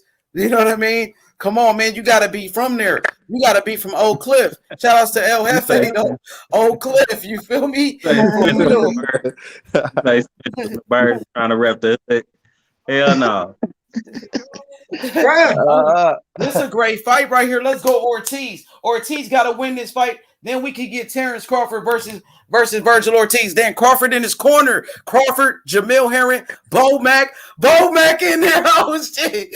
They about to get this shit popping red. They all got the number 1 up. Like they all okay. Hey, you see this shit, brotherhood? You see this shit? They got the number 1 up. Like, okay, like they Jordan. Crawford in there like he Floyd or something, like he Mayweather. Crawford looking like Mayweather, the next Hagler. Terrence Crawford, the new Marvin Hagler. Let's go, the next Marvin Hagler, Terrence Crawford, bro. Let's go. Okay, this shit about to go down. This shit about to go down. Hey man, I'm concerned about Mobac's weight. Mobac. It's all good, Coco. You know he's a great trainer. You know what I'm saying? Hey, Bert. Hey, look, super chat real quick. He's like double the size since I last saw him. Hey, it's all good, Coco. I understand because I lost a friend. We have to be concerned. We have to be concerned about his health. No, we have to be concerned about his health. Yeah, you're right, Coco. You're right. You're right, Coco. And we got a super chat. Ronald Finkley said Hooker is winning today. Ronald Finkley got Hooker. But Vergil Ortiz, 16 wins, 16 knockouts, undefeated with Robert Garcia. How's my audio, Coco? I'm good. I'm clear. Yeah, you good, man. All right, let's man, go, I can't wait for Coco. this Let's fight. go. Round number 1. Let's go. I'm gonna set it off. I'm gonna do the first round. So let's do it. Let's go. Coco the Don in the building, the brotherhood. You know, hit the like button. Recognize the Matrix. JFL heads. You know, it's an all-star game right here, man. This is a great fight. Okay, Vergil Ortiz, a young fighter. He's only, 22 or 23? Dang, Maurice Hooker is a veteran. This is a dangerous fight for Vergil Ortiz. He got to prove himself right here. This is what it's all about. The prospect of the year, Vergil Ortiz. He becomes a contender. He's been a contender. Number 2. He ranked number 2 in the WBO for Terrence Crawford. Now he's going against Terrence Crawford's stablemate. Robert Garcia already beat Maurice Hooker before. With Jose Ramirez, he knocked him out. This is crazy. Let's go. I like Maurice Hooker. He's a fighter. I think this is gonna be a dangerous fight, bro. Let's see. They're gonna go to war. I think it's gonna be a war. Round number 1. Vergil Ortiz comes out with the head movement. Bobbing and weaving. I like that, Coco. You see how he likes to move? You know what I mean? Jab to the body. Vergil Ortiz. Okay, Maurice Hooker with the jab. Hooker. You know, this one, I think his second fight at welterweight. Maurice Hooker with the jab, the veteran. Dang, Maurice Hooker with the jab. He's establishing the jab. Okay, Vergil Ortiz with the left hand. Right hand, Vergil Ortiz. He just hurt him. Dang, Vergil Ortiz rocked Maurice Hooker. Dang, Hooker's getting hurt. Dang, Hooker, bro, ain't got no dang. I don't think Hooker could take the damage. Dang, Maurice Hooker loading up with the right hand. Maurice Hooker. Oh, dang, they trading shots. It's a war. Round number 1. Vergil Ortiz bringing the pressure. Jab to the body, Vergil Ortiz. Yo, H, your mic. Go ahead, go. Okay, I got a minute and 57 seconds left in the first. Vergil Ortiz is walking Hooker down. Hooker comes through with uppercut. Two left hands to the temple of Ortiz. Ortiz is working his way in. Big right hand. Misses. Brett goes over, flush right over his head. Hooker with a big right hand down the middle. Ortiz keeping the pressure. Hooker with the jab, sticking his hand out there. Oh, big right hand by Ortiz. And then followed up with a combination. And then he goes right down to the body with the left hand. Ortiz is coming forward. Ortiz is applying the pressure. The referee steps in, breaks him up with 1 minute and 23 seconds left. Ortiz in the blue pants with the black stripe. With the black pants and the blue stripes, and Hooker with the black and gold. Let's go. Hooker working the body. Hooker looking to move some combinations, working the jab. Ortiz came forward, missed with the jab. Here he comes. Hooker's trying to establish some distance. Ortiz is trying to close the distance. Oh, big jab by Ortiz. Oh, a big right hand that misses. Oh, a big right hand by Ortiz. Connects, flush. He has Hooker on the ropes. He backed him up. Hooker's in trouble. Hooker's in trouble. Hooker's in trouble. He took another right hand. Big right hand. Oh, he's laying the lumber now. Hooker's trying to answer back with his own combination. Big, heavy punches with authority by Ortiz down to the body now. Ortiz, oh God, devastating blow to the kidneys. Ortiz is doing some punish. Man, oh my God. Hooker working the jab. Ortiz with a stiff right hand. A big right hand again. Doubled up, and then he goes down to the body, and then a hook shot. Oh! Vergil Ortiz and Hooker exchanging. And that's the end of the round. Wow. All right, guys, I'm going to go to recognize. What do you think of that first round? Damn, that was a good play-by-play. I gotta give it to Ortiz. He was the aggressor, landed the bigger, crisper shots. Ortiz up 1-0. Brotherhood, how do you got it? I got the same as recognized, 1-0 for Ortiz. Hooker, he gotta put some weight on or something, bro. This motherfucker, he looked like the skinniest guy at 147, bro. He gotta put some muscle on. Yeah. JFL. I was gonna say that was just the first round, right? Man, IB, who IB? How you got it? I'm listening to the commentary, man. I know what's going on. I'm chilling, smoking. Okay, it is what it is. Okay, H, I got it like this. I have to give the first round to Vergil Ortiz. He was able to come in and have more success with more powerful punches and land to the body. I think he got it. Okay, H, back to you.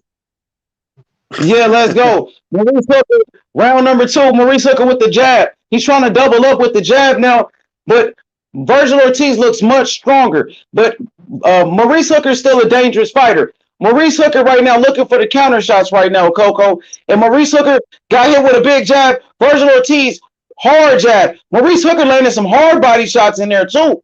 Maurice Hooker with left hooks to the body, they landed. So Vergil Ortiz never been hit like this before. Let's see how he responds. Maurice Hooker, 2 hooks to the body. They going to war. Right hand to the body, Vergil Ortiz. Vergil Ortiz, he's slipping shots, showing the head movement and great techniques. Vergil Ortiz, side to side, left hook to the body. Vergil Ortiz to the rib cage, right to the ribs. Right hand, Vergil Ortiz. Right hand lead. Left hand upstairs, Ortiz on him. Ortiz looking sharp, only 22 years old. Vergil Ortiz with the head movement. Great footwork, bro. Finessing. He finessing him. And Maurice Hooker. Go ahead. Nah, somebody told me that was the weed talking, though. He on him. Left upstairs. Oh, Vergil. Hard left upstairs. Vergil Ortiz. Left hand. Loading up. Another left hook to the body by Vergil. And Maurice Hooker went down. He just went down. But Maurice Hooker, but he wasn't hit, though. He got pushed down. He's back on his feet. But Maurice Hooker legs don't look good to me. Right hand to the body. Vergil Ortiz once again. Walking him down. Left hand upstairs. Connects. Right hand. Oh, Vergil looking for the left hook. He looking to knock him out, bro. Vergil looking for the knockout already. He see it. You know, and Maurice Hooker look kind of scared, man. He fighting kind of scared. Hooker looking for the right hand off target. Way off target. And, you know, he's trying to survive at this point. Left hand upstairs, Vergil. Jab upstairs. Maurice Hooker. Hooker trying to box him now. Okay, Hooker showing the footwork, trying to box him off the back foot. You know, now he's trying to outbox him. Let's see. Can Vergil Ortiz be outboxed? And that's what Maurice Hooker is trying to do. Maurice Hooker, left hand to the body. Beautiful left hand to the body. Maurice Hooker. Vergil Ortiz got him on the ropes. Right hand upstairs. Right hand. Maurice Hooker complains about a rabbit punch. Vergil Ortiz with the pressure. Attacking him. Pressure. Attacking him. And, okay, Maurice Hooker showing off the footwork. He can't box like this for 12 rounds. Maurice Hooker, he always gets tired. Oh, 2 hard left hands by Vergil. Oh, Vergil gonna knock him out with the left hook. I see the left. He might hit him with the right. You know, watch out for that left. Oh, Vergil. Hard right hand, Vergil. Left hook. Okay, Maurice Hooker on the ropes. Left uppercut. Oh, Vergil Ortiz, I gave him that round. What you thought about that, Coco? Okay, H, I got it like this. Vergil Ortiz was dominating the pressure. He had total control of this round. Maurice Hooker was on Bambi legs half of the round, and then he started establishing his jab towards the middle. But you know what? It's not enough. When the most effective punches and the more aggressive fighter was Vergil Ortiz. Second round, Vergil Ortiz, 10-9. Back to you, H. For sure. Hey, Brotherhood, how you feel that round, Brotherhood? Man, it's about to be a long night for Hooker, bro. That's all I'm gonna say, bro. It's not looking good. I think Hooker boxing well. Yeah, I don't like his body. I think he's boxing well. Okay, you like it? He did. He had some moments. He had some moments though, my brother. And recognize he did have some moments. He caught him with some. He's not taking a lot of damage. He's catching a lot of punches. Yeah, Vergil was extremely. He got him at the end of energy early. Vergil landing the harder shots. You know what I mean? Vergil landing the bigger shots. Recognize what you thought about the last round. Yeah, I definitely think that Vergil landed the hardest shots. He was the aggressor. I did think Maurice caught him with a little something towards the ending of that round, but again, Vergil was too strong for him. Hit him with something, had him backing up. So 2-0. I got a 2-0 Ortiz. For sure. Round number 3. Left hook upstairs by Vergil Ortiz. Maurice Hooker comes back with a left hook. He doesn't land. Maurice Hooker just fighting scared, bro. He's not aggressive. You know, left hand upstairs, Vergil. He's showing off the footwork. Man, I like it. He's slipping the shots, head movement. He looking sharp right now for a young fighter. Go ahead, Coco. Man, Yes. I like the way his Ortiz's lateral movement. I like how responsible he is with his hands up and coming in. It kind of like a little bit of Canelo-ish, if I don't mind me saying. For sure. You know, I see a little bit of a Fernando Vargas left hook upstairs. Okay, right hand upstairs. Oh, he gonna knock him out soon. Left hook to the body, 2 left hooks to the body. Oh, hard left hook, Vergil Ortiz. Hard left hook. Let's go, Vergil. Jab to the body, Vergil Ortiz. Let's go. He walking him down now. Jab to the body in the 3rd round. Oh, they trade. Oh, big left hook to the body, Maurice. Hooker landing some body shots though. Slows down Vergil, but then Vergil comes back with a 1-2. Right hook upstairs. Vergil Ortiz with the big shots. Vergil Ortiz against Maurice Hooker. It's all Vergil so far. But Hooker's he hasn't went down yet. Hooker's still there. You know, but Hooker's starting to slow down. The pressure's getting to him. Oh, hard left hook. Maurice Hooker. Oh, Hooker just cracked him. Vergil Ortiz took it. Okay, that's what we asked about the chin. He slowed down, though. Dang, Vergil Ortiz slowed down. Hard left hook by Maurice Hooker. Dang, Vergil ain't never been hit like that before. He took it. 5 jabs in a row, down to the body. And a right hand by Vergil. Left hook to the body by Vergil. Okay, another left hook. He's scoring. But Maurice Hooker backing him up now. Maurice Hooker backing up Vergil Ortiz. Hooker, what a quick combination. Dang, Hooker came to fight. That's what I want to see. That's the heart. That's the heart, Maurice Hooker. Beautiful, bro. Let's go. Vergil Ortiz, he's coming on. He's not backing up. Vergil's still coming forward. Maurice Hooker got his respect now with that power. Now Vergil Ortiz respects his power. Oh, now Vergil backing up a little bit. Vergil, he kind of hesitant. Maurice Hooker got his respect now. There you go, Maurice Hooker. Jab to the body, Maurice Hooker. Okay, left hook by Vergil Ortiz. Maurice Hooker with a quick combination. Oh, left hook. Maurice Hooker, dang, Maurice Hooker landing. Maurice Hooker might knock him out. Oh, left hook, Maurice Hooker. Oh, dang, they talking trash at the end of the round. Coco, what you thought about that? Man, at first I thought Vergil Ortiz had it going on, but then towards the middle of the round, Hooker came on alive, and I got to give it to him. You know, if it's a 50-50 one, I'm going to give it to Hooker. Round 3, Hooker. Yeah, me too. I agree with that ass up, man. He tagging his ass up. Oh, yeah, he did. He marked. Dang. Ortiz got his eye. That round. Yeah, I gotta go with Hooker more round. What you gonna go ahead, recognize? Yeah, H. I think he could have stole that round. I think I'm gonna give it to Hooker. He caught him with some. I thought he landed the bigger shots towards the end, so I'm giving it to him. Hell yeah, he did. He heard him. Oh, I think he heard Ortiz with those shots. Dang, Maurice Hooker look confident now. He look really confident right now. Brotherhood, what you thought about that round? Man, this is actually what I expected. I expected Hooker to land some big shots and get his respect, and it'd be back and forth. So this more like it, bro. Maybe Ortiz wasn't ready. Okay, round number 4. They trading shots. Oh, Vergil coming out strong. Oh, Vergil backing up. He backing up Maurice Hooker now. Another jab by Vergil. Vergil with the beautiful jabs. He's out jabbing Maurice Hooker. So let's see. Okay, Vergil coming up. He coming back strong. He's responding. Let's go, Vergil. Let's go, Vergil. Maurice Hooker with the jab upstairs. Maurice Hooker showing off the footwork though. Let's see it. Round number 4 is early in the fight. Left hand to the body. Vergil Ortiz. Another left hand to the body. Left hooks. Jab upstairs. Vergil Ortiz. He got a hard jab. Right hand to the body. Vergil Ortiz. I want to see Vergil Ortiz get physical. Get on the inside. Oh, right hand backed up. Maurice Hooker. He just hurt Maurice Hooker with a right hand. But Maurice Hooker got a lot of heart. Maurice Hooker still there shooting the jab. Maurice Hooker. He better be careful. Hooker slowing down now. Vergil Ortiz with the old hard jab upstairs. Backs up. He backed up Maurice Hooker. Dang. Hooker gets hurt, bro. You know what I mean? Jab to the body, Vergil Ortiz. But hey, he's still dangerous. Maurice Hooker, very dangerous. Vergil Ortiz. That Ortiz jab is like a piston, man. That thing hits hard. Oh, dang. Quick flurry by Maurice Hooker. Oh, Maurice Hooker with the hand speed. Damn. He got hands, bro. Hooker can fight, bro. He ain't no bum. Hooker with the quick hands. Vergil Ortiz with the jab. I see that, Coco. He kind of like Oscar De La Hoya a little bit with that left hand. I think, Vergil Ortiz. He kind of reminds me of De La Hoya a little bit, You know what I'm saying? Jab upstairs by Maurice Hooker.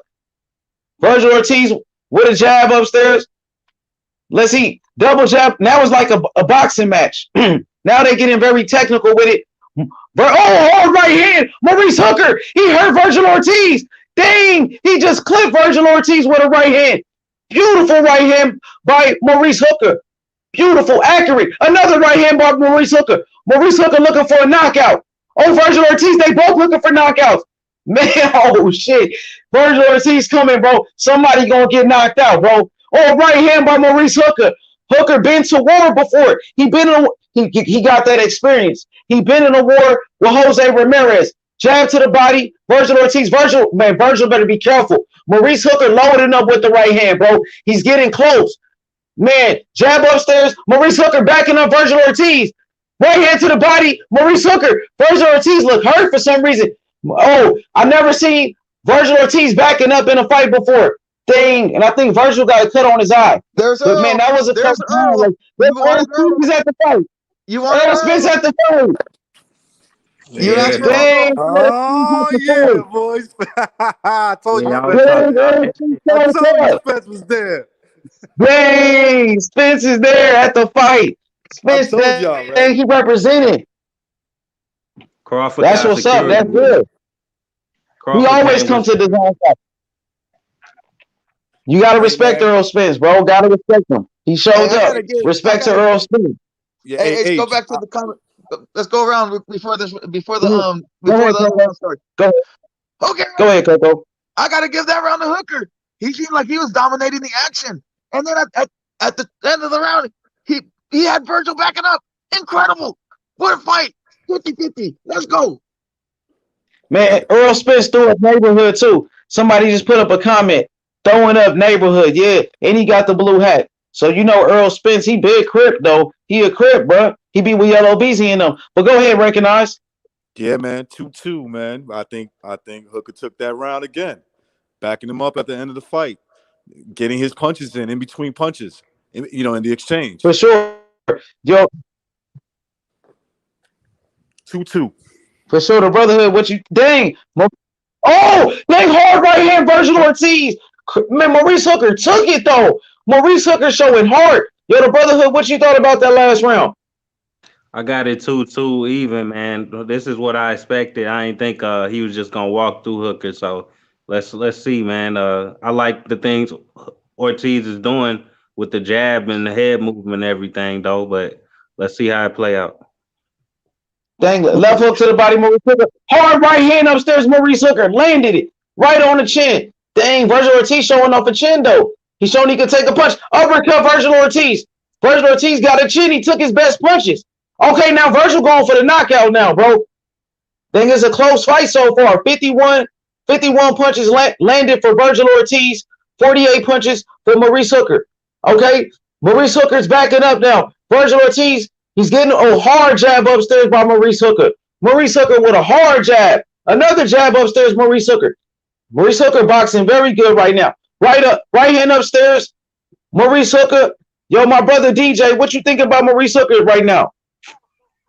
He's boxing well, that lateral movement. He's moving around. He's giving them different looks. He's jabbing right now. From my screen, he's boxing well. And Vergil, he's getting tested as a man right now. He got hurt. He got hurt by a left hook to the body. He just got hurt by a left hook to the body. Yeah, Hooker's hurt. He's on the ropes. Vergil going for the kill. It was a left hook to the body. Go ahead, Coco. Man, Vergil's coming in. He's working the body. He's holding up tight. He's in close range. He's right where he needs to be. That's where Hooker doesn't want to be. He's uncomfortable. He's not able to extend his hands, and he's not firing back. Now he answers back with a couple of punches, and there he goes down to the body, blocked by the elbow of Ortiz. Ortiz goes back down to the body. Ortiz with the right hook all the way to the head and connects again. Ortiz. Oh my God, Vergil. He's got him. Hooker answers back. Oh, it's a rumble. They're rumbling. Hooker right now. It's a rumble. They're working the body, Vergil. Oh my God, what a fight! A throwback era. Let's go. Vergil Ortiz is relentless. Maurice Hooker's hurt. Left hook to the body. Dang, Maurice Hooker's hurt. Dang, big left hooks to the body. Maurice Hooker's hurt to the body. Vergil Ortiz with the body shots. Maurice Hooker's holding on. Another left hook to the body. Dang, Maurice Hooker's hurt. Those body shots hurt. Dang, he's hurt, bro. H, what did I say pre-fight? He was going to go to the body, and then he was going to take him out. Man, 5th round goes to Vergil Ortiz Jr. Back to you, H. Wow. Yo, what you thought about that? My boy recognized the Matrix. Oh, man, that was a big round for Ortiz. The body shots, man. It was all about the body at the end. I give it to Ortiz. 3-2. Ortiz. Yo, the Brotherhood, what you thought about those body shots? Dang, Maurice Hooker looked like he ready to quit, bro. Dang, bro, go ahead. Go ahead, Brotherhood. Body shots. That was a vicious round for Ortiz, bro. It looked like he was trying to take him out, though. Like, I love to see how he look in deep waters. Because I don't want this fight to end now. I want to see how he can deal with a 12-round hard fight. Dang, this is a war. What about Terrence Crawford versus Vergil Ortiz? That's going to be a great fight, bro. I want to see that fight. But right now, he got to get past Maurice Hooker. I got Crawford, bro. But right now, I see that Maurice Hooker's still alive. He's still throwing punches, but he was hurt to the body. Let's see. Quick combination, Maurice Hooker. He's still dangerous, bro. Maurice Hooker with a quick combination. Vergil Ortiz going to the body. Very smart for a young fighter with those body shots. Jab to the body, Vergil Ortiz. Maurice Hooker with a jab.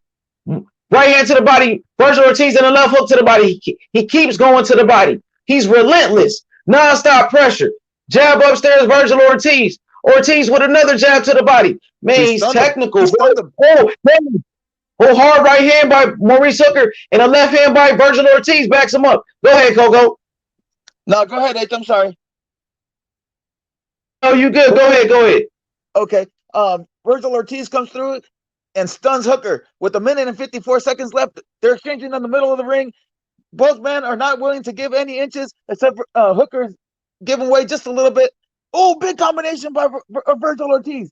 And Hooker answers back with a big uppercut. Connects. Ortiz goes back to his jab and a high guard.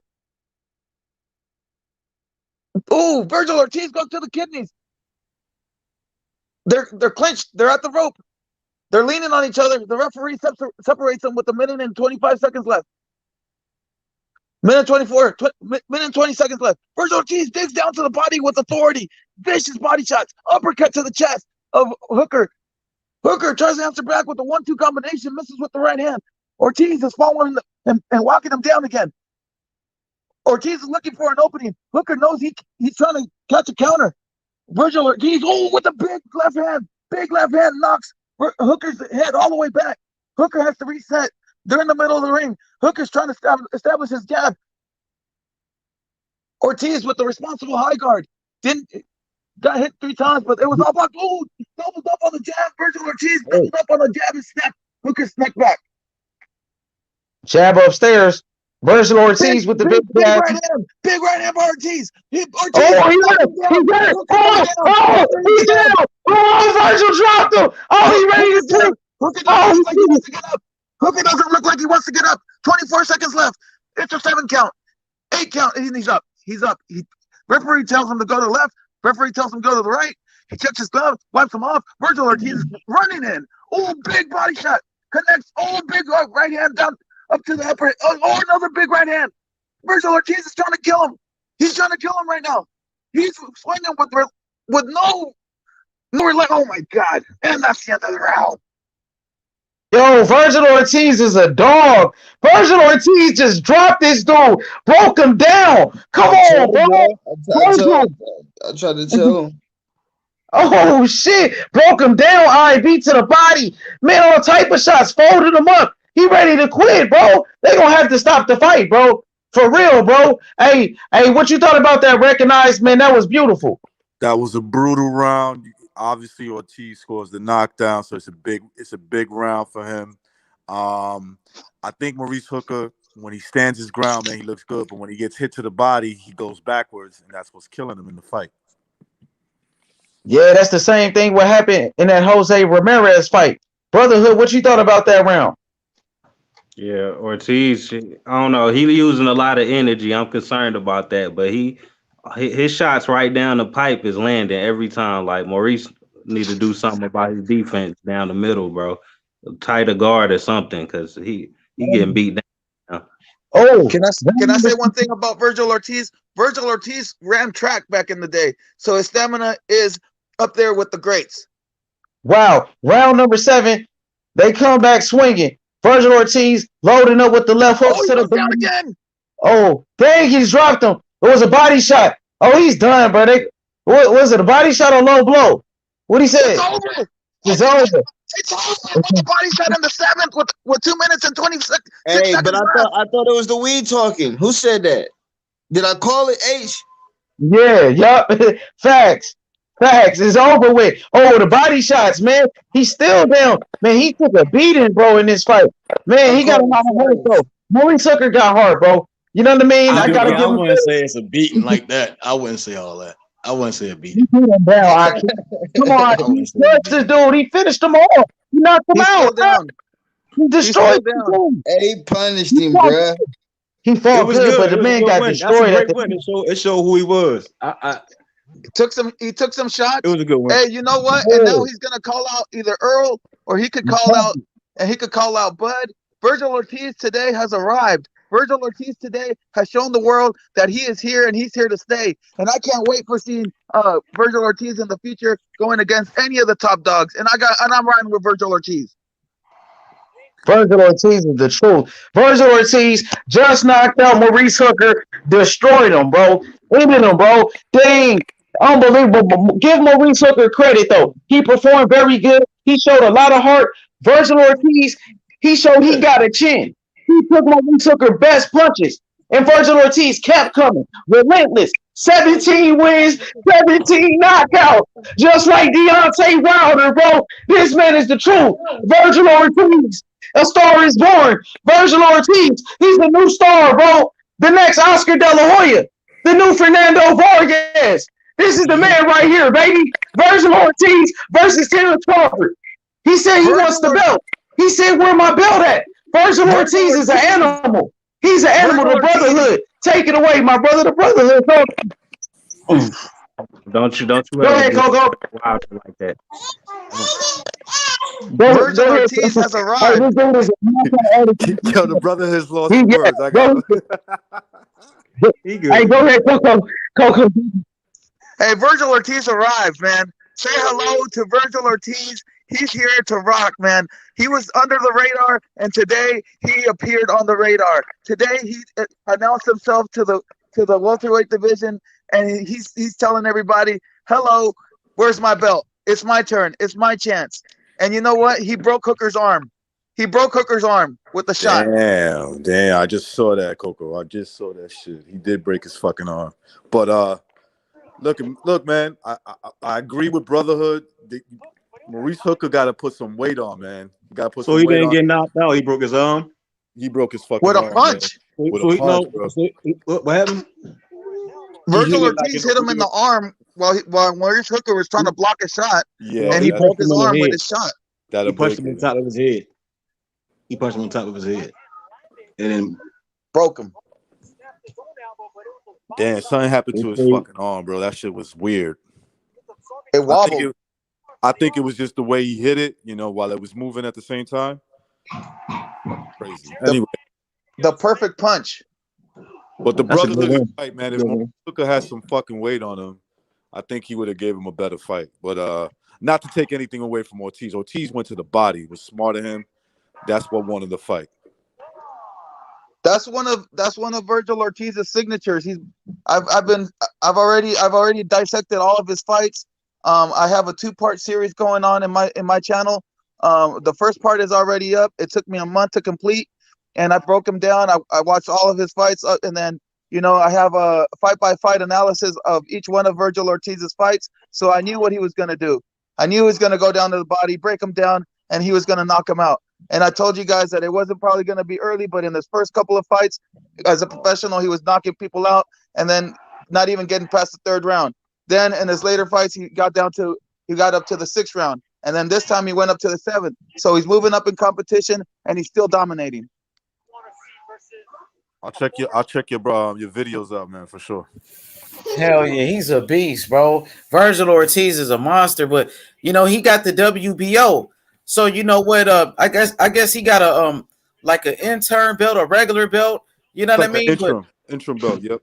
Yeah. So a fight between Vergil Ortiz and Terrence Crawford is going to happen. The fight is going to happen. Terrence Crawford, he's at the fight. You know, guess what? Earl Spence is at the fight, but I think he should call out both of them. But he should really, you know, the fight that can really happen is with Terrence Crawford. The fight with Terrence Crawford can happen next. Vergil Ortiz is a problem for Crawford because Crawford, he's a dog, and so is Vergil Ortiz, and it's going to be a battle of who wants it more, and because none of them want to back down, none of them will want to be boxing on the outside. It'll be a spectacular fight. I can't wait to see something like that. Salute to Texas for having a crowd, man. Hell yeah. Vergil Ortiz, man, very good fighter. That's a great fight. I don't think he's ready for Crawford, though, bro. You know what I mean? I think Crawford going to knock out Vergil Ortiz, to be honest. You know what I mean? Because he gets hit. It showed in his fight with Maurice Hooker. You know what I mean? But this is going to be a great fight. I like Terrence Crawford in that fight. But, you know, Vergil, you know, he's a young fighter. You know, I don't know. Do you think he should take that fight next if they offer it to him, Coco? Is he ready for that fight? Yes. Brotherhood? Yes. Okay. He's ready. I want to hear him. I'm gonna put myself on mute because I want to hear him. Okay. Go ahead, recognize. Is he ready for Crawford next? As ready as he could be, but I'm riding with Crawford. I think Crawford beats him. I don't know. I think Vergil Ortiz would be the best guy on Crawford resume by far if he fought him. So is Crawford ready for Ortiz?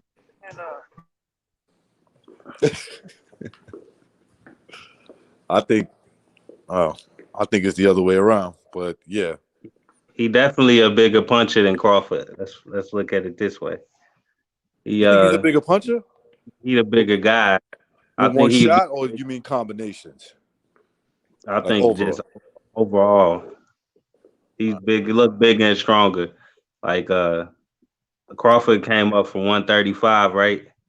This guy looked like he belonged at 154. That's a trap fight for Crawford, bro. He gonna look bad. I'm gonna tell you right now, man. I think Crawford should avoid that, man, because I wouldn't want to get my. I wouldn't want to get my duck talk right there. Yeah, Crawford, put all the duck in, man. Hey, Crawford has been hurt before too, so you know, let's not forget that Mean Machine got into an exchange with him, and they called it a slip or a trip or whatever. So, it was a legal punch. We all know that. Yeah, that was a knockdown. Referee fucked up that call. Everybody know that was a knockdown, except for Crawford diehard fans and Crawford himself. Hey man, it was fun. It was another great fight. It was a blast from the past. You know, thank you for having me, H Money. Thank you for everybody on the panel. You know, I had to come through and do my Coco merchant for you guys, and you know, I'll try to catch you guys next time. Peace. Peace. Yo, I'm out, Brotherhood. H, peace, yo. All right. All right, y'all be easy, brothers. Vergil look a little beat up, bro. Yeah, shout out to the panel and to the chat smoke. They just show Crawford on the screen. Bro, they just show Crawford. Vergil Ortiz and Crawford. They setting it up. Crawford ready to jump in the ring. Crawford talking shit. Say he gonna knock him out. Then Crawford pointing at Ortiz. Dang, they about to make it happen. Let's go, Crawford. Crawford gonna knock out Vergil Ortiz, bro. Let's go, Crawford hopping in the ring. Let's go, Brotherhood. I told you, Crawford, that dog. He ready. He ready to go right now. Why he ain't hop in the ring when Spence? He was in Spence fight though. Let's go. Ducking. He's scared. Vergil scared, bro. Crawford gonna knock him out, bro. Crawford, the truth. Oh, let's go. Bro, he should have jumped in the ring at Spence. In there, bro. He ready. He was in there. Let's go. Crawford and Vergil Ortiz.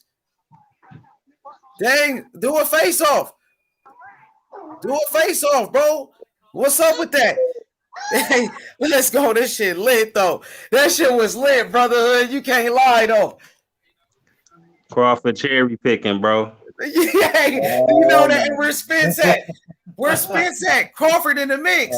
Let's go. Let's go, Crawford. Oh, Crawford versus Vergil Ortiz. That's a great fight. I can't wait, bro. I'm lit, bro. That shit gonna be lit.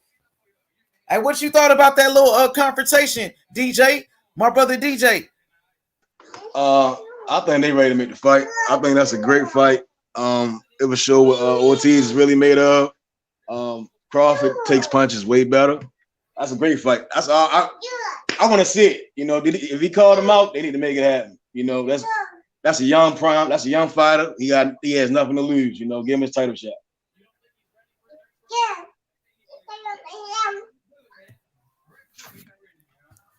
Maurice Hooker said he ain't ready for Terrence Crawford. Dang, so they setting it up. So the fight to make is Terrence Crawford and Vergil Ortiz, it looks like. Dang, that shit crazy. Hey, JFL, what you think about it? Man, Terrence Crawford gonna knock out Vergil Ortiz. I like Vergil, but Terrence Crawford, bro, on a different level, bro. Crawford, bro, come on, man. So Crawford, that's what's happening. Set it up, brotherhood. Make a video about it. It's cool. We can make that fight happen next. I'm banned, bro. I'm banned for 2 weeks. So, oh man, they deleted my Marvin Hagler video, bro. They want the truth scraped off the internet, man. That's all I'm gonna say. Dang, Terrence Crawford looked like he ready to fight, bro. He looked like he ready. He just got that look on his face. Where's Spence at? Spence ain't even. Come on, he ain't even relevant right now. Come on, bro. They got the camera on Crawford. You feel me, brotherhood? It's about Crawford, not Spence, bro. Ortiz knows Spence will beat him down. He going for the easy work. Crawford. Go ahead, JFL. Now I was gonna say congratulations to Vergil Ortiz for a win over Hooker. For me, Hooker, you know, while listening to the fight, it seemed like you know, he could have done more or be more smarter with his ring IQ. You know, continue the success that you have early in your rounds, and you know, but he just got dominated by Ortiz with body shots to really close out the show, I believe, right? Body shots. The body shots, he broke him down. It was all type of punches, uppercuts, right hooks, left hands, jabs. He broke him down and he actually broke his arm in the process. He broke the man's arm with a punch. Show you what type of power he got. He's a beast, bro. He kind of like, you know, Fernando Vargas, a little bit, you know what I mean, like Fernando Vargas, I believe. Okay, well, you know, okay, Hooker, you know, they say he's a off-balance type of fragile opponent, but we still got to give Hooker his credit for stepping up and having some success on the Ortiz. With the reach, and he wanted to engage with Ortiz. He backs Ortiz up. So, got a shout out to Hooker for having his fight. He just got dominated by Ortiz within like 7 rounds or so. So, there's a comment from a particular comment that says Vergil Ortiz versus Abel Crawford and Spence versus Ugas. So I guess if that's the route, I'm still trying to figure out where Porter stands at in that situation. Just saying. Porter getting ducked, so he gonna stand on the side while Crawford fights somebody weaker than him. For sure. Everybody hit the like button, subscribe to the channel. But that's a great fight. Vergil Ortiz and Terrence Crawford, man. The whole world wants to see it. You know, Terrence Crawford, the best fighter right now, pound for pound, versus a young fighter like Vergil Ortiz. You know, Terrence Crawford gonna be the favorite in that fight. So, you know what I mean? You know, I think they're gonna make that fight happen. It looks like they want to make that fight happen. You know, they promoting the fight on DAZN. So obviously DAZN wants that fight. Terrence Crawford, Bob Arum, you know, he gonna make it happen. That fight gonna go to purse bid. Put it on the purse bid. It's gonna be on DAZN. You know what I mean? And make it happen. You think Crawford gonna sign to the zone? He would. I mean, the purse bid, they could win a bid. You know what I mean? Like Triller did. You know what I mean? It's going to be a mandatory, like Teofimo Lopez on Triller. So, but the zone, Eddie Hearn could bid on it. Anybody could bid on it.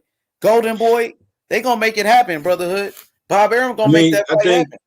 I think it should be in.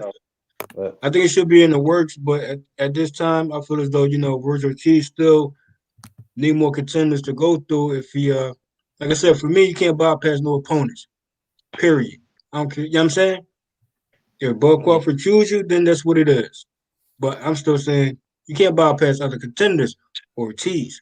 So Conor Ben, Bruce Ennis, Rashid Elias, show me something. You know what I mean? Because Hooker, you just got here, bro. You passed Hooker. Congratulations, but who next? I don't think he's ready for Bud Crawford, Spence, or Danny Garcia.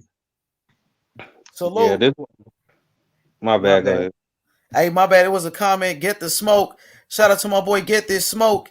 He said that. Bud Crawford beats the shit out of Vergil Ortiz. That's what he said. You know. Well, do it then. Fight somebody for Christ's sake, please. You sound nervous, man. You sound nervous about that fight. He know he is. He know Bud that dude. That's why they showing Bud on the camera. So we got the smoke lord himself. Get the smoke. Tony Reviews in the building. I just wanted to clear that up.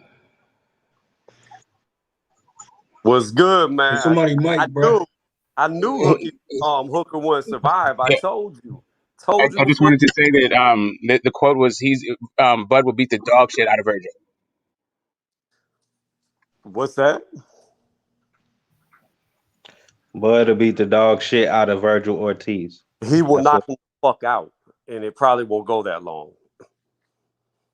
Yeah, this wasn't no huge statement, bro. It's Maurice Hooker. Hooker is a fucking 140 pounder, bro. This ain't no big statement. Well, this is what I saw. My bad. Everybody was congratulating.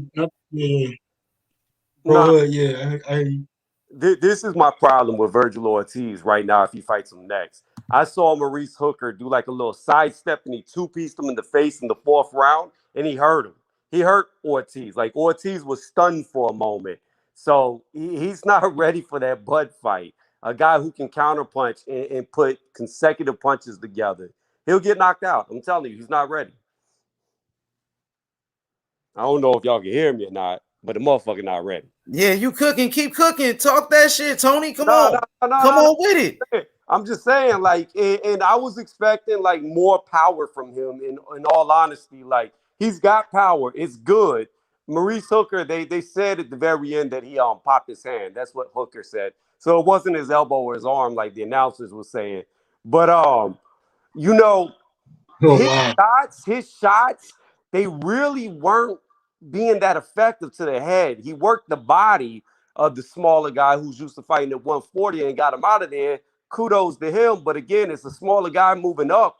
And Ortiz was hitting him with shots that I thought was going to hurt Hooker a lot more than they did. And he was absorbing them. So I find it hard to believe that he's going to be able to knock out Earl Spence Jr. or Bud Crawford with them shots that Maurice Hooker was just absorbing and getting in the phone booth with him and just throwing them shots back. And again, when I seen him stunned in the 4th round, I was like, he ain't ready. I think Enos is the fight that needs to be made next for him, in all honesty. Great point. Great points. I think he showed his skill set. He can put punches together. I think it was real wise to keep his jab and stick behind his jab. But there were moments when Maurice Hooker was landing his hook and how he responded completely just was like, I didn't like it at all.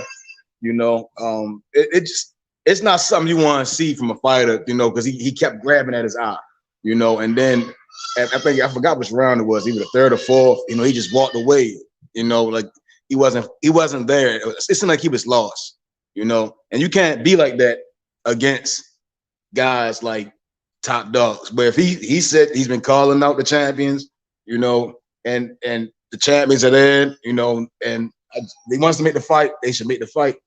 But if, I think if he wants to make the fight, make the fight. You know, I think that's the best lesson you can learn. You know, because it won't be like a true devastating ass loss because he's like 22, 23. I don't know how old he is, but he'll learn a lesson about boxing, you know, and then he can implement it in his style.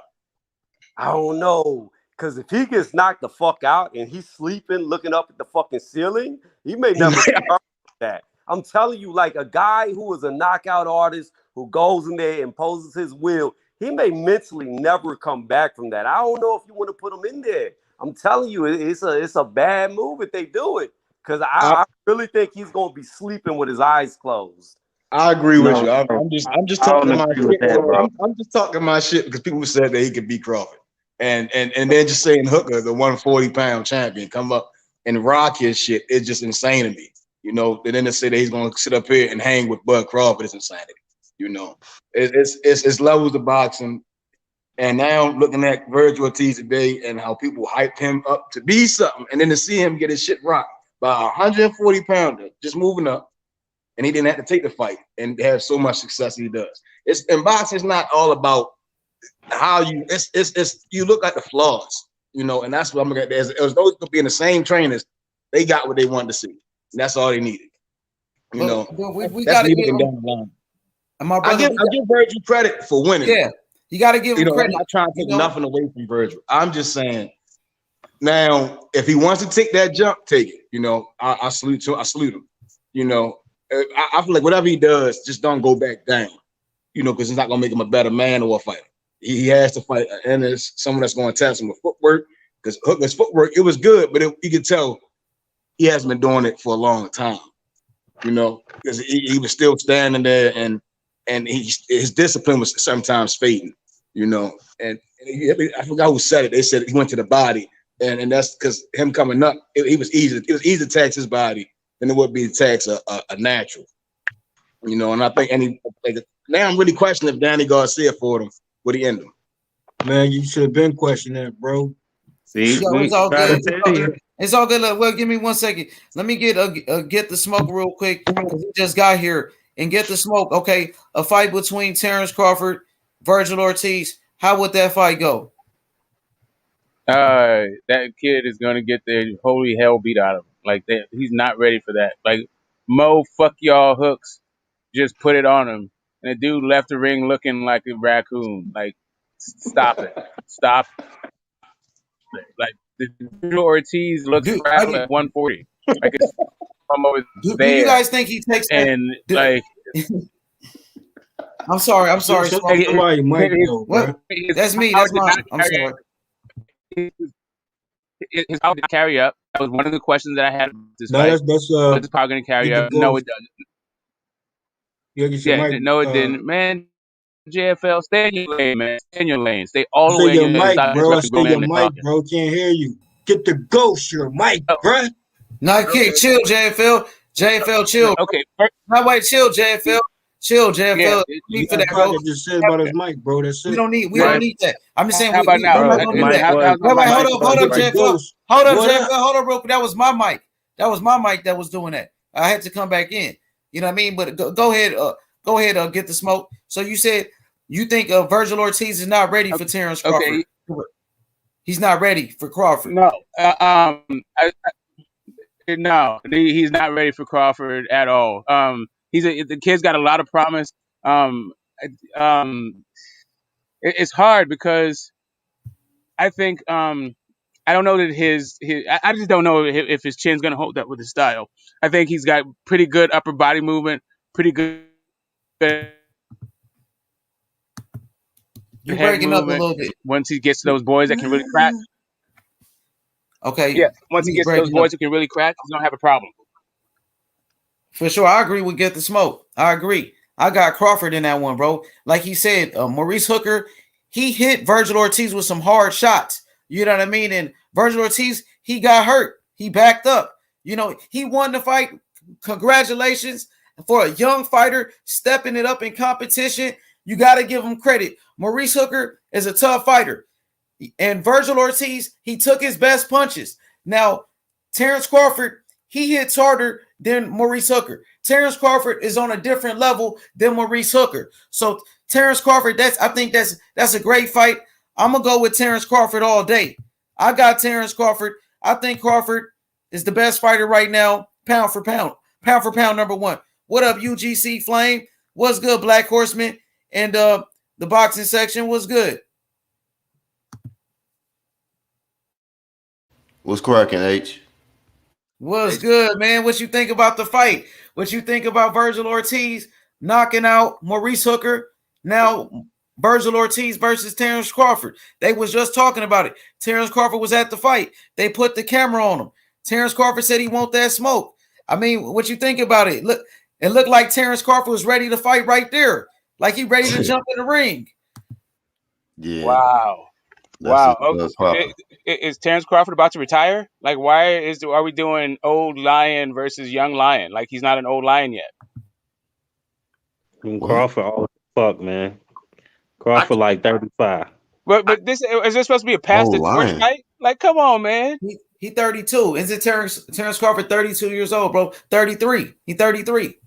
He 30, at least 34. No, he's 33, bro. He just turned 33. Nah, I don't know why a lot of people talking down on the fight, man. Like you hear people like Sergio Moore saying, they just need to slow down. What y'all talking about, man? Like this man won his title shot. He jumping on the ropes, talking about strap me up, that type shit. So put him in there. If you think he's ready, put him in there with Crawford. What Vergil Ortiz got to do with Mexico? That fool from Texas. You hear him try to speak Spanish at the end? Man, get out of here. That dude's a Texicano, man. You better Sound like right. You hating, Smoke. No, I'm not hating anything. I'm just saying I was listening to the dude try to talk. At the end of it, I was like, oh, wait a minute. And he had to apologize. Did you hear He tried, did you man. hear He tried, speak? bro. Yeah, did you? I get it. I'll try too. I'm just saying, like, I think that Mexico thing is taking it kind of far. You know, Texas was an independent state. You know what I'm saying? I like the fight though. That's just like Andy Ruiz being the first Mexican heavyweight champ, unified heavyweight Yeah, champ. I hear you. You know how that But go. you know, at least Ruiz fought for Mexico, like in the Olympics, like as an amateur, right? I mean, he's from California, but at least that guy, you know, he repped the fucking state. I mean, he repped the country. Vergil Ortiz don't rep Mexico. That fool repped America and Texas hard. I mean, but you know, with his Viva Texas, my nigga. I'm saying, like, it's all good. Listen, they rooted though. That's like a Nigerian. They could be from America all they want to, but they're gonna rep that Nigerian flag no matter what's going on. Yeah, I heard it, but I mean, I hear you. I'm not mad at you. I'm just saying that Texas is one of these particular states where people, and California is like that too, and Arizona, and New Mexico, you get people who actually just rep that. Yeah, they have roots from across the border, or maybe the border crossed them. However the hell you want to put it. All I'm saying is that dude right there is stars and bars. That's all I'm saying. Hey, are you from California? Yeah. So what part? Oakland. Yeah, what part? Smoke. So Oakland. You should know more than anybody, because I'm from Oakland too. You should know more than anybody. Them dudes, no matter where they from, they represent Mexico to the Hey, but that's what I'm saying. Some of those dudes, yeah, and some of those dudes definitely are right where they're from. Like you go to Victorville, like you say, Ryan Garcia is repping California, straight up. Reno Valley, man. I would say this though, you know what I mean? I hear that race talk, but you know, back to boxing. Ain't talking about no race talk. We're talking boxing. Anyway. No, what I'm saying is, I hear what you're saying though, but what I'm saying is, Vergil Ortiz, you know, he handled himself tonight, and if you think he's ready for a top guy, he ain't ready for Bud. I mean, the thing is, a top guy. What's that? Who's that? What I'm saying is, contenders still versus contenders, bro. If you don't get that, contenders for what? That must be over your head. Oh, I mean, you feeling yourself because you finally caught a fight the night it was aired? Like, what are you talking about? I've been watching boxing long. You've been my body already. Get the ghost. Man, you just a body already. Stay in your lane, little kid. Like, man, I get it. My presence intimidates you, but we talking about. Let me say this real quick. Having a pissing contest. Yeah, it's all good. Hey, wait, hold up, man. You know, I just want to say, hold up, Jay, hold up. Let me say this. DAZN just put out a video, right? Vergil Ortiz calling out Terrence Crawford. So now he's about to go viral. They gonna set the fight up, man. It's a great fight. I want to see it. if Vergil Ortiz, if he takes that fight, he gets all the credit in the world. Oh yeah. Oh yeah. Yes. Disease in the Give more prep. Okay. All right. So we want to see the fight. I just don't want to hear nothing about no ducking. That's all I'm saying. If you guys are pumping this thing as some sort of like alternative to a good Sean Porter, then I don't want to hear nothing from you guys. Like for real. Let's like, make this the dude fight. ain't ready. This dude That's ain't what ready the at fans all. are saying. You know That's what the fans exactly are what I was saying? about to say, bro. Let's not That's a talk duck. bad about the fight. The fans are saying. Yeah. Okay. Let's not try to Don't polish talk the down turd, on the right? fight though. Like, you know what I mean? Like, Yeah, the fans are saying let's make it happen. Ignorant Okay, boxing. cool. He said let's All make right, it happen. I hear it. I hear it. Listen, If I he think don't Sean fight, Porter. if he I don't think fight Sean Porter Porter, beats Vergil Ortiz. if he How don't about that? fight Porter, that's a fucking duck, bro. Yeah, Don't say I no think more. Sean Porter beats the hell out of Vergil Say Ortiz. no more. Hey, it's funny. How is it a duck when people congratulate? Let's If people are praising it, you know, at 1 minute people said before we got to this point right here, before we got to the post fight, we gotta go back to the pre-fight, and where everyone said, "Well, if Vergil Ortiz win, he's this, he's that, he's all this other stuff." But now because he got lumped up, now it's excuses. There's no excuses. I didn't say he was this and that. I said he was a little kid that didn't fit in the ring with nobody. I'm agreeing with you. I'm agreeing with you. I'm agreeing with you. I'm saying, Hey, yo, what's up with calling it? out CrossFit for a minute. Robert Garcia, obviously, that's an idea they want to take. Put them on in there. That's all I'm saying. Hey, salute to JFL Heads. JFL Heads in the building, man. What's good, OG? Oh, dog, the Triple G. Hey, yo, I got Mean Machine defeating the Vergil. Who won Free Smoke? Damn. That's some good smoke. I don't understand why dudes, but like they mentioned Me Machine, why they gotta throw another opponent in front of the champ smoke? You know what I mean? Man, you know what? Let me say this real quick. Look, yo, UGC, you want to do the you know what I'm saying, the reaction show to the fight, like the post fight reaction? You know, everybody go. You want to do it, and we meet up on your joint. Oh, you talking about on mine? Yeah, because I want to end this one. And, you know, we could go to your show. You know what I'm saying, for the post fight reaction and talk about Vergil Ortiz versus Terrence Crawford. Yeah, I'll fire it up, bro. Why don't you guys talk about Vergil Ortiz versus Sean Porter?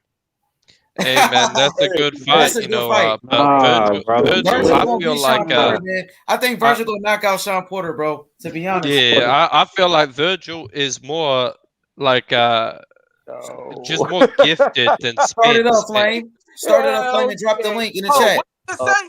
Hold on. Somebody just said something. Yeah, Hey, I think something crazy. Say that again. What'd he say? Yeah, what happened? I heard that. More skilled than Earl Spence? Did I just say that? No. I said he's more gifted. Like I think just he's a better athlete. I think he's a better. I just think he's built for boxing. His ceiling is a lot higher. Yeah, okay. Okay.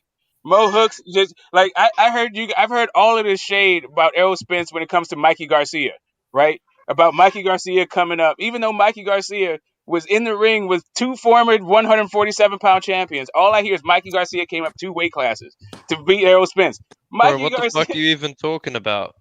Okay, what I'm saying is you see how he does it, JFL. I'm saying I see how you do it. And Corey, interrupt this. What I'm saying is Vergil Ortiz is not ready. In no way, shape, or form is that guy ready. Like what Errol did he say he ready though, Smoke? What Just, Smoke? I'm talking about how gifted he is. I think the guy just is like whatever. His gift, physically more gifted. He's gonna get wrapped up in a gift in a bag with a bow on it, like delivered to Bud Crawford's feet. The altar of you sacrificing this young kid to the altar of Bud Crawford's greatness. That's all you're doing. I think Vergil can all this shit take talking him, this dude, but like his gifts were being exposed by a fragile guy coming up in weight whose power didn't even carry. Bro, what are you talking about, man? He got sparked This is out. just get this Smoke hating on the Mexican I'm talking fighter about the again. fact No, keep race out of it, bro. We ain't doing that race stuff over here, bro. Yeah, but Maurice let me say Hooker, this. I'm sorry, Hooker's the hardest guy that he fought. Yeah, we ain't gonna do that, man. It's a great fight. Everybody want to see it, Smoke. Okay, I mean, hey, Smoke. Let me say this, L-Dog.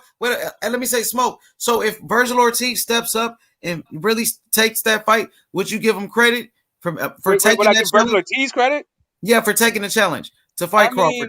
I mean, that's what he's supposed to do. What credit? Wow. He doesn't Well, even it's want to okay. give him credit, Well, hold on, man. L Dog. Let him explain. Let him speak, L Dog.